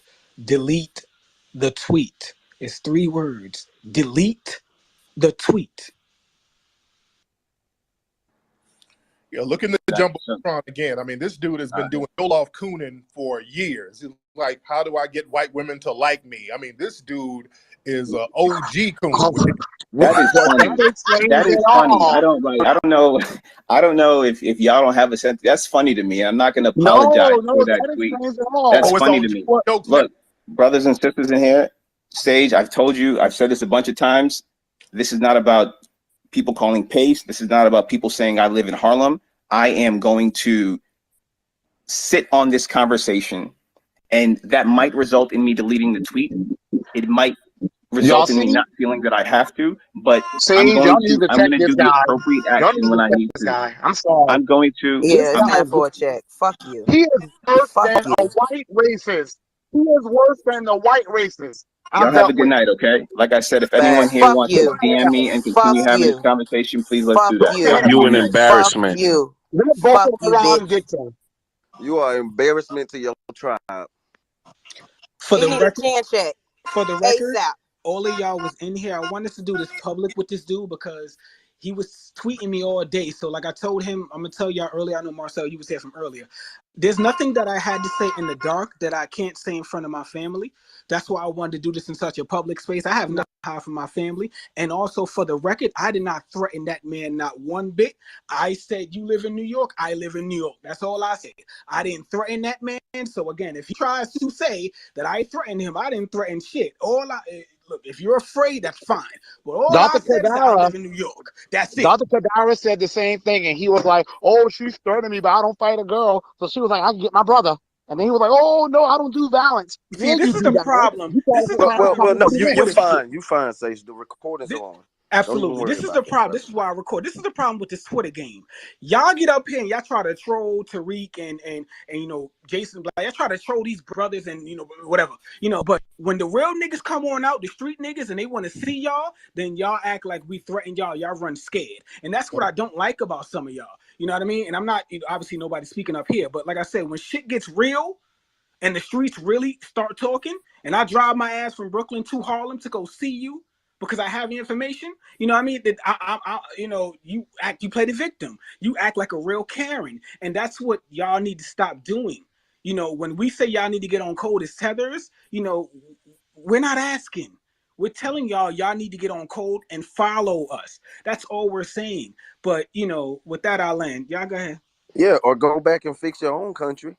Y'all so And educated, so Exactly. prestigious, but you and what can't these fix dudes where are your doing, listen, motherland at. family, listen, what these dudes are doing, it ain't harmless. They'll try to pass it off as jokes, but understand, tethers like that, the white folks will get them and make them the head speaker at the damn Congressional Black Caucus, or make them the spokesperson for the White House or something. They'll make these people some prominent figure that determines what type of policy that get passed for us. They let them people be guards in prison with that type of vitriol, and that's what we see. So we're not taking none of that lightly, because we've been taking it lightly for too long, and now look at who we have in certain positions of authority over us as foundational Black Americans. We have these people who have nothing but contempt for us, who go out here and do nothing but explain as to why they can't do anything for us, but they do all of these things with our tax dollars for all of these other groups, and there's nothing on their conscience about it, because these are people who have no connection with us historically, or no connection with our lineage. So we have to call these guys out heavy, because they wouldn't let us do that over in their homeland. They wouldn't let us go over there for 1 minute to speak negatively about the people in any kind of political or social sense. So we're going to give them that same type of damn energy, and it's going to keep on like this.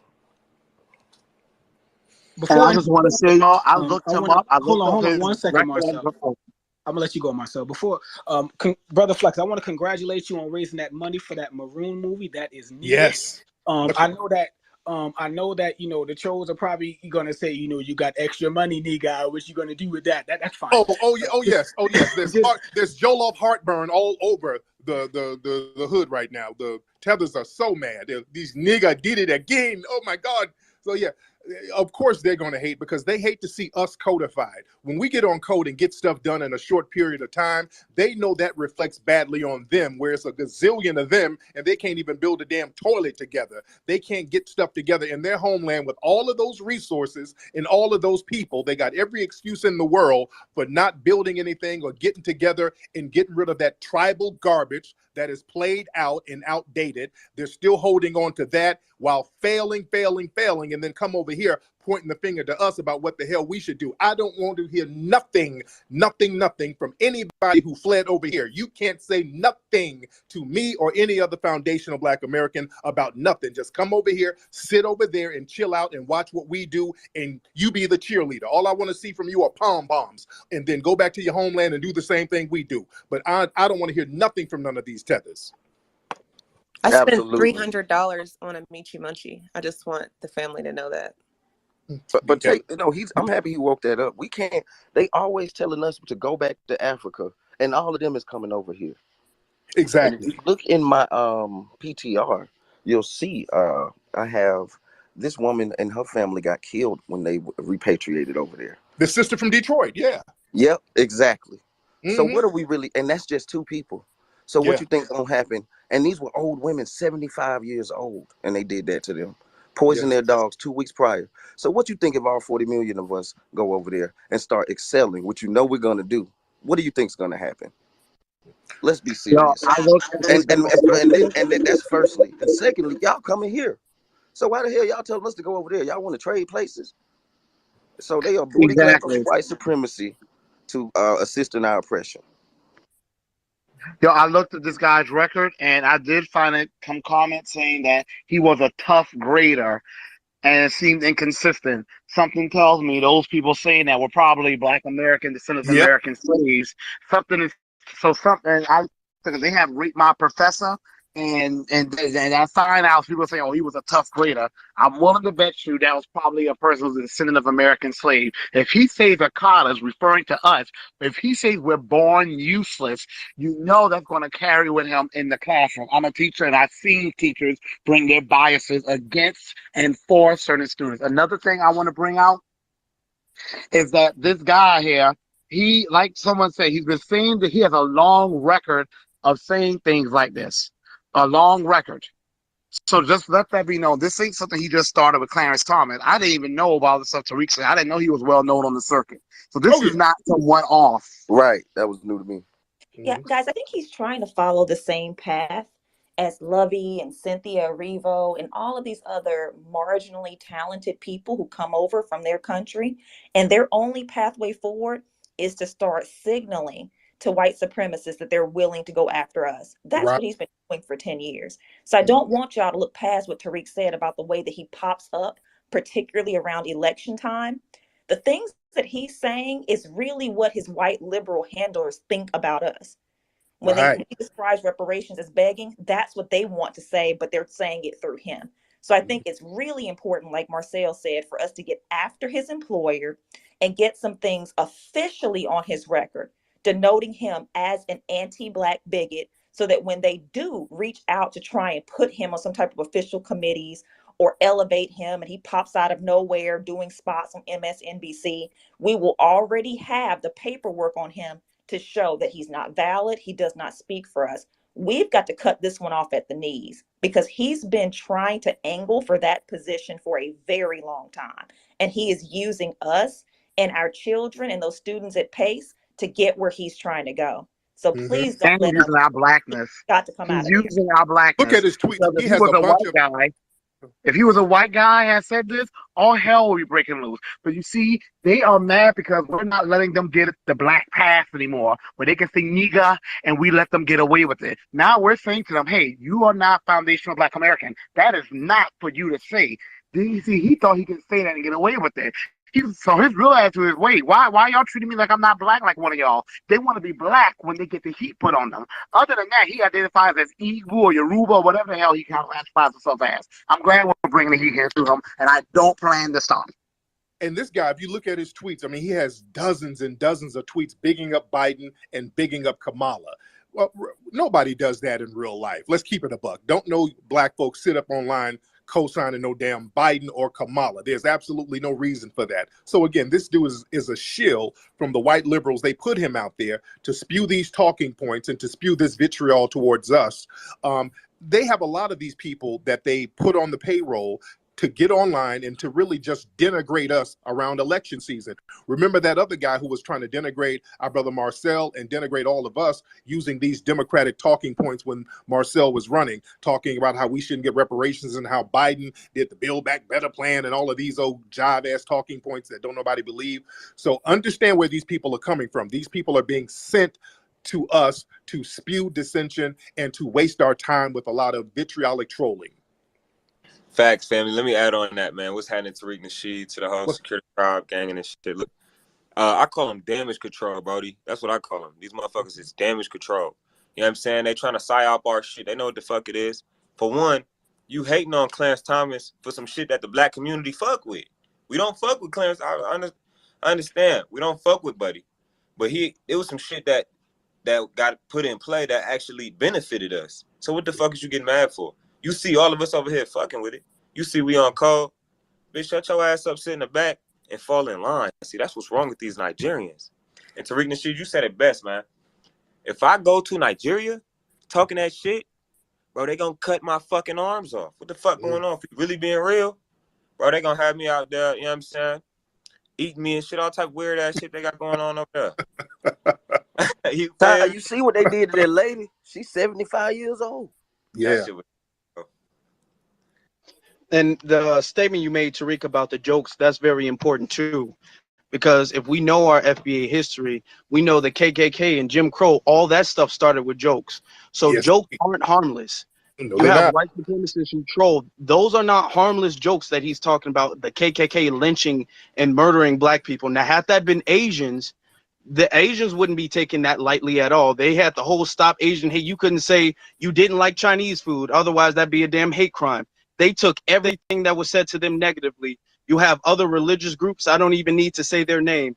They take everything that's negative. They take that 100% serious. So we can't allow people to go around talking about lynching black people as, oh, well, you know, that's a joke. That's not a joke. That's a very serious thing. And it wasn't about Clarence Thomas. Let's be very clear. That tweet he put up, Clarence Thomas was a proxy for us, talking about how his ancestors should have been killed. That ain't about no Clarence Thomas, all right? It wasn't that Clarence Thomas should have been killed. His ancestors, all of these people are useless. That was for us. That was and he said the Klan. Yes. Precisely. So, yeah. Y'all should leave his app a review too. Don't forget, you can go on. You could download his app, quote unquote, his app on Google's Play and Apple Store, and you can leave it a review. Just a thought, if you want to patronize his business. Brother Marcel, I want to say this too. What FBA, what Black American, what real niggas you ever heard reference the Klan? Right. Bro. You know, we don't play with that at all. That's not nothing that. Exactly. Niggas don't do that shit. You ever get the Klan to lynch. Nigga, what? Who the fuck? You gotta move around. That's off code. Nigga, that wasn't even a good joke. Get your ass up out of here. You know what I'm saying? We kicking niggas like that to the fucking curb. Type of weird ass shit you on, nigga. We don't joke around. Man, what? And also, guys, don't DM with him. Like, he tried to offer for people to DM if you want to move forward and have a dialogue. Do not do it. Sage, especially with y'all being in the same city. Someone who moves like that, you never know exactly what type of information he's trying to get with you. Right. Miss Snacks, let me address that too. What I really think it's fear, because he can be touched. And I'm not saying I am, but it's fear of me being in his city. And shit can get real. And that's what I think that, he wants to, dialogue. Because I'm like, listen, we can speak, but if you want to speak into a back channel, I'm not speaking with you on no back channel. We can either talk in person, because I know you're not going to get crazy with me in person, or we can talk on a public forum like a Spaces. Now, my family most likely is going to come in. Okay, like I said, I want them to come in. I want them. I'm glad, you're here. Miss Snacks, I'm glad, Brother Tariq, obviously, Afro, KD, Sonny, niggas I don't necessarily get along all the time, but we here against your ass because you're off code. And what I'm saying is that there will be no back channels with me. Anything I have to say regarding to my family, and again, my brother Marcel at me. So I missed the tweet, but the fact that you were in my city, we needed to address that. Well, just don't let him pull a Juicy Smollett on you now, because if you meet him in person, make sure that you're recording it, because they are not above trying to pretend like somebody touched them up. So. Oh yeah, they love always talking about how we call them booty scratchers. They love telling that booty scratcher lies. So they'll be like, oh, some booty scratchers tried to hang me with their rope, So they'll try to pull a Juicy on us. So be careful, Yeah, to Miss Snacks' point, everyone be very cautious. Don't invite him on a show, a panel, nothing other than coming on Spaces and getting dragon breath breathed on him, because all he's trying to do, he couldn't even just say, I'm wrong, I'm sorry, I'm going to sit on this, and then we can have further discussions. When I heard that, I heard Emmanuel Acho. I heard Samuel Acho. Oh, I'm going to position myself for a television show or a webcast. Do not let that creature prosper. And thank you to everyone in this space. When I came in here, I predicted this. I've been saying this for years, and I told them on Clubhouse, you're radicalizing us. We're not doing anything to you, but there are real life consequences to this shit, whether it's your job or whatever else. There's real life consequences. We know how to find you. We've gotten to a point now where you have aligned yourself and therefore cloaked yourself in the skin of the enemy, and you're speaking for them against us. We can't coexist peaceably. You started a war that you call a diaspora war. We never thought anything bad about you, but you brought it to us. So I just want to say in closing, you can be got. And we're showing you what it looks like. And they keep saying, you don't have smoke for Asians, Latinos, da, da, da. We already smoked them. That's why everybody sits in the cut whispering. You guys are the only idiots up here talking out loud.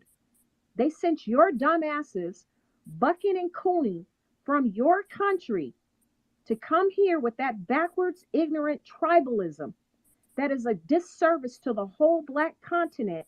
And you bring that bullshit here all for what? Did anybody find his skinny ass white woman? I know she's there. Somebody show her to me. I think another thing, and I'm going to be brief with this. This also goes to show that it's not the older generation.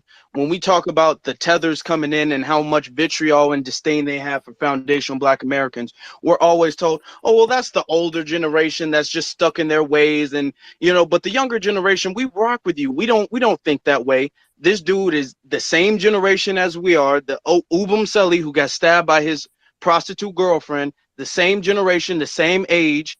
They have the same disdain that their older family members had. They teach it down to their younger family members. So we can't assume that, well, he's not old. That's the same thing that white people were saying. Oh, they're just old and stuck in their ways, but we're not like that anymore. No, they teach it down to their younger generation. So they got old Tethers and new Tethers. They're still the same. Oh, yeah. They got these baby coons all on TikTok. You look at TikTok, it's Tether Coon Central over there. Young, up-and-coming Tether Coons with nothing but contempt for us, foundational Black Americans, and they worship white supremacists as gods on there. So again, with that type of mentality, when these folks come around us, we can smell and feel the contempt, and we're just no longer taking it because now we started to identify where all of this weird hatred was coming from. For a long time, foundational Black Americans, we try to get stuff going, and then all of a sudden, these weirdos that don't nobody know just come in and start undermining everything. And for a long time, we were looking at each like, whose man is this? Who homegirl is this? Where did that divestment wig come from? We started asking questions, and we started putting two and two together. Why is this nigga hairline so janky? Who brought him? So we start putting two and two together, and we started realizing these people ain't even from here. So yeah, we should have been calling these Tethers out, man.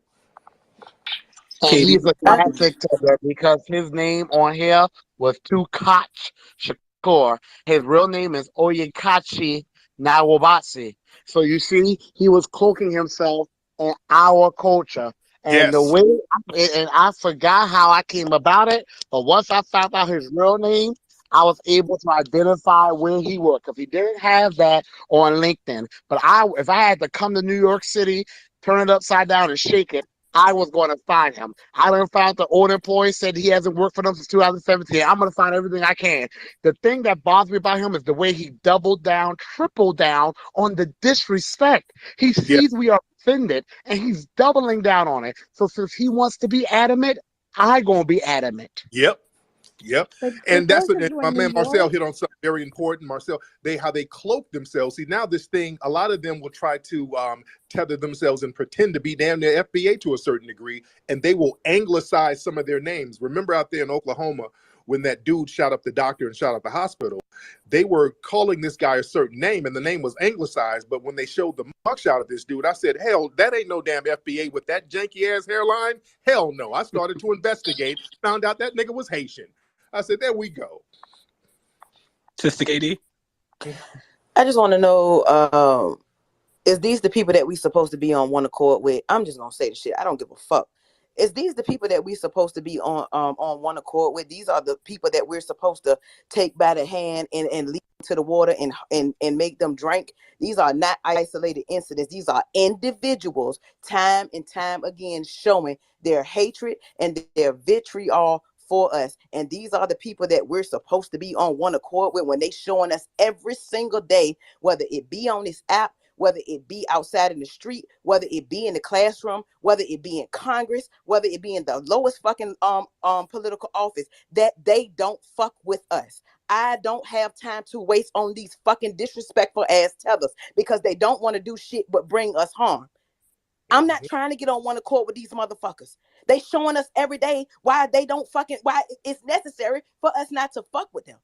This man called for this man's ancestors to be lynched by the KKK. His ancestors are buried, rested in peace, and you decided to put that type of energy out there for this man's ancestors. They didn't even have nothing to do with this situation. But these are individual people who are doing this shit time and time again. You must be out your rabbit ass mind if you think that I'm gonna try to gonna reason with these motherfuckers and give them grace after they showed us that they really want to bring harm to us. This shit is not a coincidence. This shit is happening every fucking day. And we gotta start pulling cards, like y'all said. Period. And that's why I think we're even madder, because like Tariq said, we didn't notice this. So it's like, even though we thought it was all good, like Noto said. So seeing this and then just realizing and putting it together, when you look back, you do see it. And they always say, oh no, that's anecdotal. Well, we all got the same damn anecdote. At some time, y'all done did some funny shit and we didn't know what it was. We couldn't put our finger on it. But then now looking back, now that we conscious of these things, we look like, damn, that's why they was okay. So we see what's up. So it's over for y'all. And it is what it is. Y'all been working against us forever. Yeah, They're mad because we just when we start delineating. talking about reparations for years, whenever we talk about reparations, all of a sudden some random Negro will pop up. We don't need no reparations. As Black people, we need to pull ourselves up by our bootstraps. And we're like, what? Who would turn down reparations as a Black person? And then we start looking at people's backgrounds. Oh, this fool ain't even qualified for no damn reparations. And we kept seeing that over and over again. I think in one of those one of those Twitter space rooms earlier, there was some tether in there who's a politician talking about how we don't need reparations, and he's got some little janky background that don't nobody really know about. So we keep seeing this thing over and over again, these people who are not even qualified to get reparations hopping into our discussions, pretending to be us, to deliberately undermine us. That's very insidious and that's very deceptive. Delineation is necessary. I'm going to let y'all know it's necessary because, like I said, our pain, Ku Klux Klan, Sage gave his experience, I gave mine, lynching, that is something that has touched all freedmen, all foundational Black Americans. It is not his history to dip in and make light of lynching and Ku Klux Klan and wiping out Black Americans' ancestry. He thinks because he looks like us that he has that right. No, it is just as offensive coming from you as it is from white American. Because like I made clear to him, you're a descendant of the Africans that sold us, and the white Americans are descendants of the Europeans that brutalized us. So it's equally offensive. We have to keep that delineation energy. Mm-hmm. Hey guys, I just want to make a request for those of you who live in New York. So sorry. I know a lot of people say, hey, we need to stop protesting. This is a time when you protest. Those of you in New York, get out in front of Pace University. Get a press release. Get a podium. Make this big. We've already got 5 or 6 people up and off this app, made them lose their jobs. And again, I have 2 messages. One, I'm going to talk about consequences right now, and then jealousy, because that's the lowest common denominator that's feeding these scumbags. But those of you in New York, show up in front of Pace University. Make this make news. Come up with a hashtag. In real life, I'm confronting Africans in real life, white people, everyone. When people say something I don't like, I speak up about it. When people say something to me, white people, about Africans versus Black Americans, I make it very clear. I'm not an African. I'm a Black American with a different lived experience, a different ethnicity, a different culture, a different lineage. Let the world know that we are not them. Every other ethnicity gets called, if they commit a crime, they say a Japanese American, a Chinese American, a Vietnamese. We are no longer going to be held accountable for their fuckery, pushing people off of platforms, stabbing people, rubbing feces in their face, shit that we've never done. And now all of a sudden, we're responsible for. They're not going to get to thrive while disparaging us. Get out there and let Pace University and the rest of the world know that Nigerians are a freaking problem, just like they are all over the world. It's our time to highlight this. My next point is jealousy. Some people will say, you know what? That's just too simple of a rationale for why they're acting like this. I think it was Tariq or Marcel just read a tweet where he was talking about black men. They keep sneak attacking us. We're like, when did black men and women stop loving each other? We are the R&B kings and queens. Dudes used to send me mixtapes and poetry. Like, when did our black men stop loving us? It's them. They got to this country and they're angry because, like him, he's mad because he doesn't have black American swag. And black American women aren't running him down. You ain't never heard nobody say, let me get one of them sexy Nigerians. Where's the bomb ass Somalis? So they're starting this shit, black women this, black women that. Meanwhile, I'm not even going to get into what their women are like. Then their women are on here, black men ain't this, black men aren't this. And you look at the statistics in their countries and in their communities here in the United States. Domestic violence, out of the roof. Misogyny, out of the roof. Rape, out of the roof. Genital mutilation, out of the roof. Fatherless homes.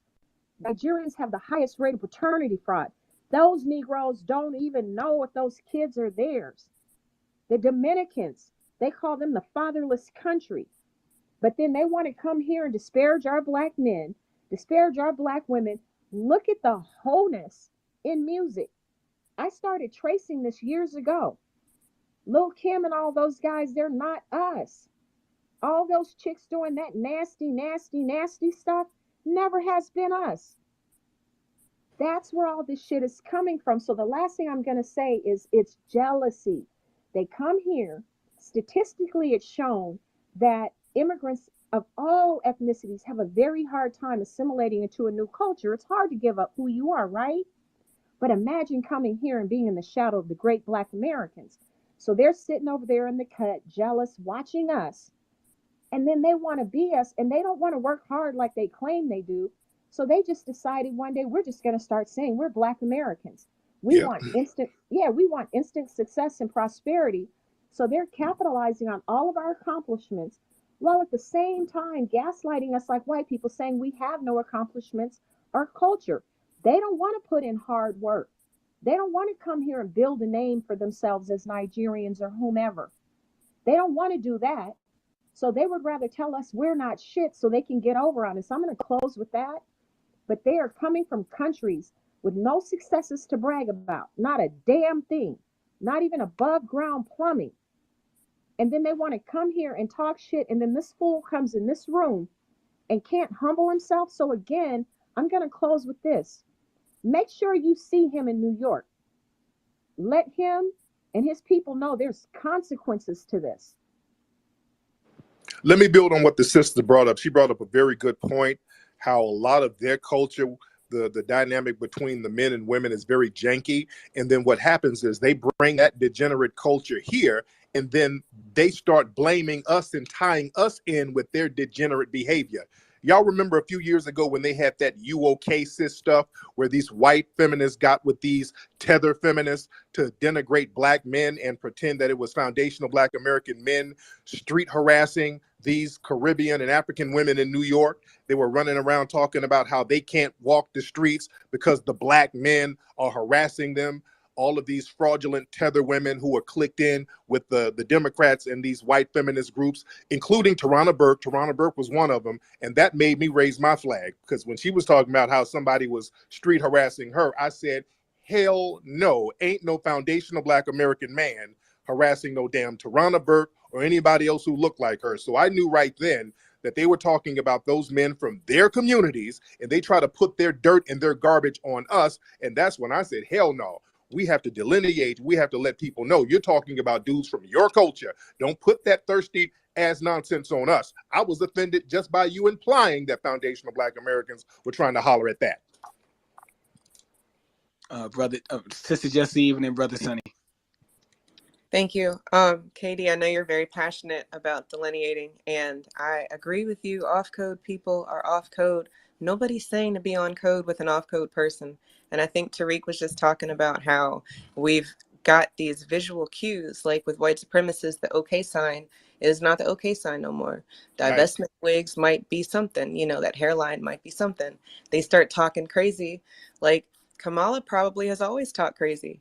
But the internet wasn't necessarily what it was back then, where we could share the information in real time, where we could like see her off-code behavior and then act before she got to where she is now. So I just think that that's something to be said. And I know that delineation with foundational Black Americans is important to the family because nobody's ever done that before. We do need to secure our lineage and all of that stuff. But, you know, I just wanted to always be clear. Nobody's saying be on code with an off code person ever.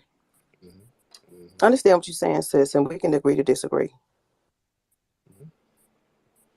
And you didn't really sound passionate in your delineation. So I mean, I don't know what that's about, but I know how it is. That's why but we got to do it. I get what she's saying. I get what she's saying. I mean, you got to Hey, I'm gonna say separate the this, real man. from I the fixes. cooked that boy today. Y'all cooked his ass, fired his ass up. Oh God, yeah, I like that. He's real humble Good, now. man. You look at his page. He's humble. He's calm. He don't have that energy now no more, don't he? He's real cool now. Yeah, Yeah, know. he's not typing in all caps. I mean, he was loud for years. He's all in our face with it, cursing us out, all bad and bold. Now that people got the spotlight on his ass and they know where he is in real life, oh, it's good. He took his kufi off and he's all nice and humble and he's trying to offer you a bowl of Jollof to talk and sit down and you know, and now it's Makuna Matata right now. So God. Yeah, when we let them know what the business is, they want to get some damn act right. You should have had some act right beforehand. Thank you. I want to bring this brother in. Jason Black is in here. So we got two at the top notch. Oh, man, shout out to Jason Black. I want to, Just Steve, thank you, because I couldn't bring him up for whatever reason. I can't bring anyone up, guys. So don't take offense to it. I made Just Steve a co-host, so possibly she can help people get up because I can't see anything. So yeah, don't take it personal. Go ahead, brother So Black. just with that being said, some people are going to have to start moving down so that we can make some space for new speakers to come up. So raise your hand if you want to speak again. You can move me down. Thank you, Katie. And sis, I love you. You know that. I hope you know that. And it can drop down too. All right. Got you.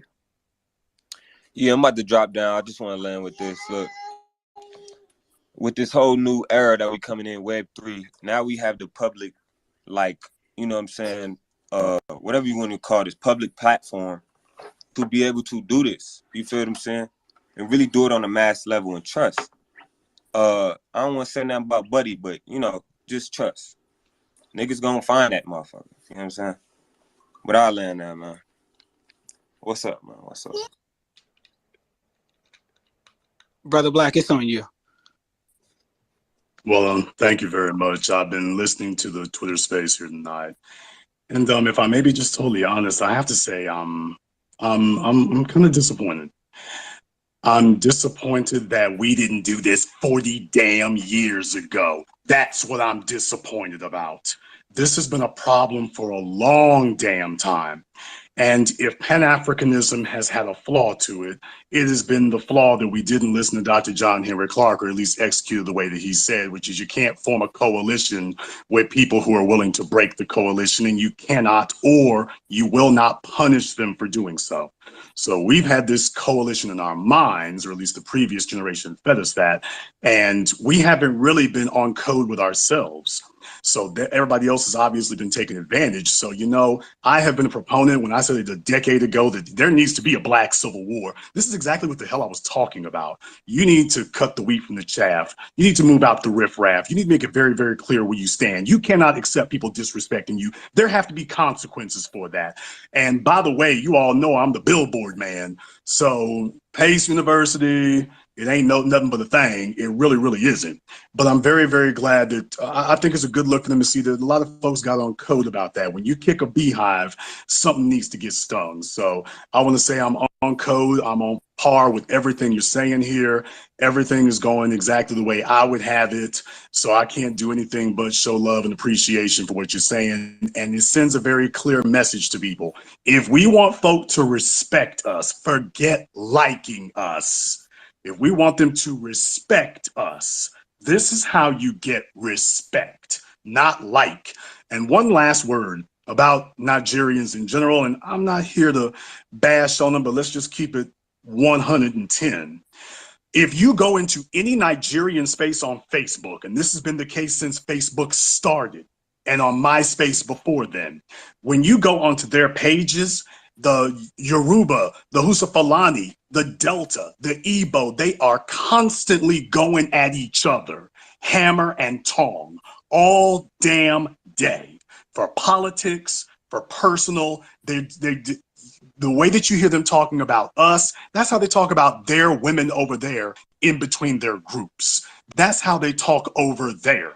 So it was nothing for them to import that over here because they already refined it over there. And all we're saying is, yeah, keep your personal dysfunction and problems over there where they belong. Whether it's George Zimmerman or whether it's anything else, you start noticing a trend that these folks have been doing that. And up until now, we didn't have a platform where we nationally communicated to compare notes.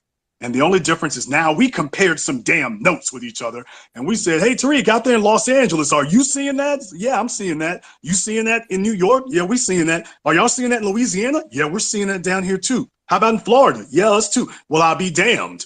We're all seeing the same thing. Now, either we're all equally crazy or we're all finally going equally sane. Real talk. Yeah, I agree with that. Real. That's exactly what I was saying. Facts. 1000%, gang. I want to say this too, since I got both of these brothers in here. I want to thank both of y'all for not just influencing me and my family, but just having the courage to speak out and speak up for your people. Y'all don't know exactly what y'all do, but I want to say every day I play y'all broadcasts every day, and it really frightens people. Especially Jason's voice, it really frightens people as I drive through these neighborhoods with the with it on blast. So I want to thank y'all again. The family, we love y'all. Y'all keep doing what the fuck y'all doing, excuse my language, and we will keep up the good fight. And as far as my sister Nuardos, I'll holla at Pace University tomorrow. You are absolutely correct. And anyone from New York, y'all need to get on code with me and then show up. Don't just, show out, let's make something happen.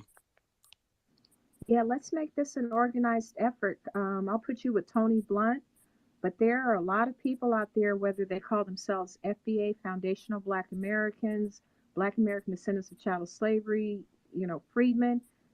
This is a time. I'm going to repeat this, guys. This is a moment. Organize. Over the next 2 days, be ready for public action. Have a press release. Do this. They need to understand there are real life consequences to this. And what we're not understanding, I think it was the Black Authority just said, they've been at this. They have been at this. We are dealing with a desperate group of people, and then we're kicking ourselves. Why didn't we see it? Why didn't we see it? You can't see what's hidden from you. When the Jews came here, they purposely chopped off the end of their names, got their noses fixed, didn't wear their Star of David. Africans did the same thing, changed their name, pretend not to be whomever they are to assimilate into our culture. When you're dealing with a desperate group of people, you may not understand what desperate people do. Do you guys watch the videos about what's happening on the continent? They're leaving countries with 80% poverty rates. 80%, 60, 70, 80, 90% unemployment rates. They are escaping. Escaping their continent. They are so far behind in the survival game that they've come here and will sell their souls to these white mediocres to get any and everything. And the everything they want is that piece of the pie that we've already carved out. They are here being stepping fetchits, thinking, I'm going to play the respectable Negro. And you see how their tools keep getting broken. This guy came after what's his name, Clarence Thomas. Instead of him seeing that Clarence Thomas just got broken in half and thrown out, he's going to side with them. And as Tariq said, who in their right mind is on here caping for the Democrats? No one. These people are desperate. And I want to give a big shout out to Marcel.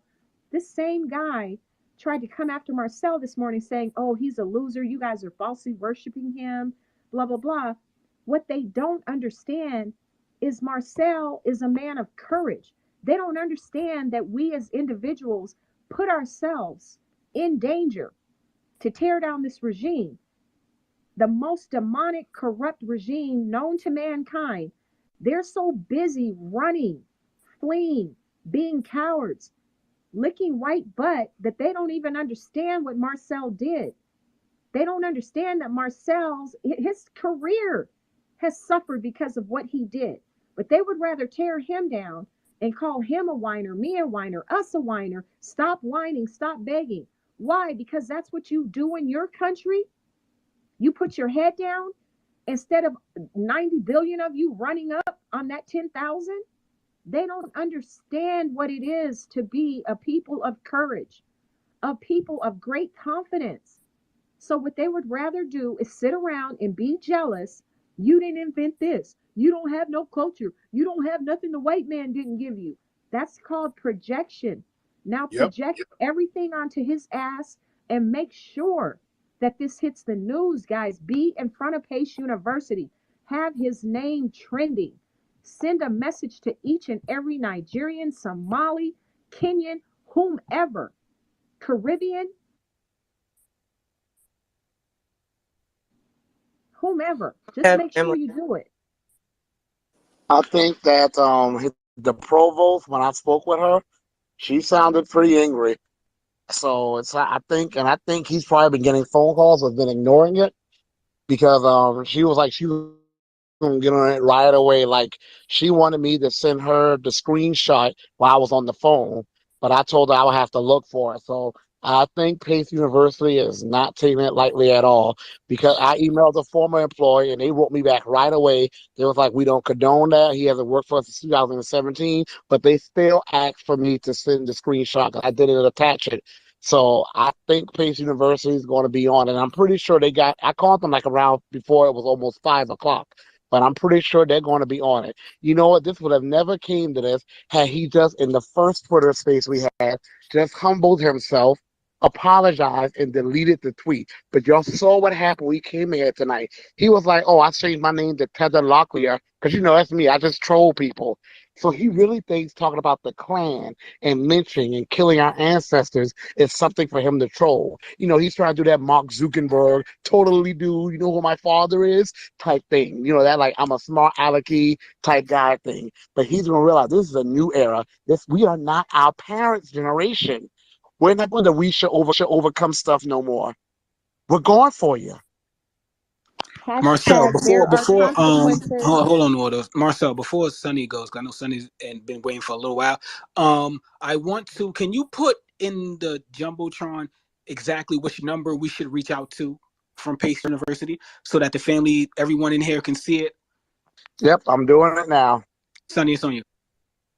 Yeah, peace, family. Yeah, I just wanted to kind of reiterate a few things that the brother Tariq and Jason and Marcel said, and KD.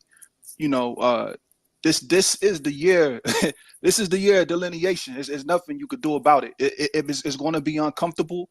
A divorce is not comfortable. There is no nice way that you could have a divorce. We delineating, and that's that because Buddy came up in here. This is not the first space. This is like the second or the third space where he's way too comfortable speaking disparagingly and talking down on foundational Black Americans. He would not have the balls to stand on this if this was the Jewish community.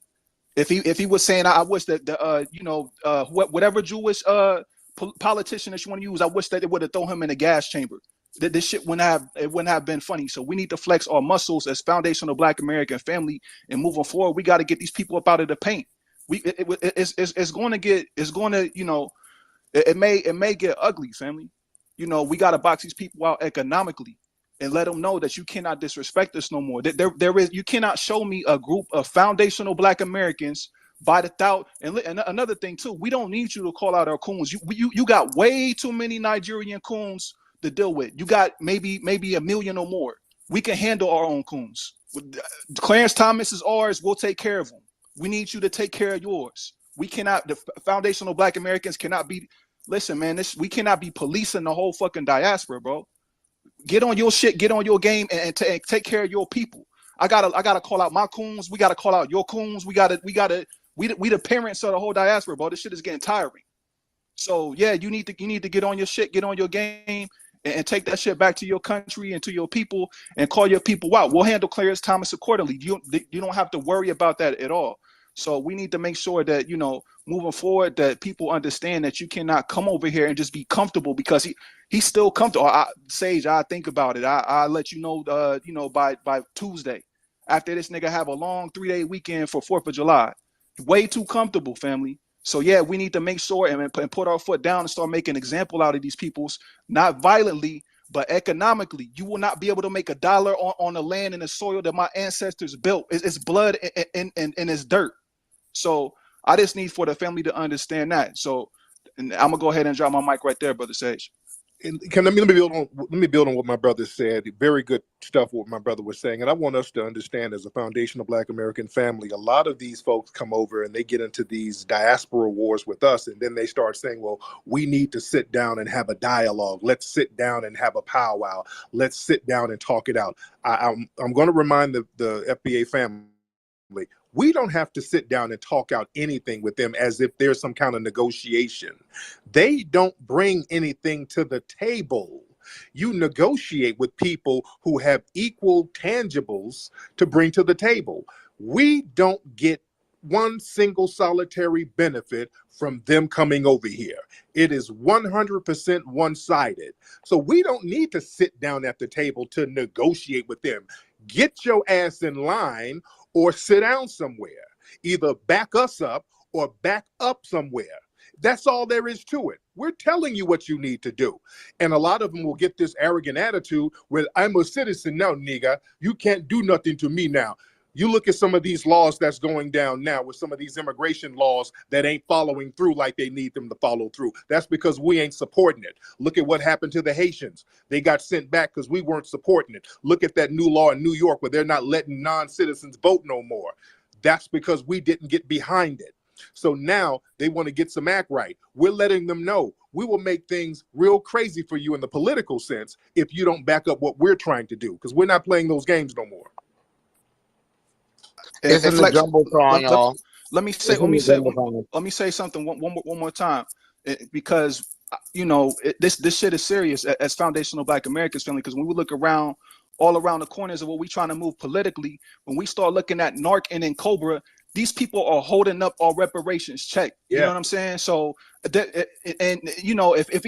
he, like I told him when he was on stage, he don't have the same energy to match the Nigerian GOP candidate in Michigan, Austin Changi, who said when he was going to get elected that he was going to remove Black History Month. Can somebody show me a foundational Black America who decided to uproot and move to Nigeria and get into politics and put bills and legislation in place that's going to withhold the native people who've been on that land for hundreds and thousands of years? You can't give me one example, but I could give you at least 30 right now off the top of my head, where we have immigrant coons, tethers that are here off code in our political arena who are messing up our check, purposely. We are literally fighting for a reparations check. And when I'm looking at these Narcan and Cobra names, these are not foundational Black American last names. These are people who are not of our lineage. If you are not of our lineage, you cannot speak for us no more. You got to get in line and you got to check your own coons, because you got a lot of them. Yep. Real quick, I know there's a lot of people that want to ask Brother Jason and Brother Tariq questions. Please make it quick. We're going to try to run through them as quickly as possible. It's very rarely when these two brothers are together. So we'll allow you guys up here, but please keep it brief. Brother Afro, it's on you. Okay, thank you. I'm going to keep it as brief as possible. I know a lot of people want to speak, but I'm proud of foundational Black Americans, because right now we're taking the steps to be taken seriously. Before, everybody knew, FBA, they get mad for a little bit and it'll blow off. Exactly. It won't matter. Nobody took us seriously. Politically, they didn't take us seriously. They were like, yeah, they're mad, but they're always mad. But eventually they'll get back on the same old train. They'll say the same old things over again. Just wait a couple weeks. And then they realize, okay, well, a couple weeks have passed. They're still mad. And then a month later, okay, I don't think there's calming down now. The Tethers are starting to realize that too. Yeah, we were talking earlier this year about delineation. They were upset and they felt like it would blow over. Then they saw what happened in Ukraine and were like, FBA, you guys aren't going to say anything. We're like, no, we too focused on the gas prices right now. The year before with the Haitians at the border, they were looking at us like, damn, is FBA going to say anything? No, we were serious when we were talking about we're done with caping for Pan-Africanism. They thought that we were just saying that because we were mad and they didn't take us serious. What happened with Christian Ubumseli, I believe his name was, the Nigerian who got stabbed to death by his white OnlyFans girlfriend. And then they came running to us like they always do, like FBA, you guys aren't going to say anything. We're like, no, we were very serious when we said we're not doing the Pan-African thing, the one-sided Pan-African thing where we're out there saving everybody, we're caping for everybody, and then you come here and you disrespect us, you come here and you interrupt the progress that we're making. We're done with that. And they keep making the same mistakes. And this year, well, the last few years, I should say, has been the years of the Negro wake-up call, not just with the Tethers, with the Black LGBT, with the Black feminists. All of them are getting their Negro wake-up calls because we have made, I'm so passionate about this, but we've been strong in uncompromising on our stance not to save anybody anymore. We're only looking out for the people who are looking out for the Black agenda. Anybody who's off code, we're leaving them to the wolves. And that's the way we're going about it. And I'm proud that we're actually doing it that way. And family, the thing is, foundational Black Americans, we've been warning these Tethers for years how you don't play these games with white supremacy. For years, we've been telling them, hey, brother, you might need to stop with the cooning because these white supremacists are turn on you. You might not want to talk greasy about other Black folks around these white supremacists because they'll turn on you. We've been telling them that for the longest. They'll tell us, well, no, nigga, you just don't work hard. You don't pull yourself up by your bootstraps, nigga. These are good white people. All like, what about Chicago, nigga? All right, Umbutu. And then when you get stabbed up by your white girlfriend or you dating a zaddy and then all we find is your divestment wig in a river somewhere, your family want to come to us with the goddamn kufi and the GoFundMe page talking about, hey, nigga, we're all in this together. No, we're not. We're good. You do you. Pull yourself up by your bootstraps or your flip-flops or whatever you got going on because we're not caping for you no more. We're taking the cape off. Hold your own damn nuts. I just want to say real quick, too, it's funny how they get all bold and revolutionary, on our history. But when it's time to fight, you don't see them being bold and revolutionary. Then they want us to come rallying around. They are only bold and revolutionary because we have made it possible for them to do so. Because if, like I said, Takachi, if you are so devoted to this abortion cause, Nigeria is not that long of a flight from here. Go there and push the abortion call because it's illegal there. The only reason he can call for Clarence Thomas to be lynched and all that stuff is because of the constitutional rights we have fought for, and he's using it against us to get Black babies aborted. I'm very proud of the way we all came together tonight. And family, this is another thing, family. FBA family, don't ever let no tether sit up and tell us we don't have a culture. We are the culture. Everything about American culture is from foundational Black Americans without any exception. That is a major projection. I want you to ask these people, if they talk about culture, what in the world is your culture? These people don't have no culture. That's why they fled. They have shea butter and fly swatters. That's the only culture they have. And I'm not trying to be mean-spirited, but they know they don't have a culture. And they like to project that lack of culture onto us. So check them hard anytime they try to come around us with that narrative.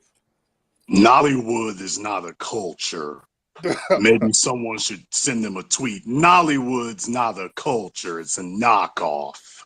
Yes. Real talk. Yes. I also want to dovetail off of that, as a matter of fact, here. To the brother before G4, Sonny, and Afro. it's very good to be able to round those things up. I want to address the Clarence Thomas thing. Clarence Thomas is a coon. We all agree on that. But it ain't abortion that makes him that. It's not a ruling on abortion that does that. So if anybody's got a problem with Clarence Thomas, he didn't just become a problem 4 days ago. And even if you do have a problem with it, it's not abortion that does that. So recognize when people are using something as a front to express something that they've been meaning to say to you the whole damn time. It's one thing to just keep it refined to Clarence Thomas or whatever, or just keep it refined to the issue of abortion. But then again, you'd have to show me where you're just really caping for that, because he would never go back to his homeland, his real homeland, and speak like that. He would just be quiet as kept. They would never do that. So when you see these folks dropping in from other places, when they bring the tether babble with stuff that they would never say back where they were, because if you really that big of an activist, you should be walking down the streets in Nigeria saying this. If you really want to find some anti-gay, anti-abortion people, dude, go call your grandparents. Stop sitting among us. Get on the plane and go visit your kinfolk, and you can go stomp all you want to. You know what the difference is? Over there, you would get dealt with if you tried that. You go over there and you'll just disappear. So you're going to a place where we made it safe for you to talk crazy. And now you're just showing you're just going to take it to a whole new extreme. So now we got to go ahead and put the foot down about it. And it's good about that. And this is going to be a shock to the system. I want you all to understand this is a shock to the system because they never heard this before. The previous generations got everybody lulled into a sense of security. They can just talk to us any old kind of crazy way, and we will still cape for them. So they're not gonna. It's not gonna sink into them quickly. Trust me, it's gonna take a lot of licks on their backsides with a leather strap before they get the point. But they will get it.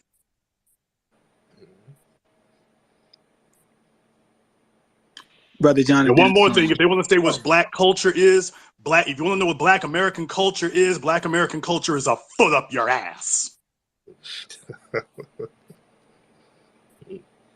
There you go. I know you were saying, Jonathan, he has his hand up, Nikki. If you guys could put your hand up, and then after you speak, I'm gonna drop you down because it's a lot of people who want to speak. So Jonathan, go ahead because you had your hand up, and then on Nikki, and then Chef, and then Irie.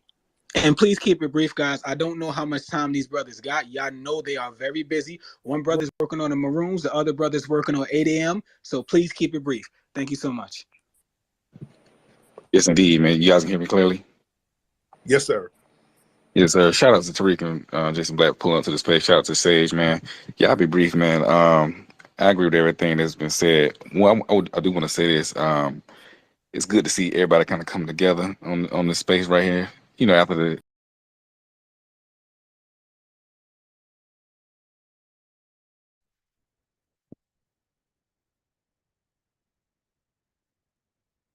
Hey, yo, I think y'all can hear me. 30 guys watching. Listen, Golden Brown, you just popped up. Capricorn, Nat Flick. Hey, man, holla at me on my other channel. I'm about to go live. I'm not playing videos. I'm talking. Well, I'm playing videos, but I'm talking. I'm explaining. I'm interactive. You dig? And Tethers will call up, and I'm going to deal with them. Okay, no different than Jason Black, Professor Black, Tariq Nasheed. I dealt with them the same exact way. Okay, I'm well studied on American history and Black American history, and no tether is going to out American history me. You dig? So, with that being said, let me show you the channel if you don't know. Okay, because this live about to end, but not yet. I'm gonna do my due diligence and showing you to subscribe to my main. This is my main channel, by the way, that I'm going to share on the screen. So you're here, this is my backup channel or my separate channel. Okay, but my main channel where I go live, where I talk and interact with the chat, okay, is this channel right here. I'm going to show you in a second. Just bear with me. So this slow ass computer catch up. Okay, cool. So we're here. Okay, so the ladder. So the top is where you at already. FBA defensive unit, that's where you at right now, right? I'm defending FBA lineage FBA talking points, anybody representing us, our spokesman, Tariq Nasheed, Jason Black, Professor Black, all of them. You. I'm defending even you and your talking points. Okay, so then my channel is Unbiased Sports Podcast. So do me a favor and type in Unbiased Sports Podcast right now. Subscribe, 'cause I'm going live there right now. All right. So that channel is where I'm more interactive. This channel, I play videos, entertain you, 'cause I know TV is bullshit, internet is bullshit. So I play positive shit that you can relate to. Sometimes I play other folks. It's all good. It's all enlightening. Okay, so Unbiased Sports Podcast. I'm about to end. I'm about to shut this live down. I'll see you there. Okay, I probably got, if that's your first time coming there, then just say, yo, I'm FBA, so I can rent you up. You think I ain't renting up no tethers.